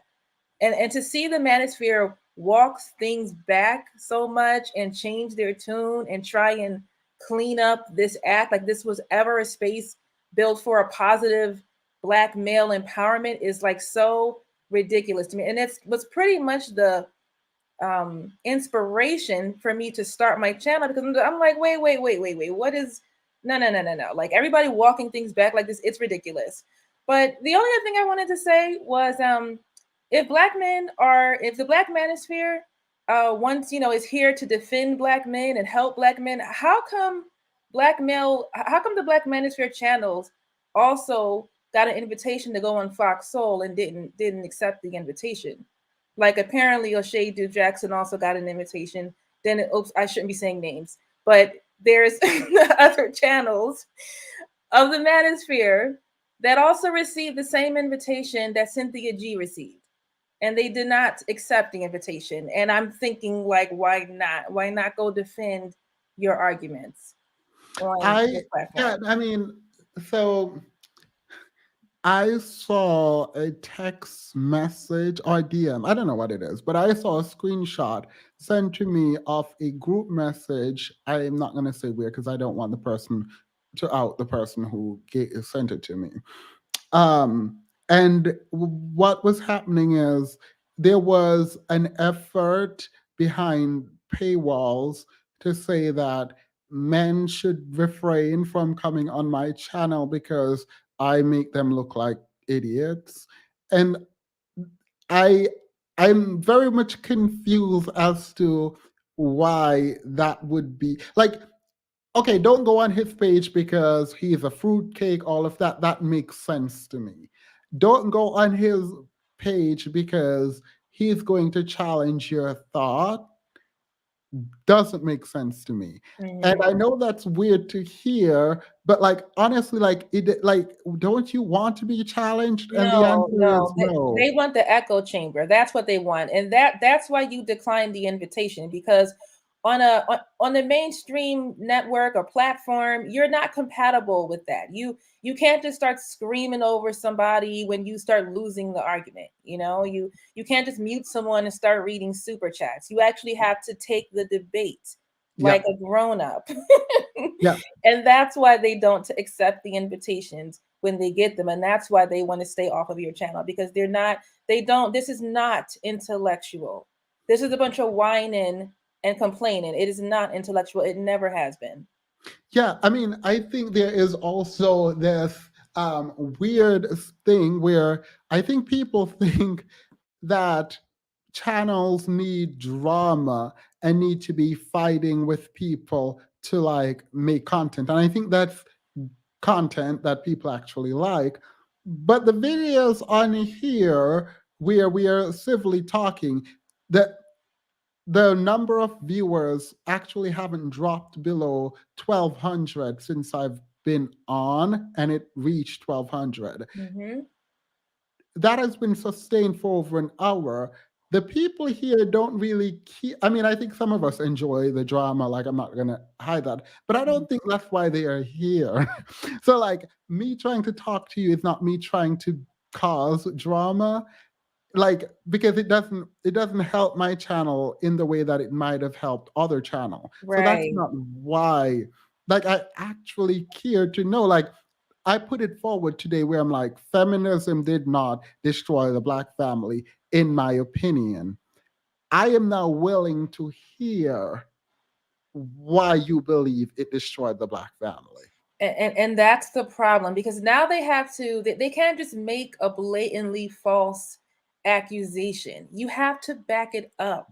You have to show us, explain to us how welfare took Black men out the home in the 60s.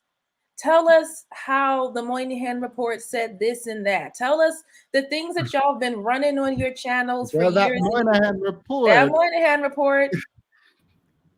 Wait, I'm gonna please bring that Moynihan report up again, because I actually I have something that I want to talk about, because I've noticed people sidestepping it, and I'm here for growth. I'm here for growth because there's no reason why any Black man in the Black manosphere saying what they say should ever cite to the Moynihan report that essentially blame them for everything in the Black community. Because they never read it. I'm sorry. They never read it. They never read it. And they're mad that we did read it and that we showed it to them. And the Moynihan report was the building block of the manosphere. It started everything. It was the crux of like all their arguments, where it all came, because this is where everything went wrong. This betrayal, this government conspiracy in the 60s, that Black women, colluded with the government in exchange for some food stamps. This was the crux of y'all argument. Y'all the ones that have been pushing it. So now you can't just sit in your echo chamber and keep repeating the same lies. Now we're asking you to come out and show it and prove it, and y'all don't want to do that. Yeah. Agreed. SKF, wait, before you go, all these elements of universe take Black men out the home, but what the heck keeping them from at least co-parenting? Go ahead, SK. Oh, what's up, Themis? Nada, how are you? I'm good.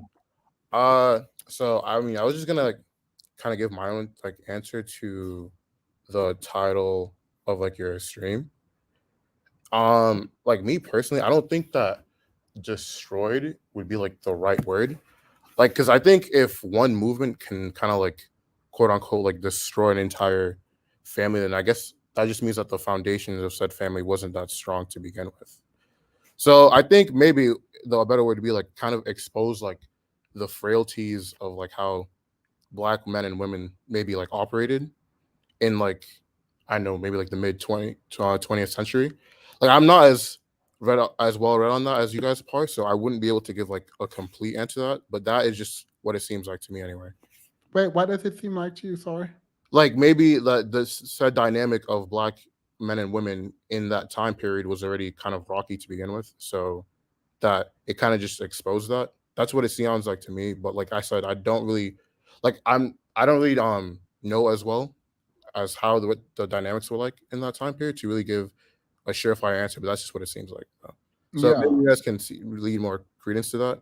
I don't know. Do you want to respond, Petty? Petty was not listening, and he's muted. No, I was taking notes, but I was not listening to that. No. How are you taking notes and not listening? Look, I can only write, so people speak faster than I can write. So I'm getting the last notes from the last person right now. All right. SK, ask Petty your question again for him to shed light. Well, you do it. So no, what I was saying, right, was that like to the actual question of if feminism destroyed the Black family, I was saying that if one movement can quote unquote do that, then that just means that the foundation of said family wasn't that put together to begin with. So I was saying, would you say that it more so exposed like the faulty dynamic through which they existed in? Like I'm saying that would that be like a more accurate depiction of that? Is what I asked basically.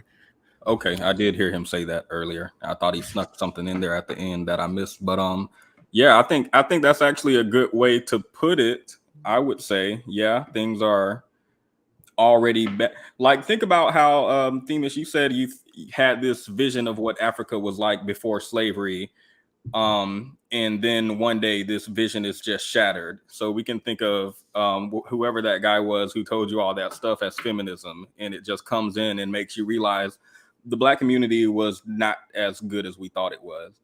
But I wouldn't. So yeah, I would agree actually. So the language feminism, or the idea of feminism being brought up in our conception, gave words to describe what was happening in the Black community. Is that what you're saying, Patty? Or that what you're agreeing with? Yes. I don't know. I feel like it's just a scapegoat. Like intentionally a scapegoat. That's how I see it. I mean, I don't see it as a negative. I actually see it as a positive. So I wouldn't even call it like, that's what I was going to say. I wouldn't call that like a negative destruction or anything bad. Yeah, the Manosphere is there to literally capitalize off men with no direction, personality, home training, self-esteem, or any type of constitution. Agitate getting rich off hustling these dudes. I mean, he was rich before, to be fair, but yes, I think, I mean, I don't fully blame the content creators on the Manosphere, right? And here's why. I don't think there is an appetite for meaningful growth in men who consume the Manosphere's content.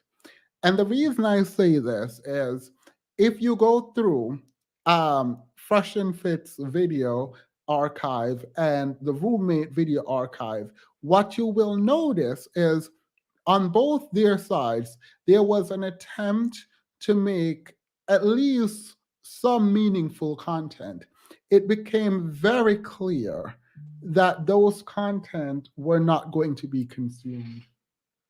That became very clear very soon. And so they just sort of, I think, went with what their audience wanted. I mean, in the same way that like you tailor your message to what people want, I think that happened. One of the things that I'm trying to do is not be beholden to my audience, but do what I want to do, like my debates. I'm going to have them. I'm going to always allow dissenting opinions. I'm going to probably always do a panel style discussion. So even if I am being consumed by the material that I'm trying to create, so much so that I can see my own blind spots, I will always hopefully have people to tell me where I'm not seeing things. And I don't think that a lot of people get that kind of opportunity. But thank you. I think they're hustling. I do, actually do. Q, welcome. Sorry, I cut someone off. I don't remember who was speaking. Was it you, Petty? I don't think so, but I will retract what I said. It is a cop-out because exposing something that's already exposing the degeneracy that exists in the community would be exposing the negative thing. It wouldn't be actually the negative thing. So feminism isn't negative. It just yeah, no, yeah, but yeah, that's what I meant. I didn't say like, oh yeah, feminism is bad because it did that. I'm just saying like, if that's like, I'm just saying like, I think expose is just a better way of saying it than, because destroy has a negative connotation usually. Yeah. Okay. What I do realize is, so I will take accountability for that. Marvel, you said, who is hateful? You can come up and explain who is hateful. But I am grateful for the fact that in watching this interaction, there are people who came up on the stage. One was removed because they couldn't speak without cursing. The other, there are a couple people twerking in the chat, but none of them coming up to be challenged. Someone came up and said the Manosphere was there to start a movement to prevent men from being stepfathers. I didn't know that was a thing. Petty sent me a video that we should watch in a minute. So to the extent that I laughed at that last one, that's my bad. I shouldn't have laughed. I'm not sorry, but maybe I shouldn't have laughed because now I laughed and you got scared. And you might have had something really intelligent to contribute to the conversation, and we all missed it because I dared to laugh at you. And so I apologize. And yes, I was laughing at you, and that was not okay. In any case, Prince Petty sent me something that I now need to play for you. Feminism is being scapegoat in all manosphere because it has given women freedom and choice. The modern woman is woman with option. Yeah, I think that it's emblematic of what Orange Pill came up here and tried to say. Yeah, that's the problem. Thank you, by the way, Jay. Kimberly, welcome to the membership. Let me actually play the video from Prince Petty because I actually want to see it.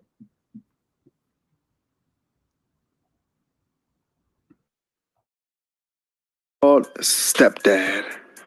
And here's Disney with the image to the brother, to the black man, come be this stepdaddy. You know, black man, you that's what you do, you know. You stepdaddy material, you know, you boyfriend material, you know. Leave your family, or who cares if you got kids, or it don't even matter. They got him coming with the box in his hand. It's all he got. He ain't got nothing, no other cases. The cartoon got the brother with the box, and he go move in their house, and he ain't even in his joint moving them in or whatever like that. But right now, when I look back at it, or when I look at stuff now, it's a lot of things in there that they try to slip in there. Their ultimate goal is to use their media platforms, their movies, to ultimately normalize things. That's ultimately what they try to do. Like, ideas. Let's look at the clip, and I'll comment over the clip. Guess who's the stepdad to the family? Look. I want you to look. The computer time. One stepfather at a time. Look. Look at this right here. Check it out. Big old grin on his face.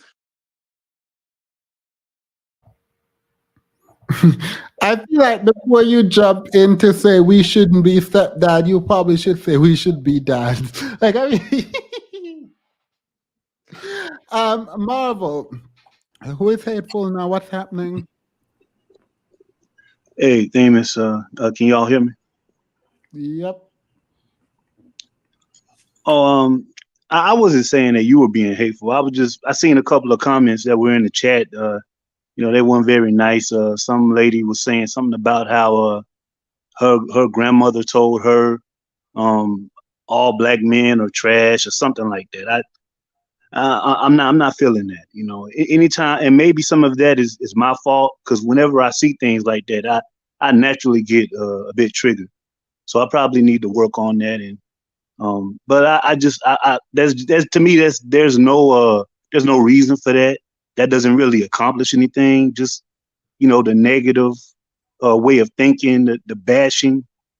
I don't understand what it's doing. It's not making anything better between the relationships between black men and black women. I mean, that's well, the Black Manosphere hasn't been making anything better this whole time either. They've been generalizing and bashing for years. One second. No, you're fine. 1 second though. I don't agree with bashing anyone, right? So to that extent, I can point that out. Wouldn't it have been better to like, I don't know, maybe it wouldn't have, to let me know instead of just calling everyone hateful? That's my fault. I can understand that. Yeah. I mean, owning up, like, to be fair to you, I think a lot of black men are getting really annoyed with this space specifically. And it's that I think a lot of black men assume this should be a safe space for black men and black women. And it's not that I'm creating a safe space for both genders or whatever. It's very specifically that I am trying to interrogate ideas. And so it's not going to be comfortable all the time. And so to the extent you're going to hold me accountable, I appreciate that. That's fine. But don't attack the chat. Like, come up, there's a link there, and you can say, hey, Themis, this is what is happening in the chat. Can you address it? And if I don't, then you have decisions to make about whether or not you should stay or not. But yeah, I don't do hate speech or hateful speeches in the chat. I'm not for that. So yeah. Yeah, you're right. I mean, I think you do a good job of being fair. So I mean, I would never accuse you of like just being hateful or nothing like that. It's not like that. I've acknowledged that in the past that I shouldn't let certain things get to me and be so personal whenever I see them or whenever I hear them. So I can take the fault for that. But I guess it's just a natural reaction for me because I know that we're not trash, we're not all bad. Wait, we're not. That line, I think it's important that I point this out. Not everyone who calls you a name you should answer, right? Like, it's not what they call you, it's what you answer to.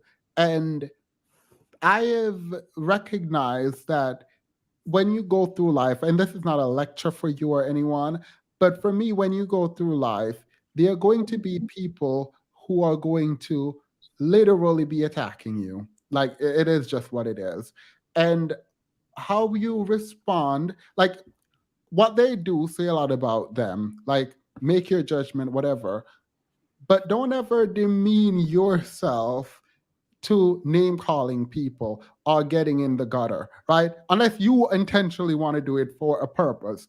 I'm never getting into any of that, right? So if you are saying all black men or whatever, I'm just going to ignore you and go my way. But I recognize that that's not everyone's attempt. That's not how everyone deals with it. So that's fine. But I would caution being triggered by things that people on the internet say that are tied. Yeah, you're right. You're right. Behind an avatar. Wait. Is that Marvel? Yeah. I recognize that Prince voice. Fade, yeah, that's me. Marvel, I think we didn't we talk about this a few months ago? This specific issue. Yes, sir, we did. Do you remember what the conclusion of that conversation was? I don't remember exactly. I do remember you telling me to basically be more understanding and not take it so literally, be more calm when approaching all of this. I remember you saying something along those lines. Well, I specifically said when we're having a conversation in which there are black women here who feel like they're in a safe space, to come into that space and invalidate it and come and try to make them sympathize for you seems extremely rude in the same way that it would be for a white man to come to my space and tell me that he doesn't like the way in which we speak about white people. And I did reiterate, maybe if you're going to engage in discourse about these topics, like Themis just said, which usually Black community specific issues, the accountability falls on the Black men. So you're going to be uncomfortable here. And back then, you told me that was understandable and that you were going to work on that. And it still is understandable. And I'm not gonna be one of those guys that just explodes every time I hear something that doesn't sound nice. I mean, I completely understand, that type of way of looking at things. But I just and I maybe I still do need to work on that. It's just when I see something that's just so blatant and just so just out of the way, it just it just kind of just makes me feel a certain kind of way. And it's gonna take time for me to deal with certain things like that. But and Themis is completely right. I shouldn't be so caught up in what someone on the internet is telling me what I am, and these people don't even know anything about me. So I can understand that, and I took serious when me and you had that conversation. I'm not trying to make Black women feel uncomfortable when I say whatever I'm saying. I do want to help them understand away from a black man's perspective, and I just feel like I don't feel like that's like the worst thing in the world. I mean, I feel like every all right, did feminism take Black men out of the home? No, Themis, it didn't. Did feminism destroy the Black family? I wouldn't blame feminism for that. But did it play a part? You know what, Themis? This is not gonna sound nice, but I don't blame feminism. Didn't do any of those things. What happened was, I think people looked at it the wrong way. When us as Black men seeing things not necessarily going the way that we were used to, or that we seen growing up, we instantly say, or we instantly think in our minds, okay, this is this woman is acting this way with me, so it's feminism. Feminism made her act like this with me. Feminism made her What are the things you think you were seeing growing up that you don't see now in terms of women's behavior? Well, when I was a kid, one thing that never happened, at least in front of me and my brothers, was the mother and father never had public disagreements, or they never argued in front of the children. And that was a big thing when I was a kid. My mother and father, whatever disagreements they may have had, they never argued in front of us. Now, it's sad to say, it's like that's a regular, natural thing that you see. And sometimes some people will do it in front of, guests and the children. Wait, you're saying some people will do it, but you can say you've never seen this, but then I would point out that people were arguing in front of children way back when. I mean, I'm pretty sure they were. It was one of those things that honestly, I really didn't see it a lot. But now you may go to like a corner store or go to the Walmart or wherever and just see a public display of it. And it's just one of those things that, and some people might say, well, that's a small example, but that's what I seen, that's what I did not see as a child that I see right now. And do you think some people believe that's feminism? Nah, that's not, I don't think that's feminism things, but what I think is sometimes us as Black men, we get so, strung up, we really can't come up with what the real problem is. So the first, thing that we could think of to blame is feminism, because we see a woman maybe not, acting like she did back in the day, and we instantly want to say, that we're gonna blame feminism for this. It's okay to have your opinion, by the way. Like, don't let that you are speaking up here is enough to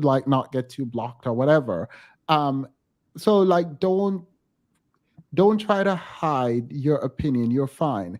I'm trying to understand what you think the issue is with the Black woman today. Is it feminism? Did that destroy the Black family? And what are some things specifically related? It can't be cursing in front of children. Specifically relating to the Black woman that you may think that men today are blaming feminism for. I think being or blaming like when growing up, we seen a lot of women staying in the home, being with the children, staying inside, and it wasn't really like a big fuss. We already know in today's world, you try to talk to I'm sorry, things. So no, you're fine. No, you're fine. Was your mom a stay-at-home mom? She was until I was 15 years old. Then she had her first job. All right. So even in your home, your mom worked. Yes, she did. But so are you saying, not anecdotally, but in what world was it where women were staying at home and the men were working for the Black community? Was that a thing?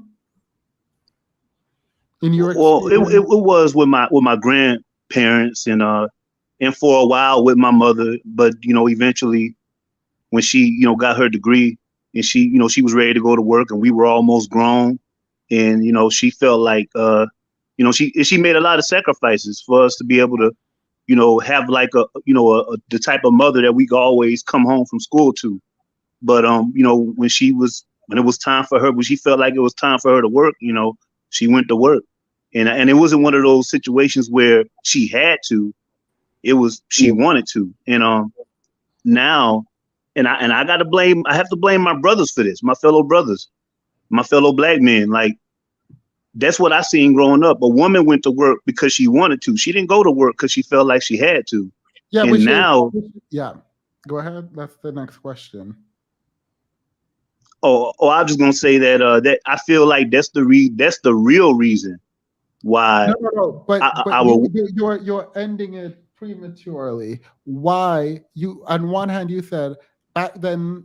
I don't agree with this, and this is statistically not true. But even to agree with you that back then women had a choice, Black women in your perception had a choice of whether or not to go to work.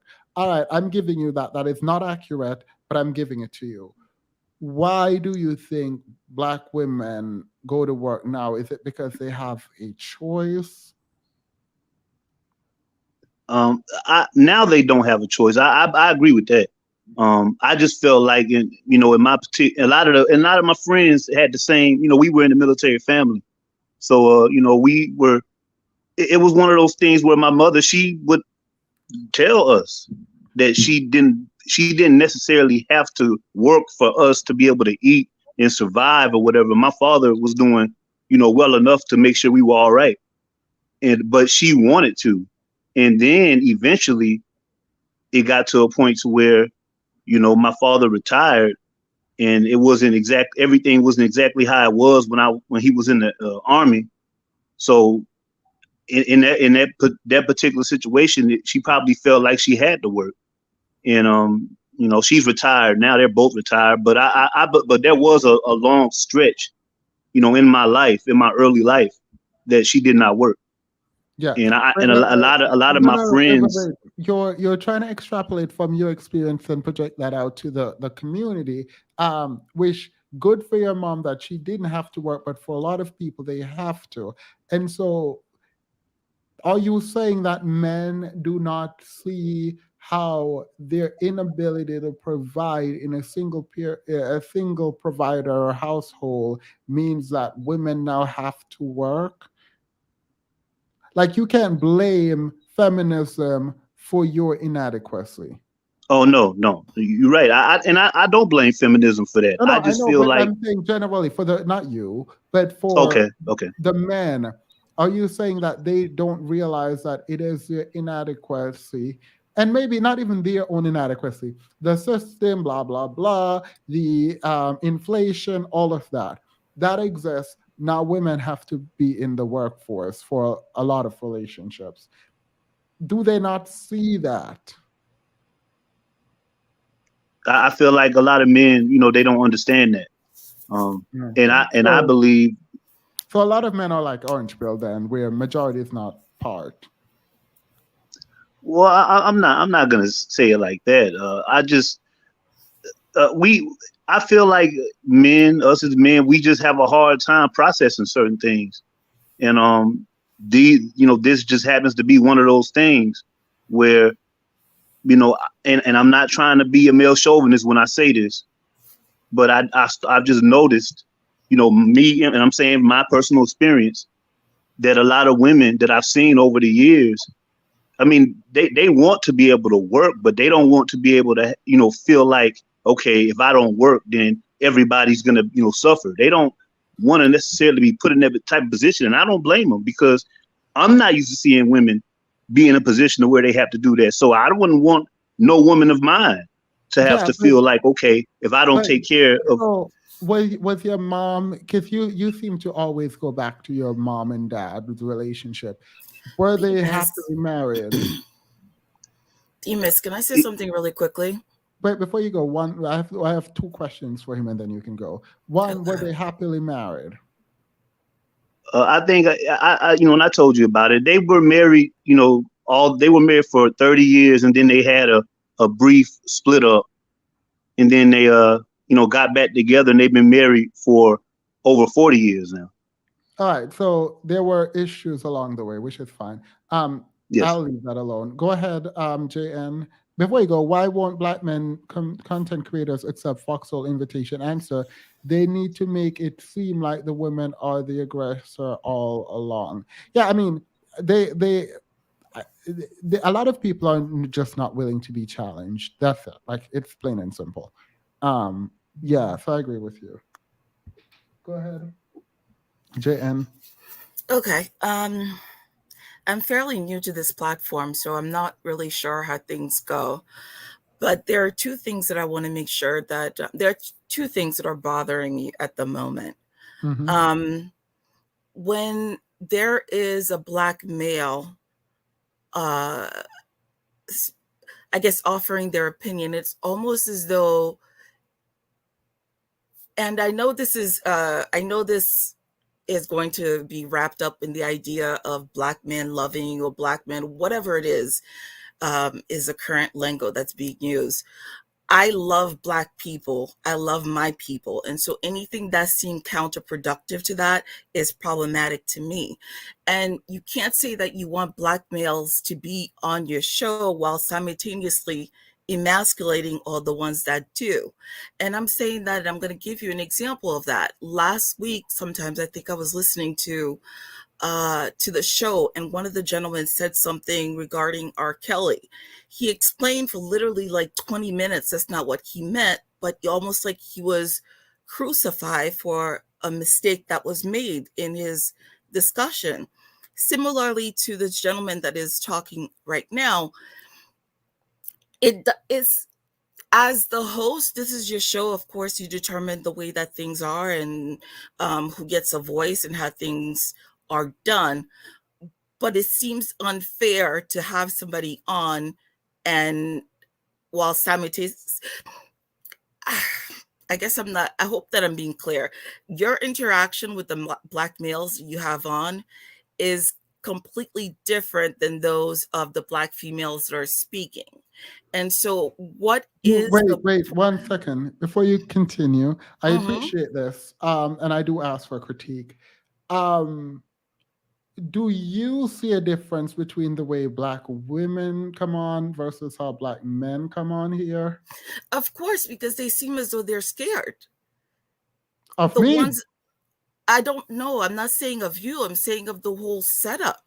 It almost feels like the black males that come up and have these discussions, or that are included in these discussions, almost as if they're afraid to counteract anything that you have to say. They're afraid that they will be, I'm not sure what it is, but you have to be able to see that there's a problem.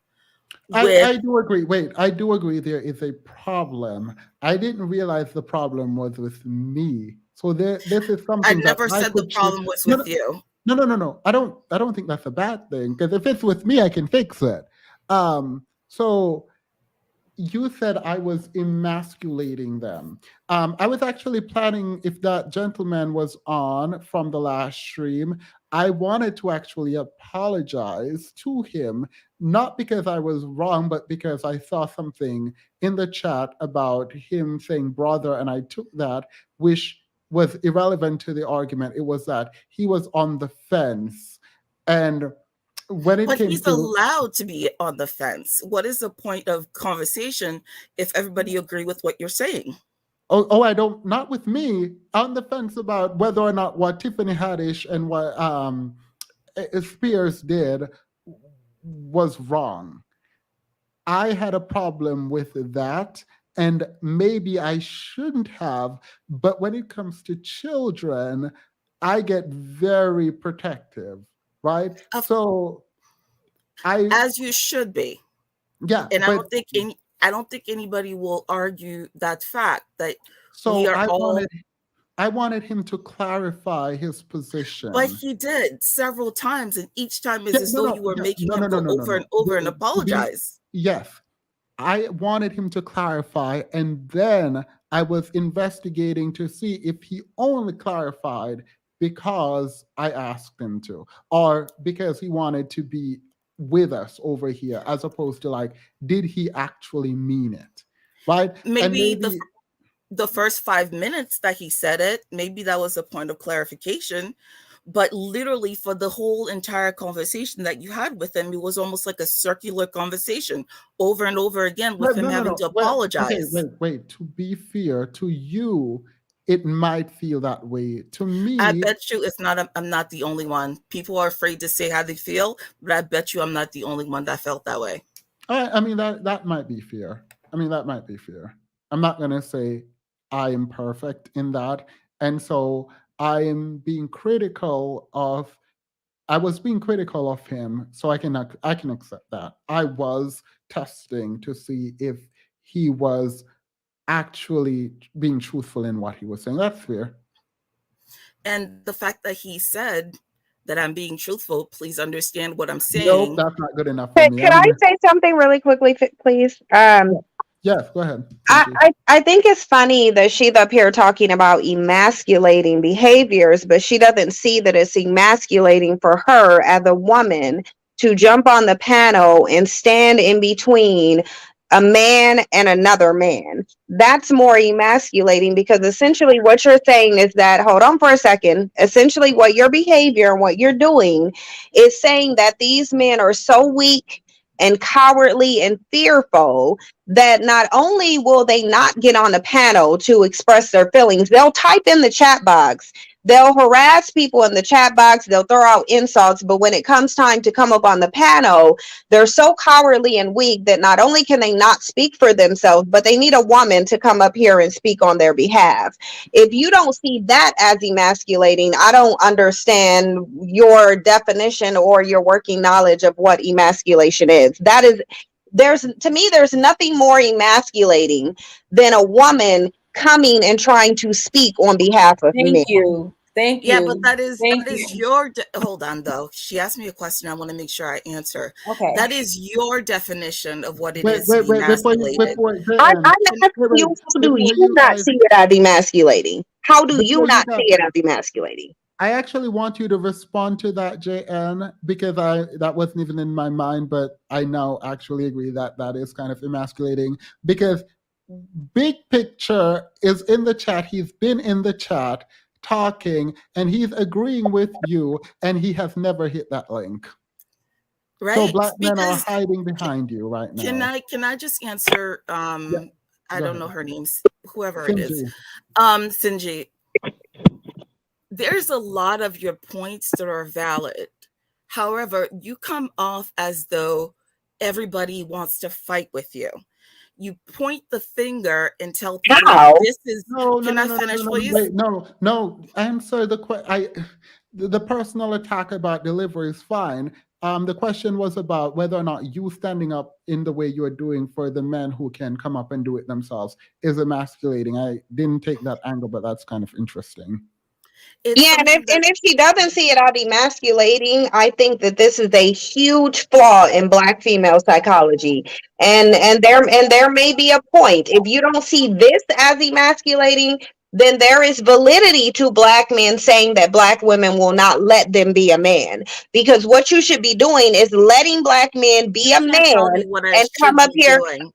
Oh, Okay. okay, well then Can emasculate you? them. Listen, then emasculate No, I'm them. not That's all listening you want because to you're do. not Then hearing keep what I'm emasculating them. saying. Then keep emasculating them and thinking that Okay. you're not. Okay. Thank you. What my point is, I don't believe what I'm doing is emasculating men. And the reason for that is I am coming on here and saying, as a new viewer, this is what I'm noticing.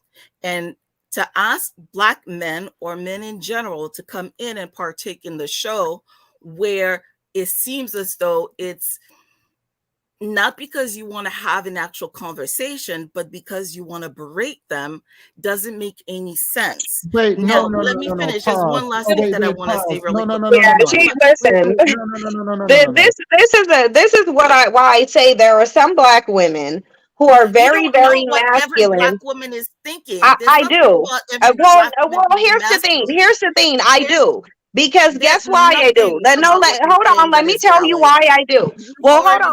talked. Let me You tell you talk why and you I talk do. and you talk Because and you say thought absolutely process, nothing. because the mindset and the thought process is what dictates behavior. So I can look at the behavior and tell what the person is thinking just based off their behavior. It's called psychology. And I really do think that all Black people should learn psychology, because then you'll understand what it is. If you're up here defending Black men and being their advocate and speaking for them, that means you believe that they're not capable of speaking for themselves. Because if you thought they were speaking for themselves, why wouldn't you let them just come speak for themselves?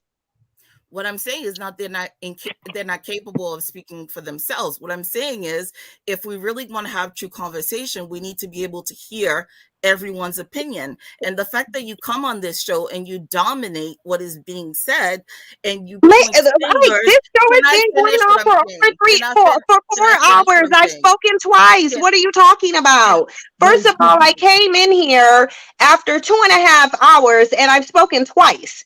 I haven't even been on the panel. So what are you talking about? What I'm talking about is when you're speaking, there's no room for anyone else to interject. And what I'm saying is you come off combative. You come off as though there's no solution, that you've already made up your mind as to what a person is saying or what their argument is. So what is I come off as men. I'm telling you the point. I come off as men should speak for themselves as men. If men can be in that comment section, hold on. If men can be in the comment section taunting and harassing women, then those same men should have no problem coming up here and speaking their piece. They should have no problem. Now, do I have an issue with women emasculating men and not recognizing how they're emasculating men? Yes, because it's one of my pet peeves to see women jump into the masculine, to literally advocate for males who should be advocating for themselves. If they're bold enough to harass women in the chat box, then they should be bold enough to come here on the panel. They do not need you as an advocate. And if they do need you as an advocate, then they are weak. And the only thing that you're doing is proving my point. You can have an issue with my point, but rest assured that you're up here proving it right now. Okay.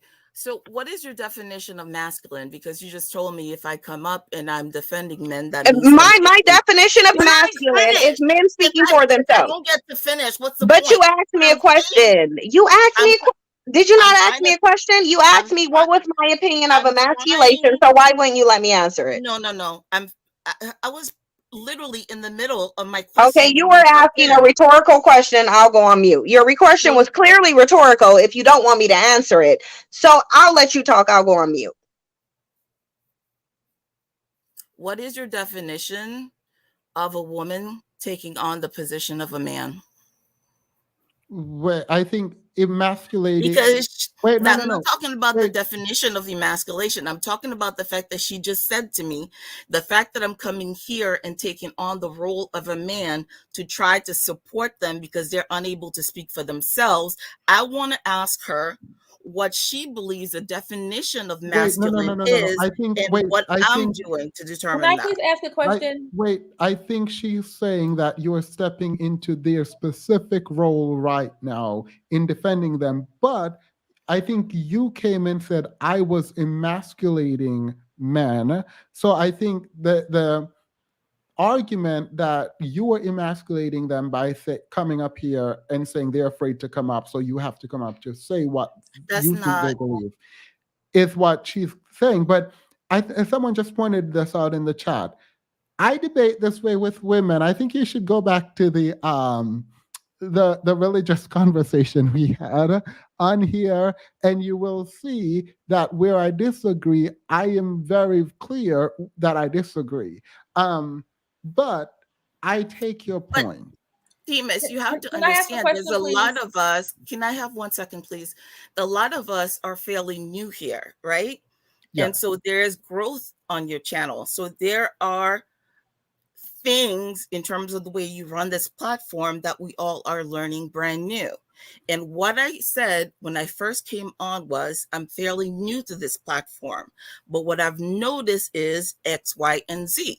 You might not agree with it, and you might see things It's completely not for me. differently.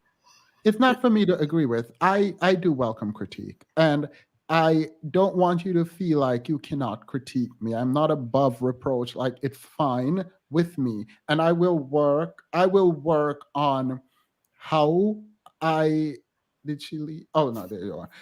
I will work on how I engage with men. The thing is, I am a bit tired of a lot of the men on the channel. The ones who don't speak, because they email me and tell me they're coming and then they don't show up because they're going to humble me and whatever it is else that they want to do. So I mean, it's strange hearing that I don't give men the space to speak when I specifically do. Like, I go out of my way to make sure they have a space to speak. The fact is they have nothing to say more often than not. But do you see how that's problematic? You're saying that they have nothing to say more times than Oh, they'll not. tell you. Why? They'll tell you. Why would I want to come on your show and say my opinion if your thought process is I that I don't don't want have you on the anything show valid if to you say? don't have anything valid to say. Let's be clear. The men who come on, so Impossible will come on and we can have a discussion. Prince Petty, I'm not going to name all of them. We'll come on and we'll have a discussion. But there are people, like literally tonight, men came on, just started cursing.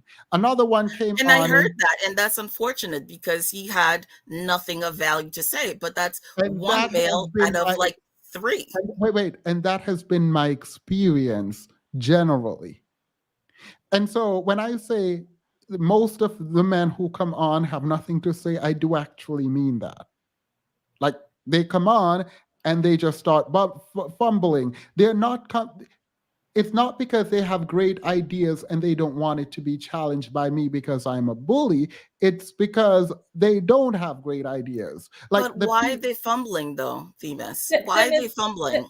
Because these are the men that are in the space, and this, you just said that you're new to the channel, you're newer to the channel, and I just said that a lot of people that find this space have found it very recently, and they're not really aware of the kind of men that are frequently here. So to be fair to her, though, I didn't know this either. And so when I started talking with people online, I was like, wait, yeah, is the comprehension this like? Yes, it's really No. like that. It's really bad. And it's like when people come to your channel, when the men come to your channel, they come to you for one, like they know that it can't be a screaming match over here. It's not going to be like some, the channels that we see. So they have to come with facts and figures and information and solid, information. And if they're fumbling, it's because they don't have an argument. And that's not because of a panel full of disrespect.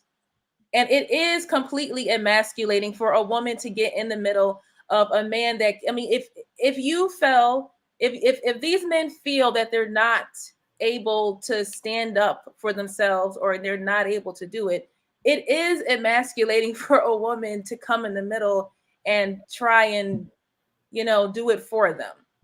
Look, if a man is intimidated by me being a Yeah, free like spirit, seriously, y'all, come on. I don't see us winning against white supremacy. That's crazy.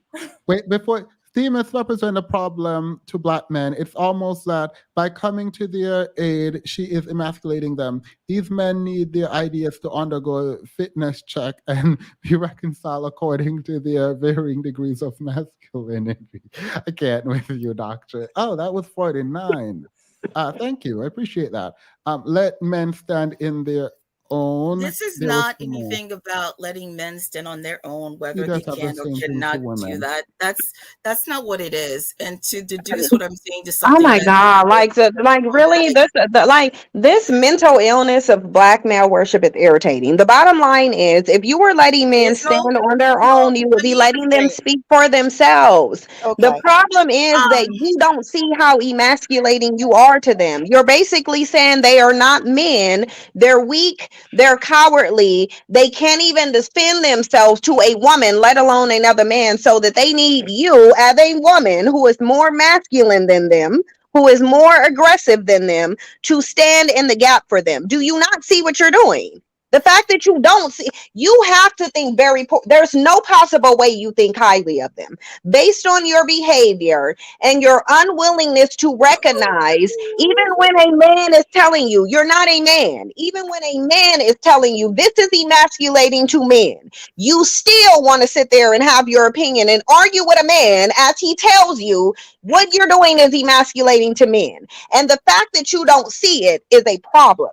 The fact that there's absolutely no way you think highly of black men. There's no way you think highly of black men. Can I finish what I'm saying?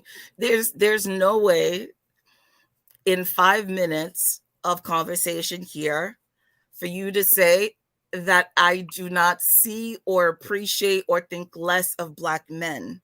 You think they're weak and cowardly, and you clearly think women need to defend them. You think they're so weak that they need a woman to defend them, or else you wouldn't be defending them. It's just that simple. Can I finish? Can I finish? So NJ, you were saying do you think highly of black men? Of course I do. Why wouldn't I? So do you think that they can defend themselves? Let's think about what we're saying here. Yeah, let's think about what we're saying. How could you not love black men? Because that's the community. Now, I don't know what's going on with the toxic situation of like black men on these YouTube channels and what they're doing, because I've never seen any of those people speak. I don't know what they're doing. I don't know what they're saying. I am coming at this from the perspective of a brand new viewer. And as a brand new viewer, I am telling you, and I'm saying, and I appreciate the fact that you say you're not beyond reproach and that I can in fact bring forth criticism. I am saying in general, I think the conversation will be more useful and dynamic, in my opinion, if every group of person felt equally capable of speaking their mind. Well, I'm going to stop here. Like, the feeling. Go ahead. I think there's a distinction to be made. I cannot control how someone feels. I can only allow them the space to speak. Now, you are saying that I am not allowing men the space to speak. I don't think you're giving them a fair shot. All right. And how would you suggest I improve that?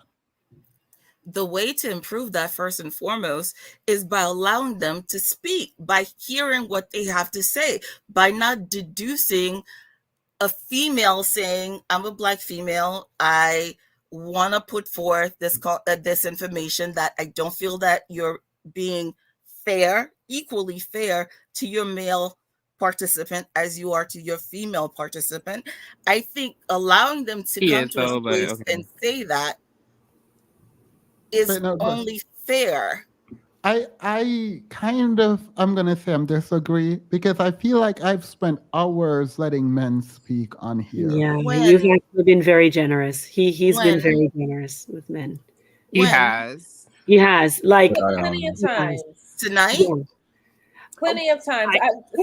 I remember the whole thing about the part versus the part, the guy that did versus the whole. you let that go on so long, okay? He just wasn't getting it. It's not your fault that they don't get it or that they can't express themselves or they can't defend themselves properly. But it's not her job or our job or any woman's job to come up here and fight their fight for them. All right, but so tonight, let's do tonight. You, Jay, and you don't think I gave men the space to speak tonight? Who spoke tonight besides Stacy that went on in arguments? Okay. Teddy spoke tonight. Marvel and I were still speaking. 2 people got kicked off. One of them was cursing, and the other one got kicked off, and the other one left. When he said, and maybe I shouldn't have laughed at this, but he said the Manosphere was to prevent Black men from being stepfathers, and I laughed because I thought that was an idiotic movement. Okay. Could This I? is your platform. Believe whatever you want to believe. Thank you for having me. And no, yeah. and actually, and Cynthia, you need some therapy. All right. Okay. I think yeah, you don't need to address me because I opened the phone lines way too much. If you had something you wanted to get off your chest, you could have called in and you could still call in. In fact, I'll do a special live stream for you and I expect that you better call in. See, what I don't like is this honesty. And when you go, what's that lady's name on the panel? And you pretend like you didn't know who Sinji was. And then you go on to attack. And then we know you know exactly who she was. That's a bit disingenuous. Like, I don't like that. How are these men being emasculated when they come on talking about male body parts and being emotional and can calm down? Look, look, I don't. Damus. Oh, I'm sorry. Can I? Hi, I'm Cat Mouse. Can I just say? Before you do, can I read this? Because I'm okay. I'm sorry. Go ahead. No, you're fine. So she's painting Black men as vapidly infantile, beings that are incapable of holding their own. With women like her in the mix, it's no wonder they were conquered so easily. God, no, I mean, I just.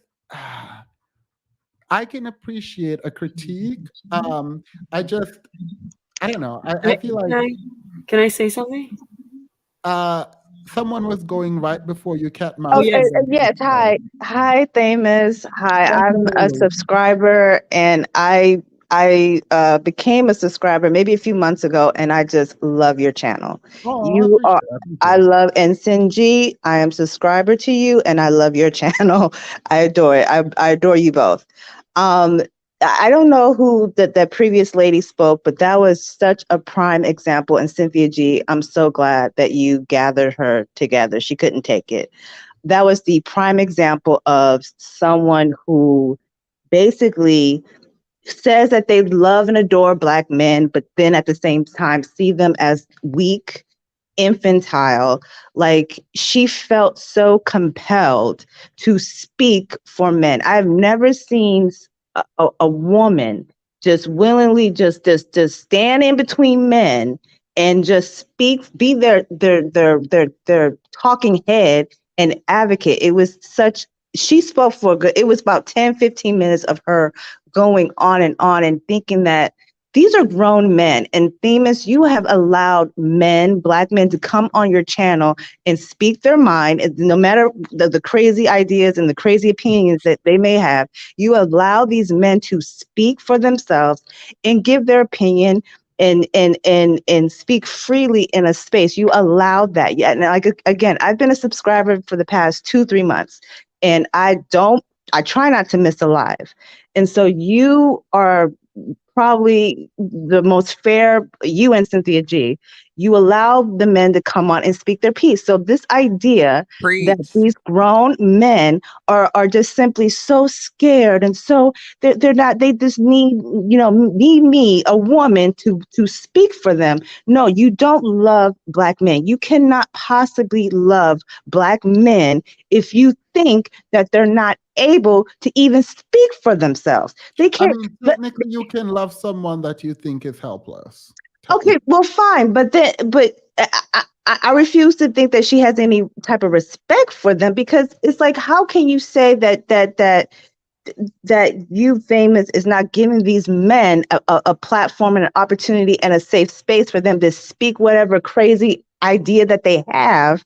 And she sounded like she was probably, it sounded like she was in for the live. She poked her head in for 10, 15 minutes and then poked herself out. And now all of a sudden you don't allow men to speak their minds. No. If you were, I was here in this particular live. I was here from the very beginning. It's been going on for 4 hours now. I'm tired. I'm sleepy.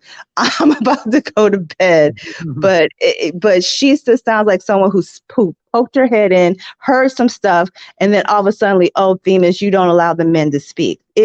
Stop it. So, but I'm going to get off. I'm going to jump off and let someone else speak. But like I said, I love you, Themis. I love you, Cynthia G. I love this live. So, all right, that's it. Thanks so much, Kat. I appreciate it. You know what I think her deal was? Because Umar just did a video response talking about I need therapy. And that's literally what she triggered over Umar losing. She's a dusty beta male struggle bandit. No. And okay, sorry. Is that necessary? Hold on, I'm apologizing because I did that on purpose specifically to be petty. So sorry. No, but the other stuff is true. She watched that Umar debate. She's triggered over it. I think she is. All the other stuff aside, because she's repeating the same language that he was just repeating in his video.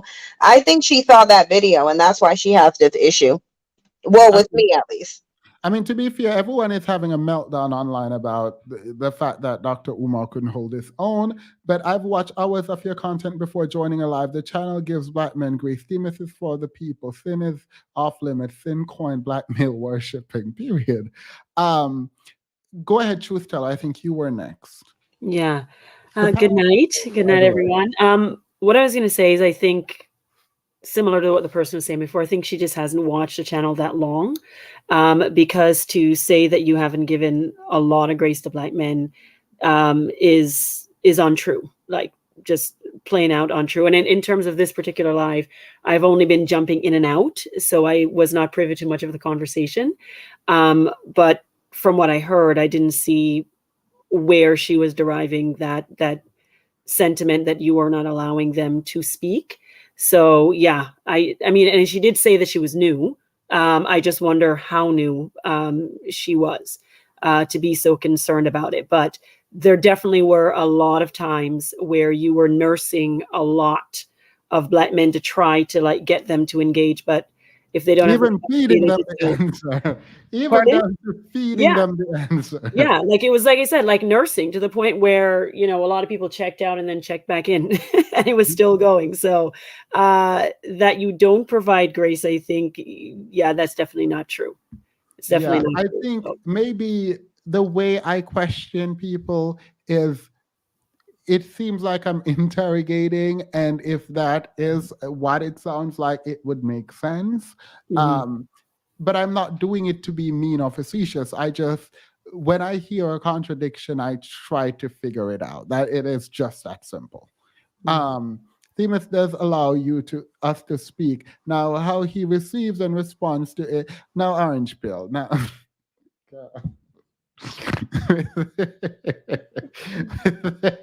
Minnie, welcome to the membership. Go ahead, Truth Tell. I'm sorry. I just saw Orange Pill comment and no, I also wanted to say, I saw that too. I tried emailing you after our dialogue, I would call it, a week and a half ago, however long ago it was, and it didn't go through. I put it in the chat here, or what have you, what your email address is. Because it bounced back when I tried to send it. It's just my Themis Thoth, there's no and at gmail.com. Oh, okay. That's probably what it was. I think I put an and. So just Themis Thoth at gmail.com. Okay, perfect. Wait, is the email dragging me? No, it's not. No, it's not. It's not dragging you. It's not. Period. Who was next? Sorry. I think Jera. How do you say your name? Jirachi-ish, like the Pokemon. Do what you wish. Hey, so I do want to say that like I've been watching you for like a smooth minute. Period. Period. Yeah. So I think that critique from her should be taken with a grain of salt, being that she really hasn't been here for that long. I do remember you spending like at least a good hour just trying to talk to Stan and get him to understand where you were coming from and understand where he was coming from. I remember you like really like he used to snap like and go off, and you would really give Stan the grace to understand where he was coming from and like all of that stuff. It was really admirable. So for her to come up here and say that was just like, girl. But anyway, I wanted to give my opinion on the topic at hand, which is did feminism take Black men out the home, right? Yeah, before you go, let me stop because someone said something that I want to respond to. Okay. These are adults conversation. People need to come prepared with logic, facts, and humble spirit. It's literally a voluntary debate. The scuttling we do. Period. Yeah, I agree with that. This is the comment I want to respond to. I think Themis is biased towards Black women. There's no way he can deny that. Themis wouldn't allow Black men to generalize Black women like Cinji generalizes Black. I wouldn't allow Black men to generalize in the way that Cinji did, because you can't back it up. And so my bias is towards what the stats say. My bias is towards what I believe regarding what the failure is in the community. That's where my bias is, right? And so that I do have my soft spot for Black women is true. The problem that I don't think people understand is I interrogate my biases to oppose them, right? And so, like, it's not like I do research to confirm what I already believe. I do research to negate what I believe, to find an opposing argument. I talk to my friends so that I can dismantle my own argument. That's how I've always approached life, right? So that I do have a soft spot for Black women comes from the reality of the people in my life who've helped me throughout my life and my career. That much I know is true. As a factual matter, that is true. Black women have always been there for me. That being said, I don't take my personal beliefs to sort of negate the research. Like, I can't. So if my experience is generalizable, which it is, then yes, I'm going to be supportive of Black women, because that's literally what is happening. What is happening to me is what is happening across America in terms of Black women's willingness to literally sacrifice for Black men. And then we see a stat about the marrying out, right? Then we see a stat about Black femicide. Then we see a stat about the most educated group in the U.S., at least as a proportion of the population. We see a stat about absentee father. Those things starts to compound after a while, and it would be really strange of me as a beneficiary of women helping men to not think that I have an obligation to reciprocate. I mean, I can't, but I'm going to try. And I'm not just trying to help Black women. I'm trying because I think if Black men stepped up and said, I'm going to get this education, get this job, I'm not saying white supremacy is not an issue that we need to face, but I think we could be very instrumental in upward mobility for the Black community if we but try harder. I agree.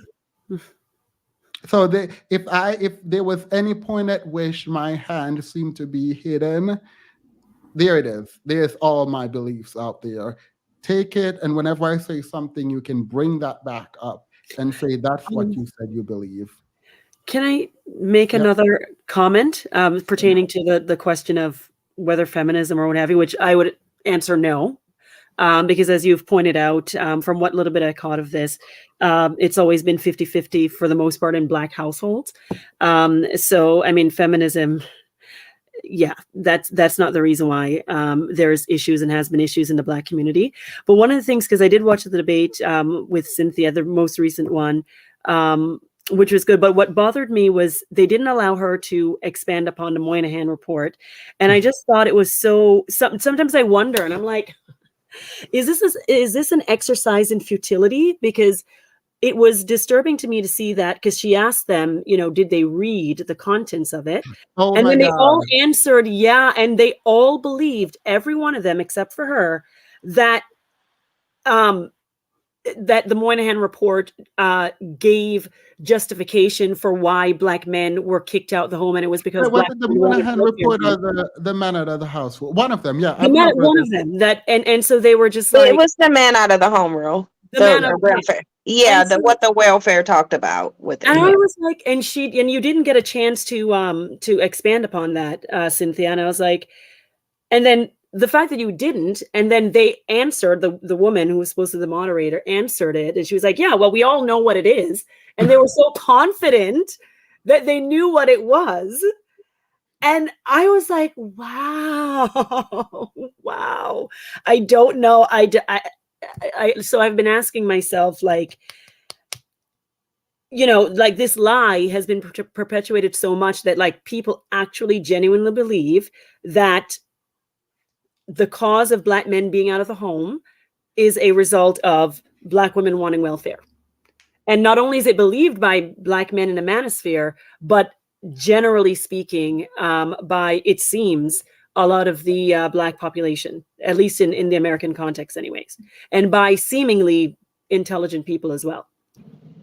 But what's interesting, truth teller, though? What's interesting is that even if I would ask them another question, what is the average amount that a Black woman gets in welfare?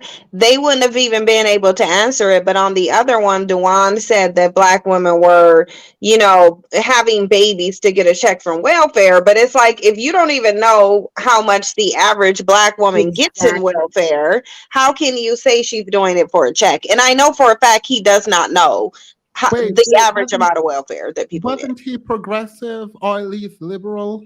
Who? Yeah, he was supposed to be an activist, that guy. The fact that you can revert so easily to racist stereotypes is very strange to me. Like, that's what I'm saying, and that's what I'm discovering. I'm like, I think we're really up the creek without a paddle, because I'm like, wow. Because when I saw that happening, I was like, wow.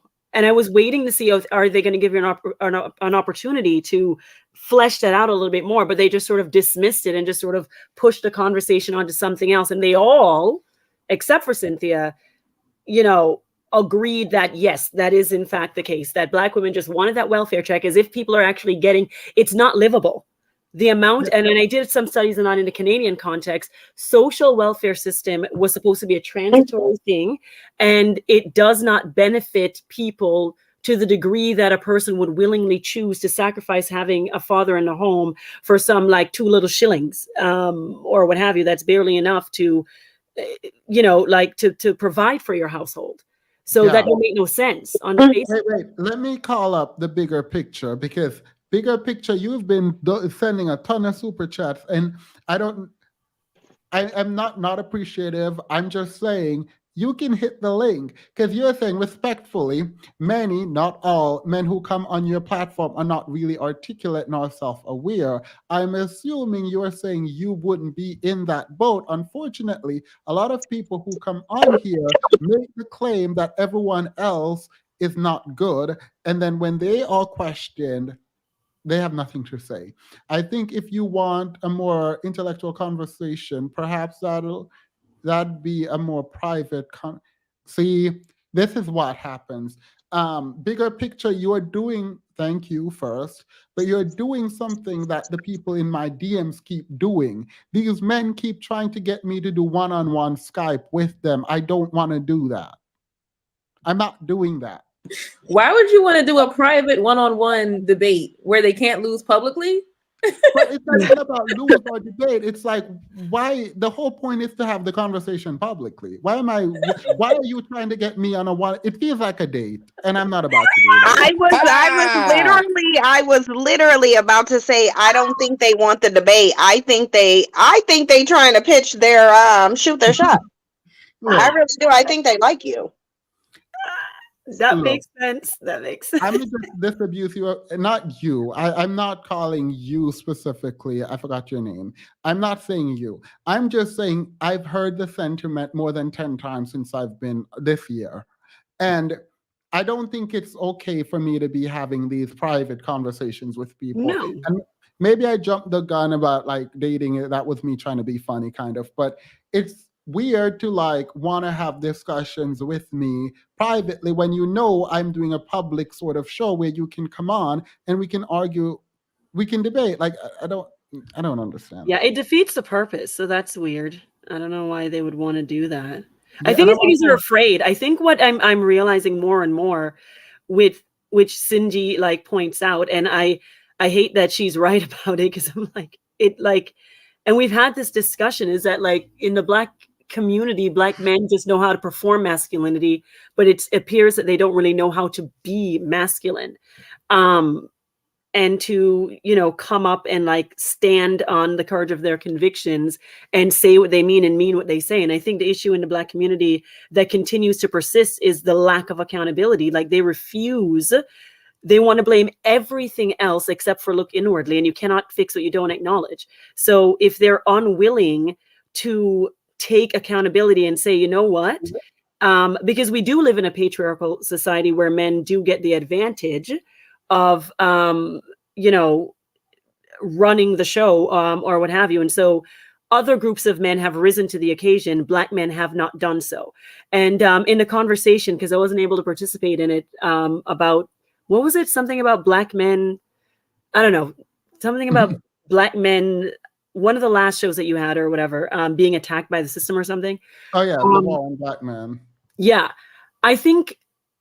And then like slavery and the conversation, I was jumping in and out. I was like really busy. But I think that they must have some sort of a psychological splinter to where they, and maybe it's just, you know, like the Bob Marley song, mental slavery. Like there seems to be a disconnect in the way in which slavery and the impacts of that and white supremacy and the whatever has impacted Black men in such a way that they are stunted, but yet Black women are not.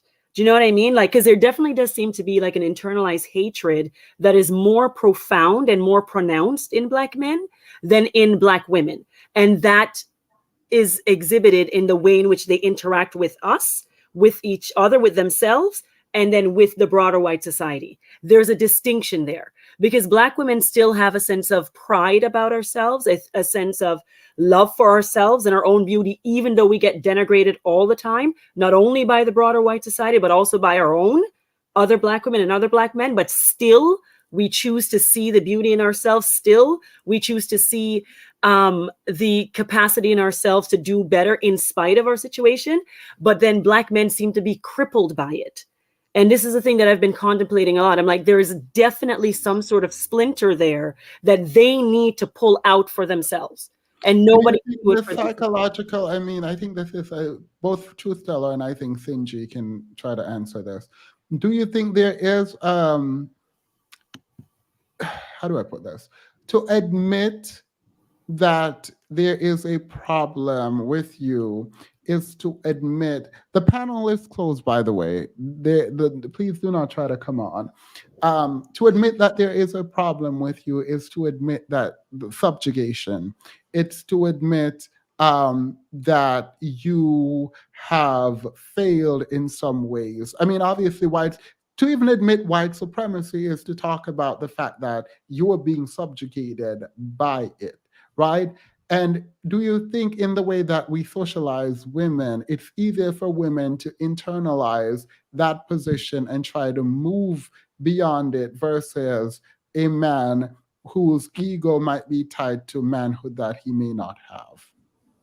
I honestly think that for black men, when they're running the narrative of them being dominated and conquered, because essentially that is exactly what Umar Johnson was saying. Yeah. He was saying that they're dominated and they're conquered to the degree that they're disabled from doing anything. But I actually think black men are purposely putting out that narrative. I think because they know that if black women see them as victims, I think they want black women to continue to see them as victims because they already know what comes with black women seeing black men as victims. Black women will give everything, even her life, for black men if she thinks that he's a victim. And so that's why I think that they're doing it. It's because they know this is their only resource. And the way that I get this resource is to be a victim. And black male worshipers are fine with black men being victims because if he's a victim, then she has more access to him. But I won't go deeper into that because I'll let somebody else talk. But they're doing that purposely. They're not even interested in any type of manhood. They want black women to believe that they're victims. They have to maintain that. That's what they're trying to do. Yeah. Do you think that's because they're lazy? Why would they want to do that? Like, that's what I don't understand. Like, why? Because right now black women think that they're victims, so therefore black women will advocate for them, black women will protest, black women will die for them, black women will give them their money, black women will make excuses, black women will attack other men. There's nothing that black women won't do or give to black men because she thinks he's a victim. And we know that because we can observe what black women are doing now. Black women are literally giving everything they can to black men. Now, black men may be ungrateful and not see the benefit and the privilege that they have, but they clearly do see it when they're faced with the threat of losing it. So I think because they get so much from black women, they want to maintain that, and they know that they're getting that because black women see them as victims. Because black men don't love black women, they love what black women are willing to do for black men. That's not true. Can I please add to that just a Wait, little bit? no. Wait. Marvel said that's not true. And I'm curious because I specifically remember something very specific regarding you, Marvel. Go ahead. I mean, where do you start? First, I think we have to get away from this whole, women judging a man, determining if he's masculine or not, and blindly just, throwing it out there. Oh, y'all don't love us. Y'all don't love black women. That's far from the truth. Wait, and because the question is going to become, and I'm not going to let you try to answer it because we're going to go on forever. Right. How do black men in mass show that they love black women? Yes, please. Well, I can admit we do need to listen to when they voice their opinions. When you came on here for the first time, I remember we had a lovely conversation. And through the conversation, Finji just pointed out that black men love what black women can do for them. Do you remember the woman in your life that you still love and you were going after? Do you remember what you said you loved about her? I remember that. All right, we don't have to get into it. But so do you understand, even in that articulation of her, the person you love, you explained her being by your side, in some ways laboring for you? Yes, she was. And so when I asked about that, it was all about that. And I remember stopping you and saying, wait, this seems like it's all about you. And I was like, how do black men show they love black women? And what do you think about this? And what do you think about that? And all of it came back to how she took care of you and was there for you. And at no point did you talk about loving her personality, her beauty, her intelligence. Like it just felt like her labor. So I'm not saying you don't love all that about her, but what I'm saying is in the articulation of it, it comes across very much as I like her labor. I agree. It does sound like that. It wasn't meant to come out that way, but uh, what I was talking to you about, that's pretty much how it came off. And it's I love her. I still love her. For she's beautiful. She's understanding, kind. She's all that good stuff. And she actually proved to me. That was the first time I ever had. Well, I know I'm making it by myself again, but no, that's fine. She showed me what true love is. She showed me what unconditional love is. But that again, love for you is about laboring and sticking beside you when you needed help and someone to labor for you. And that's fine if that's one measure, but that's the measure you gave. Even when I stopped you and said, okay, something else that indicate love or anything like that, it all sort of felt like you were talking about specific things that she did for you. And so the question, when asked, how do we show that we love Black women in mass? Like, and I'm not just talking about a sexual love, I'm talking about caring for the women in the community. How do we do that? You don't have to be into a woman sexually to do that. You don't have to be a family member of the woman. You don't have to, like, you can show it in different ways. And if you're not physically capable of fighting, what I'm trying to understand is in the conversations going on online with the Black femicide rate where it is it fear to push back against women's conversation by saying, no, Black men love Black women? When faced with how do we show it, we don't know how to answer. It's a difficult question to answer with everything going on right now, and it's not easy. It's not easy right now. That the femicide, that's a real thing. I didn't really understand it. I didn't believe it at first, and I had to see different situations with my own eyes to understand that in general it's true. We look, when it comes to things like that, it makes us look bad. But I guess I just get thrown off that whole blanket way of just put a big blanket over everything and say y'all all don't love us, and I know there different exceptions and everything like that, but I guess it's just a natural man reaction to hear Black women that are our women to just go out and blatantly say y'all don't love us. I mean, it's gonna set something off. Yeah, I but can't help that. it should set something off about, is this true? And if you don't believe it's true, that's fine. I think maybe more men should start. I don't like this. I think more men should start channels pushing back against the bad rhetoric online if that's what we need to do, because I feel like it's going to get worse because the people who are speaking are going to continue to speak in the way that they've spoken, and it's just not great. Like, it's not great. No. I just want to ask a question. Before you go, Matthew has been on for a while, so Okay. go ahead. Can you hear me? Yep. Oh, so thinking about how Black men show love generally, it's a hard question. Nope. You can talk about the topic. If did feminism destroy the Black family, or your take on that? Oh, that I don't think it had anything to do with destroying the Black family at all. I disagree with that. All right. What do you want to add, though? Sorry. Yeah, there's just no evidence to show how feminism contributed to breaking up families, so there's nothing really there. That's it. But the other topic that was just brought up about demonstrating love,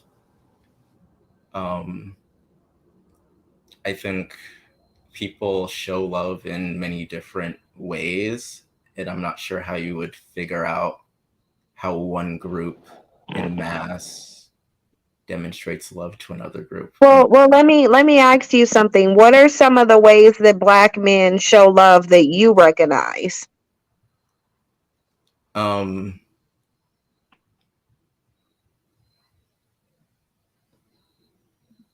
Like living together, raising families together is one way. You think it's one way or could be one way? Could be one way. Are Black men doing it though? No. Right, so that wouldn't be one then. I wanted to add that the way, because men get so triggered when we say this, right? They get so triggered when we say you don't show love. You don't show love. What you love is the labor and how hard she'll work, how much she can carry, how many pounds she can bench press, she can bend over backwards. I remember maybe a year ago that man went viral for saying his pregnant wife, 9 months pregnant with twins, is a full-time worker, a full-time student, and she still comes home and re-shingles the roof and paints the walls, and she knocked down the basement and remodeled the kitchen, and she's so strong. Like, Black men love women's strength. That's what they praise about Black women, and that's also what they praise about all women, because that's Black men's number one praise of Latina women, how hard they work for them, how low they go. They always talking about getting served plates of food. She serves us. She bends down and she serves us, and she makes us feel like men. Black men see love as what women is willing to do for them. And I don't ever hear Black men say how they show love in return, even to these other women that they've been putting above Black women. Amos, is there a comment on that? Yeah, before you go, Zulu said there's no way a heterosexual male could speak on the relationship dynamic between homosexual men and believe that's why Themis doesn't want to disclose his sexual orientation. I very clearly disclosed that I am definitely a fruitcake. I don't know who that got lost in that message, but I've definitely exposed it. Did y'all not hear all the men calling me fruitcakes? Apparently, so is Zulu, or else he wouldn't be so concerned. Literally. I'm very much confused as to what y'all didn't hear about this. The reality is very simple. I don't think that sexuality matters in this case as it relates to the Black family. And so I'm not going to sit here and defend my sexuality for anyone. If I am gay, if I am straight, if I am bi, if I'm asexual, whatever it is that I am, whatever you think would make you not listen to me, believe that so you can stop listening to me. I promise you one very specific thing, Zulu person. It is gay men have straight people in their life. They have straight fathers, probably. I don't know that for a fact. But they can have straight fathers. They can have straight cousin. They engage in the community. So if people are, the Black femicide is every 5.5 hours, now less, right? Do you think gay men are related to some of the women being killed? Don't answer that. Do you know that in 2019, there were 25 Black men killed per day? Do you think gay man is in that number? The fact that people actually sit there and believe that gay men should not speak about the community from which they came is absolutely ridiculous. In the civil rights movement, agree with it, disagree with it, don't care. There were people involved in there who were gay and decided that their Blackness takes precedent over their gayness. Now, if you want to go sit somewhere and suck your thumb and wonder about people's sexuality online, go do that. That has nothing to do with me. If you, as a straight person, do not believe that a gay man, a bi man, whatever man is supposed to talk about your experience, then don't listen. Don't read James Baldwin. Don't engage. It's completely fine. That's you. I don't come to your house and ask about your sexuality ever. I promise you I don't. Zulu, I promise I don't care about your sexuality. And that's just that on that. So, like, let it go, sir. It's fine. Make a video and call me all kinds of gay. I promise I won't care. Anywho, let's continue. The foolishness.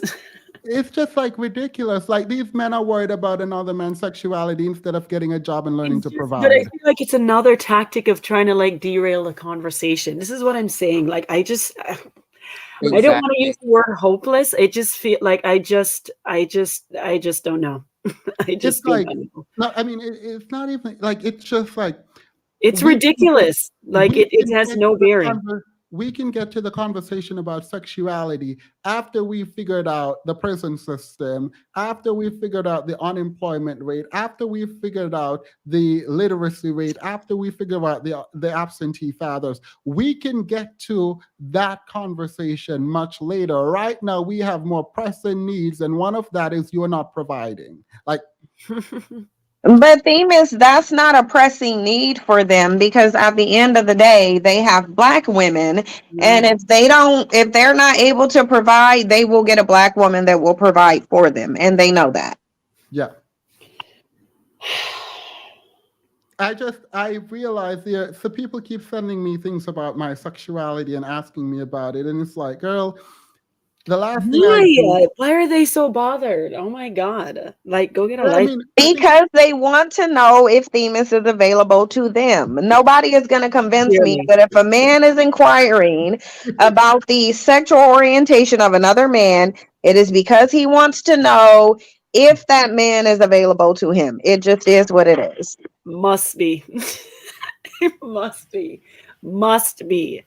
It's because of all the conversations going on, of all the things they could be wondering, that should be nowhere near anything having to do with the discussions happening. So y'all can't dispute my logic. Show me the heterosexual male who speaks on relationship dynamic. No.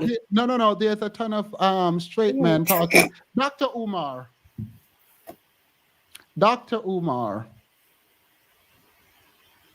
There, your logic disproved.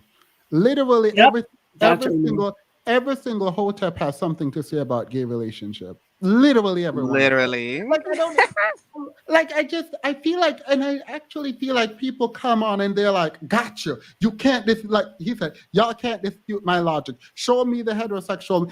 Aren't men literally talking about homosexuality being a sin and that it is emasculating?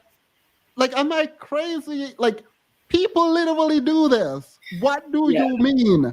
There is a big debate as to whether or not the homosexuality is also destructive to the Black community. There is that conversation happening. About that all the time. Yeah. Oh my God, Themis.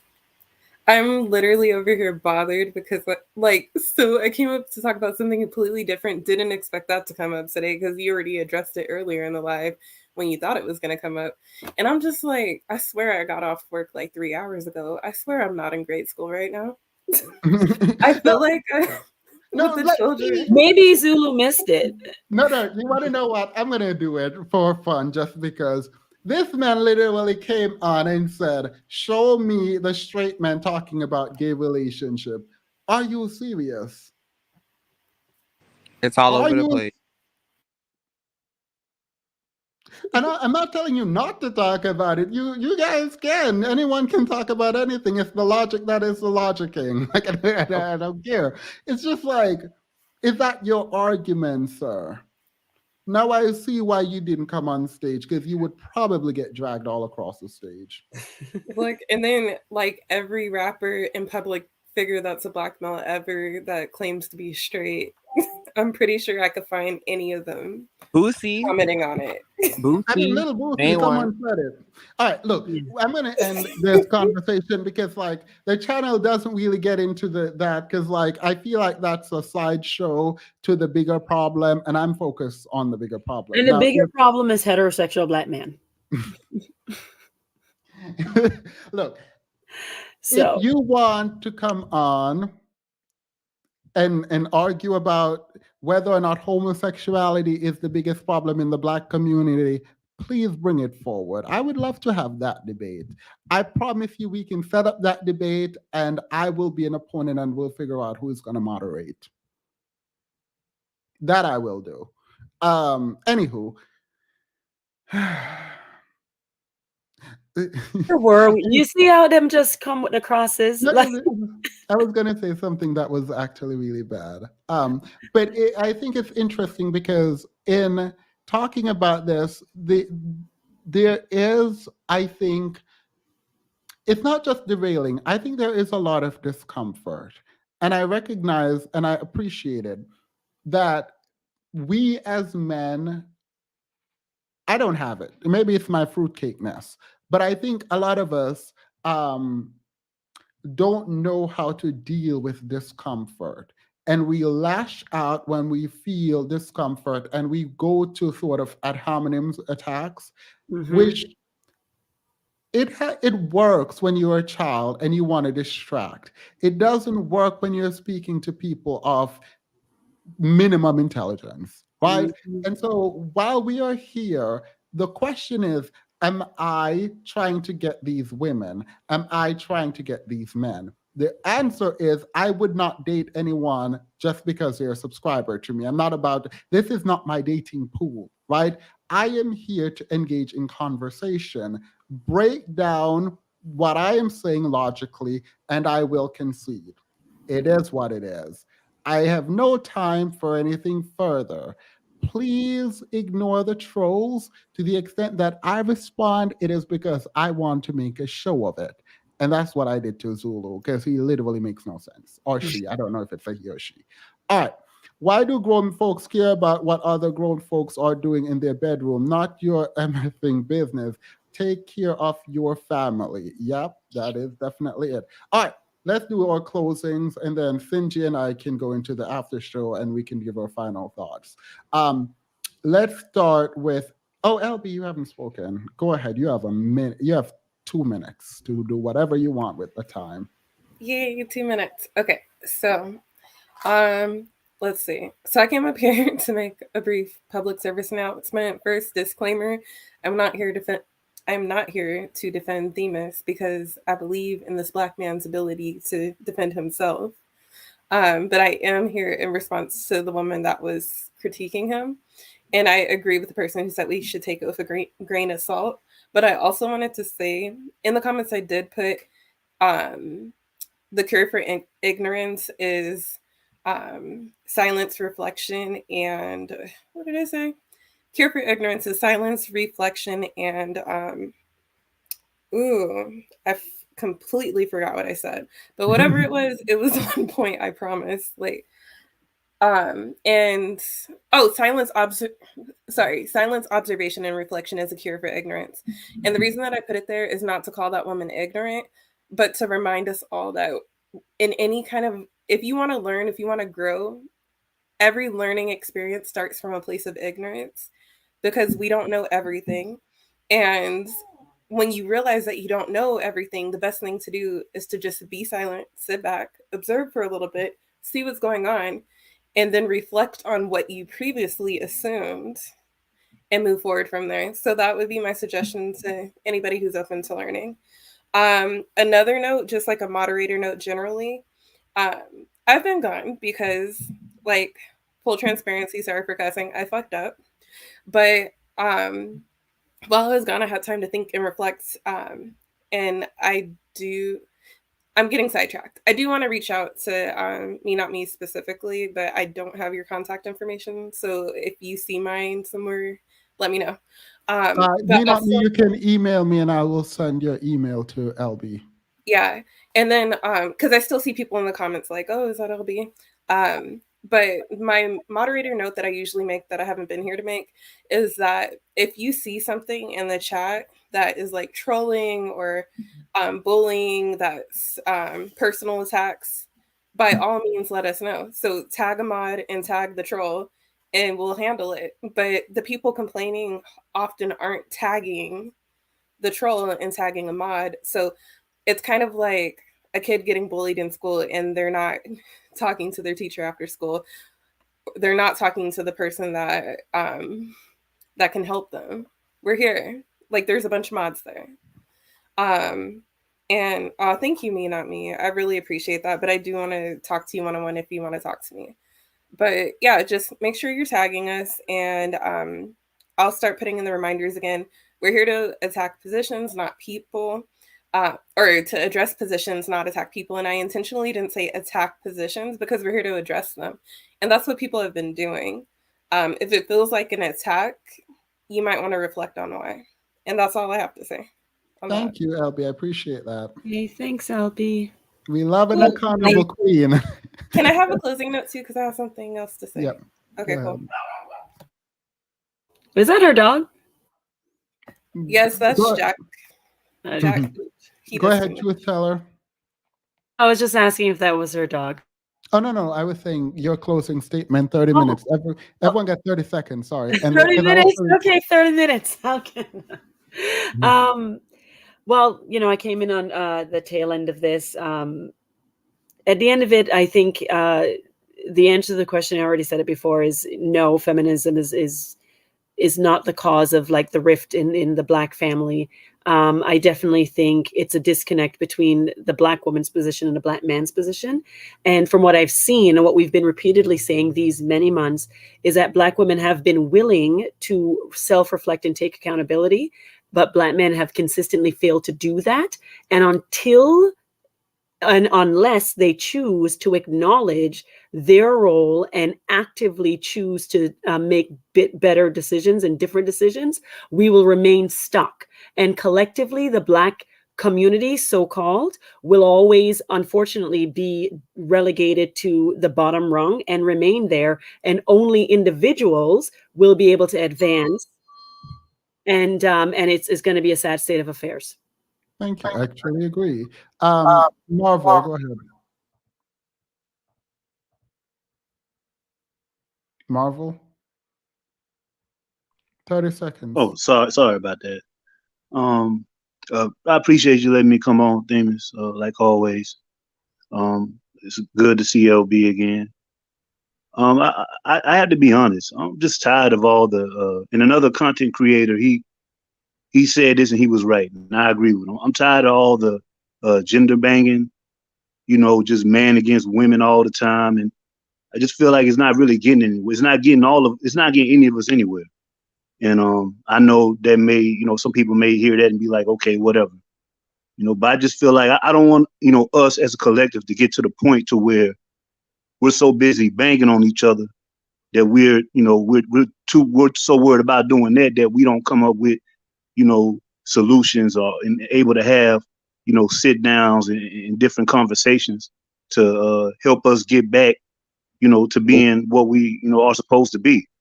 And, hopefully we'll get there. I'm not one of those men that's gonna, just be banging on Black women all the time. That's not my style. I'm never gonna be like that.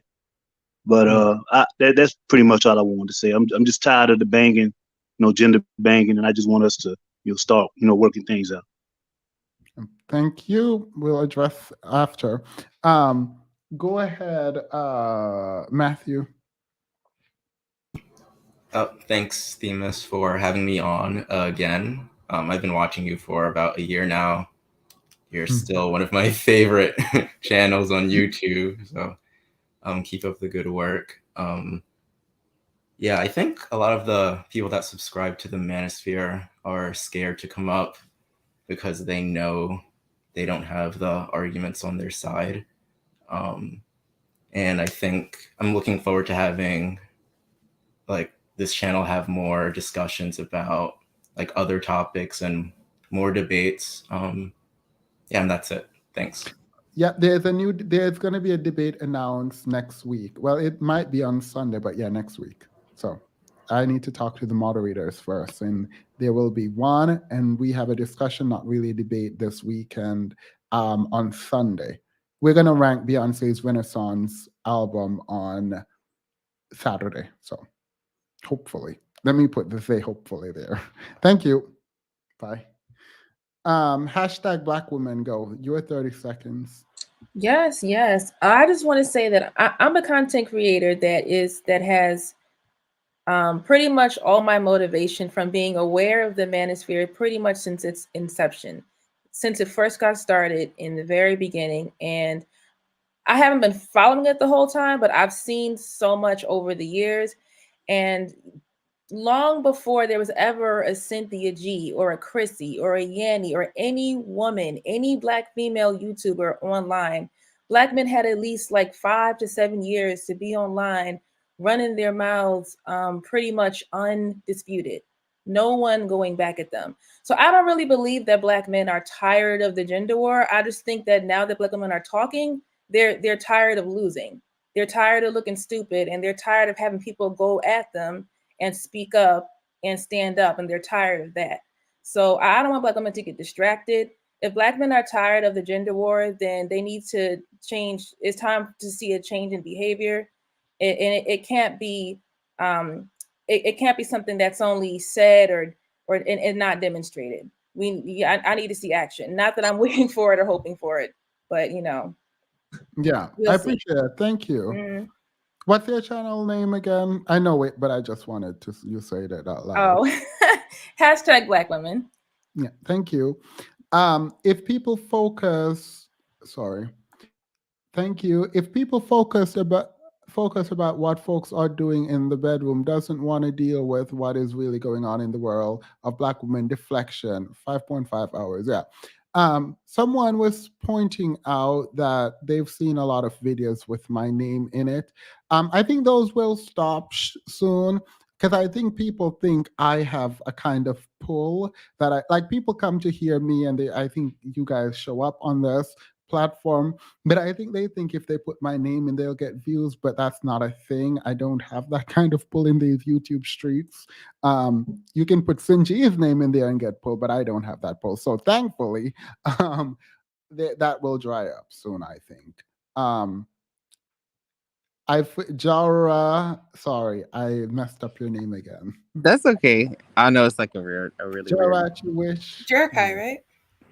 Jirachi-ish, like the Jirachi. you're like the Pokemon. But I do want to say that one, Themis, you are very fair.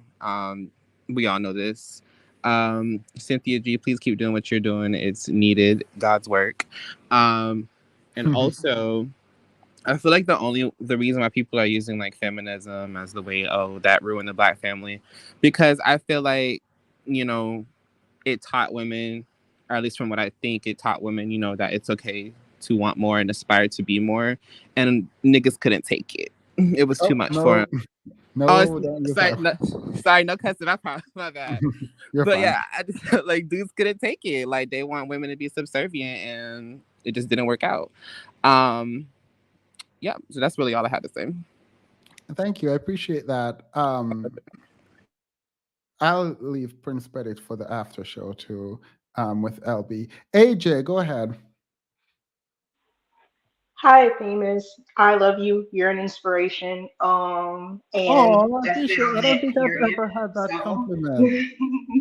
so I just wanted to say something really quickly. Black women, we have to be okay with letting Black men fail. We have to be okay with letting them get their ideas out. And if it isn't up to snuff, being okay with cutting them off from ourselves and disavowing them and going about our merry way, because viewing for them is not going to work. Trying to carry them on the promised land on our backs is not going to work. And as you can see, they don't even appreciate it anyway. So take that energy, put it on yourself, put it on your nieces, put it on your nephews, put it on your cousins, but don't do it for Black men because they're not going to reciprocate. The funny thing is, that lady, thank you, AJ, that lady that came on here and critiqued me, which fair enough, I will consider these critique more, but it's interesting because her presence only makes me want to do this more, right? Because it shows that Black women are going to show up and defend Black men regardless. like that's just what's going to happen. And like her presence here also reaffirms that like I need to also do more. Like she's willing to say, look, I'm going to come up here and defend Black men.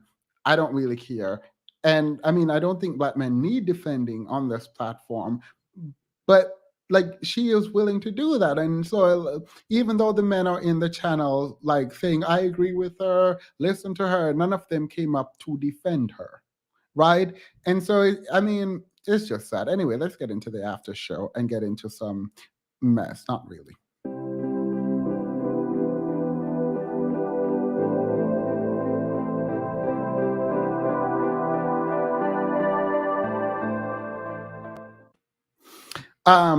So by the way, Sinji, I did like you on Fox Soul, the last one. I've been skipping through it because it's been really annoying to watch. So like, if you're frustrated with it, well, not just Fox Soul generally, but like that segment really annoyed me. So like, I get that. I do, however, like I'm thinking about the platform and kind of how I want to go about this. And I am going to completely switch from attempting to talk to Black men. And I know that that's when they're going to pop up to try to derail the conversation about Black. Like, I'm going to just attempt to talk to Black women about, like, not talk to them about anything, but like celebrate and give what I have in terms of resources and for the meetups that we will have on Zoom. But I was wondering, do you think there is going to be a change in like the manosphere? Like, I feel like you've been interacting with the manosphere.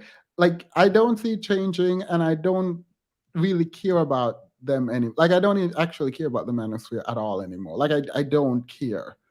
I don't see them as useful anymore as a collective. I think that a lot of them aren't going to change. I think they're going to pretend to because they know that they're being investigated. I think they're going to pretend to for as long as they get comfortable, and then they'll go back to doing what they do because at the end of the day, it makes them money. That's their bread and butter. So I don't think they can even hold off for that long. I think they're just pretending to. Yeah. Because I am done responding to men asking me to come up because they don't come up and I'm not going to meet them side one way. The thing though is, even with the topic, I knew what I was doing, but then in the beginning I decided to derail it because I didn't want men to come up and me pretend like I don't know what's happening to get them to explain their position as I've done before. So I didn't do that. Whatever. I'm going to skip that and get to this. Are you, Prince Petty and Sinji, will you guys be available on Sunday for the discussion at 6:30? I probably am not going to be available this Sunday. I can next Sunday though. All right, I will look into next Sunday. I don't know what's happening next Sunday, but I will email you guys to schedule that then. In Imani? Yes, hello. Hello. Hi. Hi, sorry. Is everything okay? Did you have something to input? I cannot, well, first of all, let me just say I am so glad that you allowed me to even be on the show. I'm a newcomer as well, new to being live on YouTube, but I have been looking at your platform for almost a year now. And I cannot believe that I am in the same chat with the wonderful Miss Cynthia G. I'm honored to be in this space because of the fact that I just want to say that Cynthia G, I found out about you by way of my mother, who's in her 60s. A 60-some-odd-year-old woman turned me onto you. And ever since, my mother showed me one of your videos and we had a damn good conversation about it. I was hooked ever since. I'm an older Black male, and wow, I'm just overwhelmed right now. Sorry. Well, thank you. I mean, I'm like, Yeah, I'm just a person. You don't have to be overwhelmed. Okay. No, I mean, Oh, it's a wonderful feeling because I just want to say that I honestly believe that you are heaven sent because what you are doing is that you are awakening the eyes of Black people. And when you awake from a slumber, that slumber, depending on how long that you have been in that slumber, can sometimes be a very traumatic event because when you open your eyes, you don't know what you're going to see. And when you don't know what you're going to see, you do not know how you're going to react to it. And so I just want to say thank you for these conversations. These conversations are needed.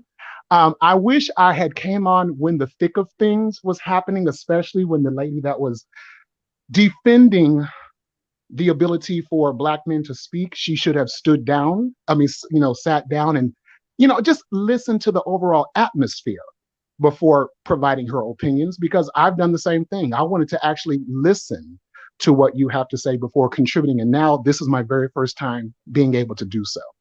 And so this conversation is very uncomfortable, but it's one that is very well needed. And so, as someone who is coming onto YouTube for the very first time and being in the presence of two people who I think is very, very beneficial to the Black community overall, I just want to say that these conversations are needed and you cannot stop this work because once you start to awaken people, they cannot go back to sleep. And so who knows what's going to happen there afterwards as a result of this work. And that's all that I wanted to say. Thank you so much. I'm so thankful to be here. No, thank you, because I don't think I've ever thought about the trauma that it has to be, for essentially your entire reality to be reshaped, or for somebody to be saying, let me reshape your reality, and you don't even know them. And Honey, let me so tell you something. I never thought about that. When you did that last Fox Soul, not the one with Mr. Umar, Lord have mercy, but when you did the last one with the replacement for Tammy Mack, Mm-hmm.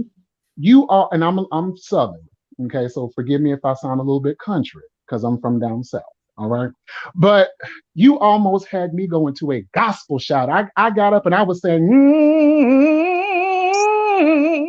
I mean, you had me going there because you took it to church. You understand me? Thank you. And when you were speaking, that poor young man, bless his heart, he couldn't even say and articulate what he needed to say at that time. But when you spoke, Cynthia, let me tell you something. You were speaking directly to those older women. And so much so that when Janet was her name, the woman that was in the upper right-hand corner of the screen, she got lost in the conversation because, and even she said so herself, she was like, oh my goodness, I'm sorry. I didn't know that there was a question being asked of me because I was lost in the conversation. I wished that I could have traveled into the recesses of her mind to see what she was thinking in that moment. Because the points that you were making in that video, or when you was doing that interview, I could almost imagine and see Janet, that was her name, travel back in her mind to all the times when she fell victim to Black male worship. And if you noticed in that video, for those who are familiar with it and that they had watched it, the doctor that was right above Cynthia's head echoed every single point that she made during that telecast. So much so that even Janet had to sit back because she knew in her mind that what Cynthia was saying was true. And baby, when Cynthia dropped that bomb before the host went to break, talking about that Black people should separate, that right there was like busting open the windows of heaven. Because when Cynthia said what she said at that time, what that did was open up a new realm as to whether or not Black men are going to fully accept the destruction that they themselves have caused in the community. And that's the reason why, Themis, that's why this whole conversation is so difficult to have. We as Black people, and honey, I've been this color all my life. We as Black people, we don't like our dirty laundry being aired. There's a saying that's said in most Black households, which is, don't talk about what goes on in this house. Y'all have heard that saying, right? Mm-hmm. And because of the fact that we are now discussing what is going on in this house, we don't like what it is that we now hear, but we all know that it exists. It's time for us as brothers to finally admit what's been going on in this house for far too long. I'm not going to preach, but I mean, I just wanted to get on here just real quick and just touch on y'all and thank y'all and just bless y'all and continue the work that you're doing, because eventually what's going to happen is that either we are going to have to change or we are going to perish. There is no other option. Period. Thank you. To be fair, I really like hearing someone, a man specifically, but anyone just really sitting down to give a compliment to you, Sin. And the reason is very simple.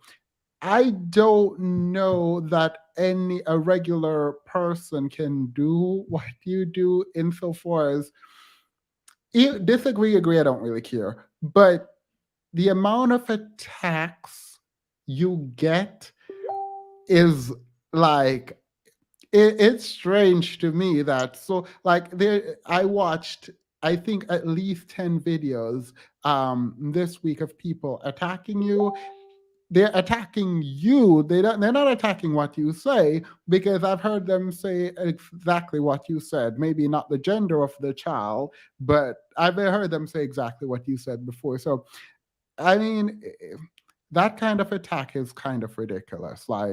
So hearing someone say, look, I like uncovering what is behind the curtains and being exposed so we can fix it. I like that.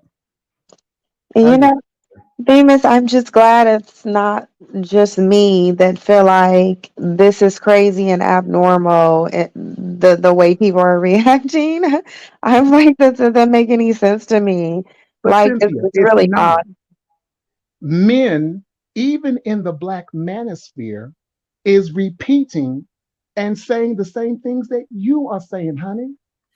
They're saying and agreeing. Now, they may say it in a different way, but at the end of the day, the points that you're making is still the same. What really is at issue here is the embarrassment, because we have to come to terms with what has happened historically. And when you have to, take in the reality and the truth of what really is, then what happens is when you stand in it and you have to admit it, then you have to then go out in that world and then try to rebuild based on what has been broken. And I don't think that collectively, we as Black men are ready to accept the weight and the responsibility of how broken this thing is and the work that's going to be needed in order to repair it. Yeah. Period. I mean, that we can end that there. Thank you, Infinite. I was very skeptical because you've never been on, I don't think. I was like, oh my God, what is going to happen? But I appreciate that. LB, your final words, and Petty, and then Finji. Okay. So it's so funny that he came up and did that, because I actually wanted to do something along those lines. Nothing like what he did. That was really beautiful to share that. But I did want to say, as far as Sinji, like, I know some people feel like she's extreme and that it's like it's too much or too extreme, or that she has some sort of secret hatred or something in her heart. And even if she did, that would be irrelevant. But I do want to say, as somebody who's watched Sinji for a long time, longer than I've been on TNT, which is like since the beginning. But I myself was a huge fan. I got mad at something she said and left for a long time and came back to her through Themis. And I realized that what it was, in reflection, I realized that what it was that I still had a little bit of that illness in me where I wanted to defend. And I have a personal rule of not being loyal to the disloyal. And I tell my students all the time, don't be loyal to the disloyal. Like, you have all these ties, these loyalties, whether it's to a group of friends or gang or your culture or whatever. But if they're not being loyal to you, then you don't have an obligation to stand by them. And so what I will say is that Sinji might be an acquired taste for some people. And that's just what it's going to be. But I will say, like, directly to you, Sin, while I still have my moments, because, like, I'm a little plagued. Well, I still have my moments occasionally. Even if I get like slightly triggered in a moment, I still am willing to hear you out, because one thing that you've never done is lie. I've never caught you in a lie, and everything you say is sound to me, like, as far as I've seen. And to say it's just an opinion, well, it's an opinion of somebody who has a degree in philosophy and a degree in law. Like, her arguments are sound, if nothing else. And so with that said, that was that on that, as Themis would put it. And then there was one other thing, Themis, if you don't mind, one more thing about the whole, like, me coming back thing. Go ahead. Okay. So what I did want to say to the two people in the chat that seemed very, very bothered is that what happened between me and me and me not me is between me and me not me. I did address it publicly because there's people in the chat that are still hurt. And I do want you guys to know that I genuinely reflected on that. And I am sorry for how that came out, because I hurt a lot more people than I even intended to reach. And that was a low moment. And so if anybody feels like they need an apology, feel free to reach out to me. thatmodlb@gmail. I'm going to regret this. And then also, I want to say that I think that when we have these, like, public things, the appropriate reaction to publicly attacking and embarrassing somebody isn't to demand that they come back so that you can apologize to them.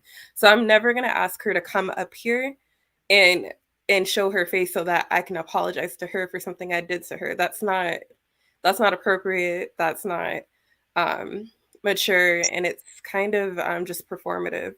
So if I talk to her in private and she feels like she still wants a public situation around it, then we can do that, because I feel like I owe that to her. I may not, but I feel that way. But what I'm not going to do is demand that somebody comes up here after I publicly attack and embarrass, possibly embarrass them.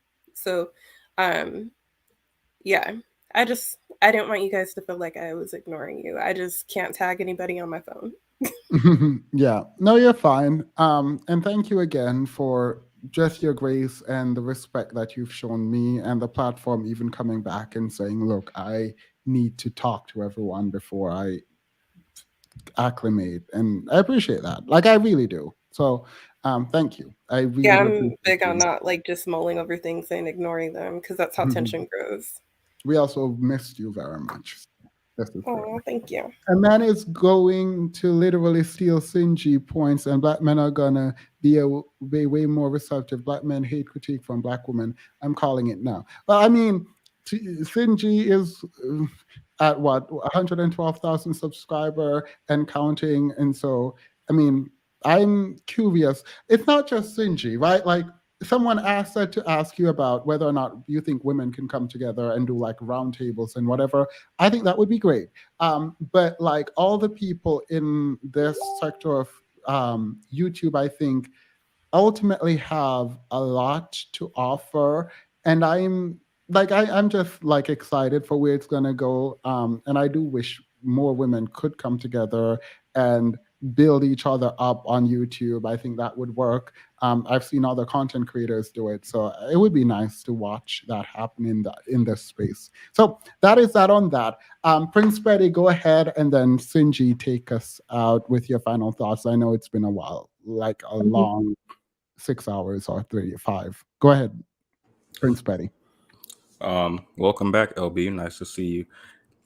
I wanted to point out something my grandma said to me when I was young. She said, sometimes God will do something for you that you didn't know you needed. And the way Infinite just came up here and gave something that I didn't know I needed to get, but I got it. That was pretty nice. He's like TD Jakes, but with accountability. So it's pretty nice. I can't with you. Not he's like TDJ.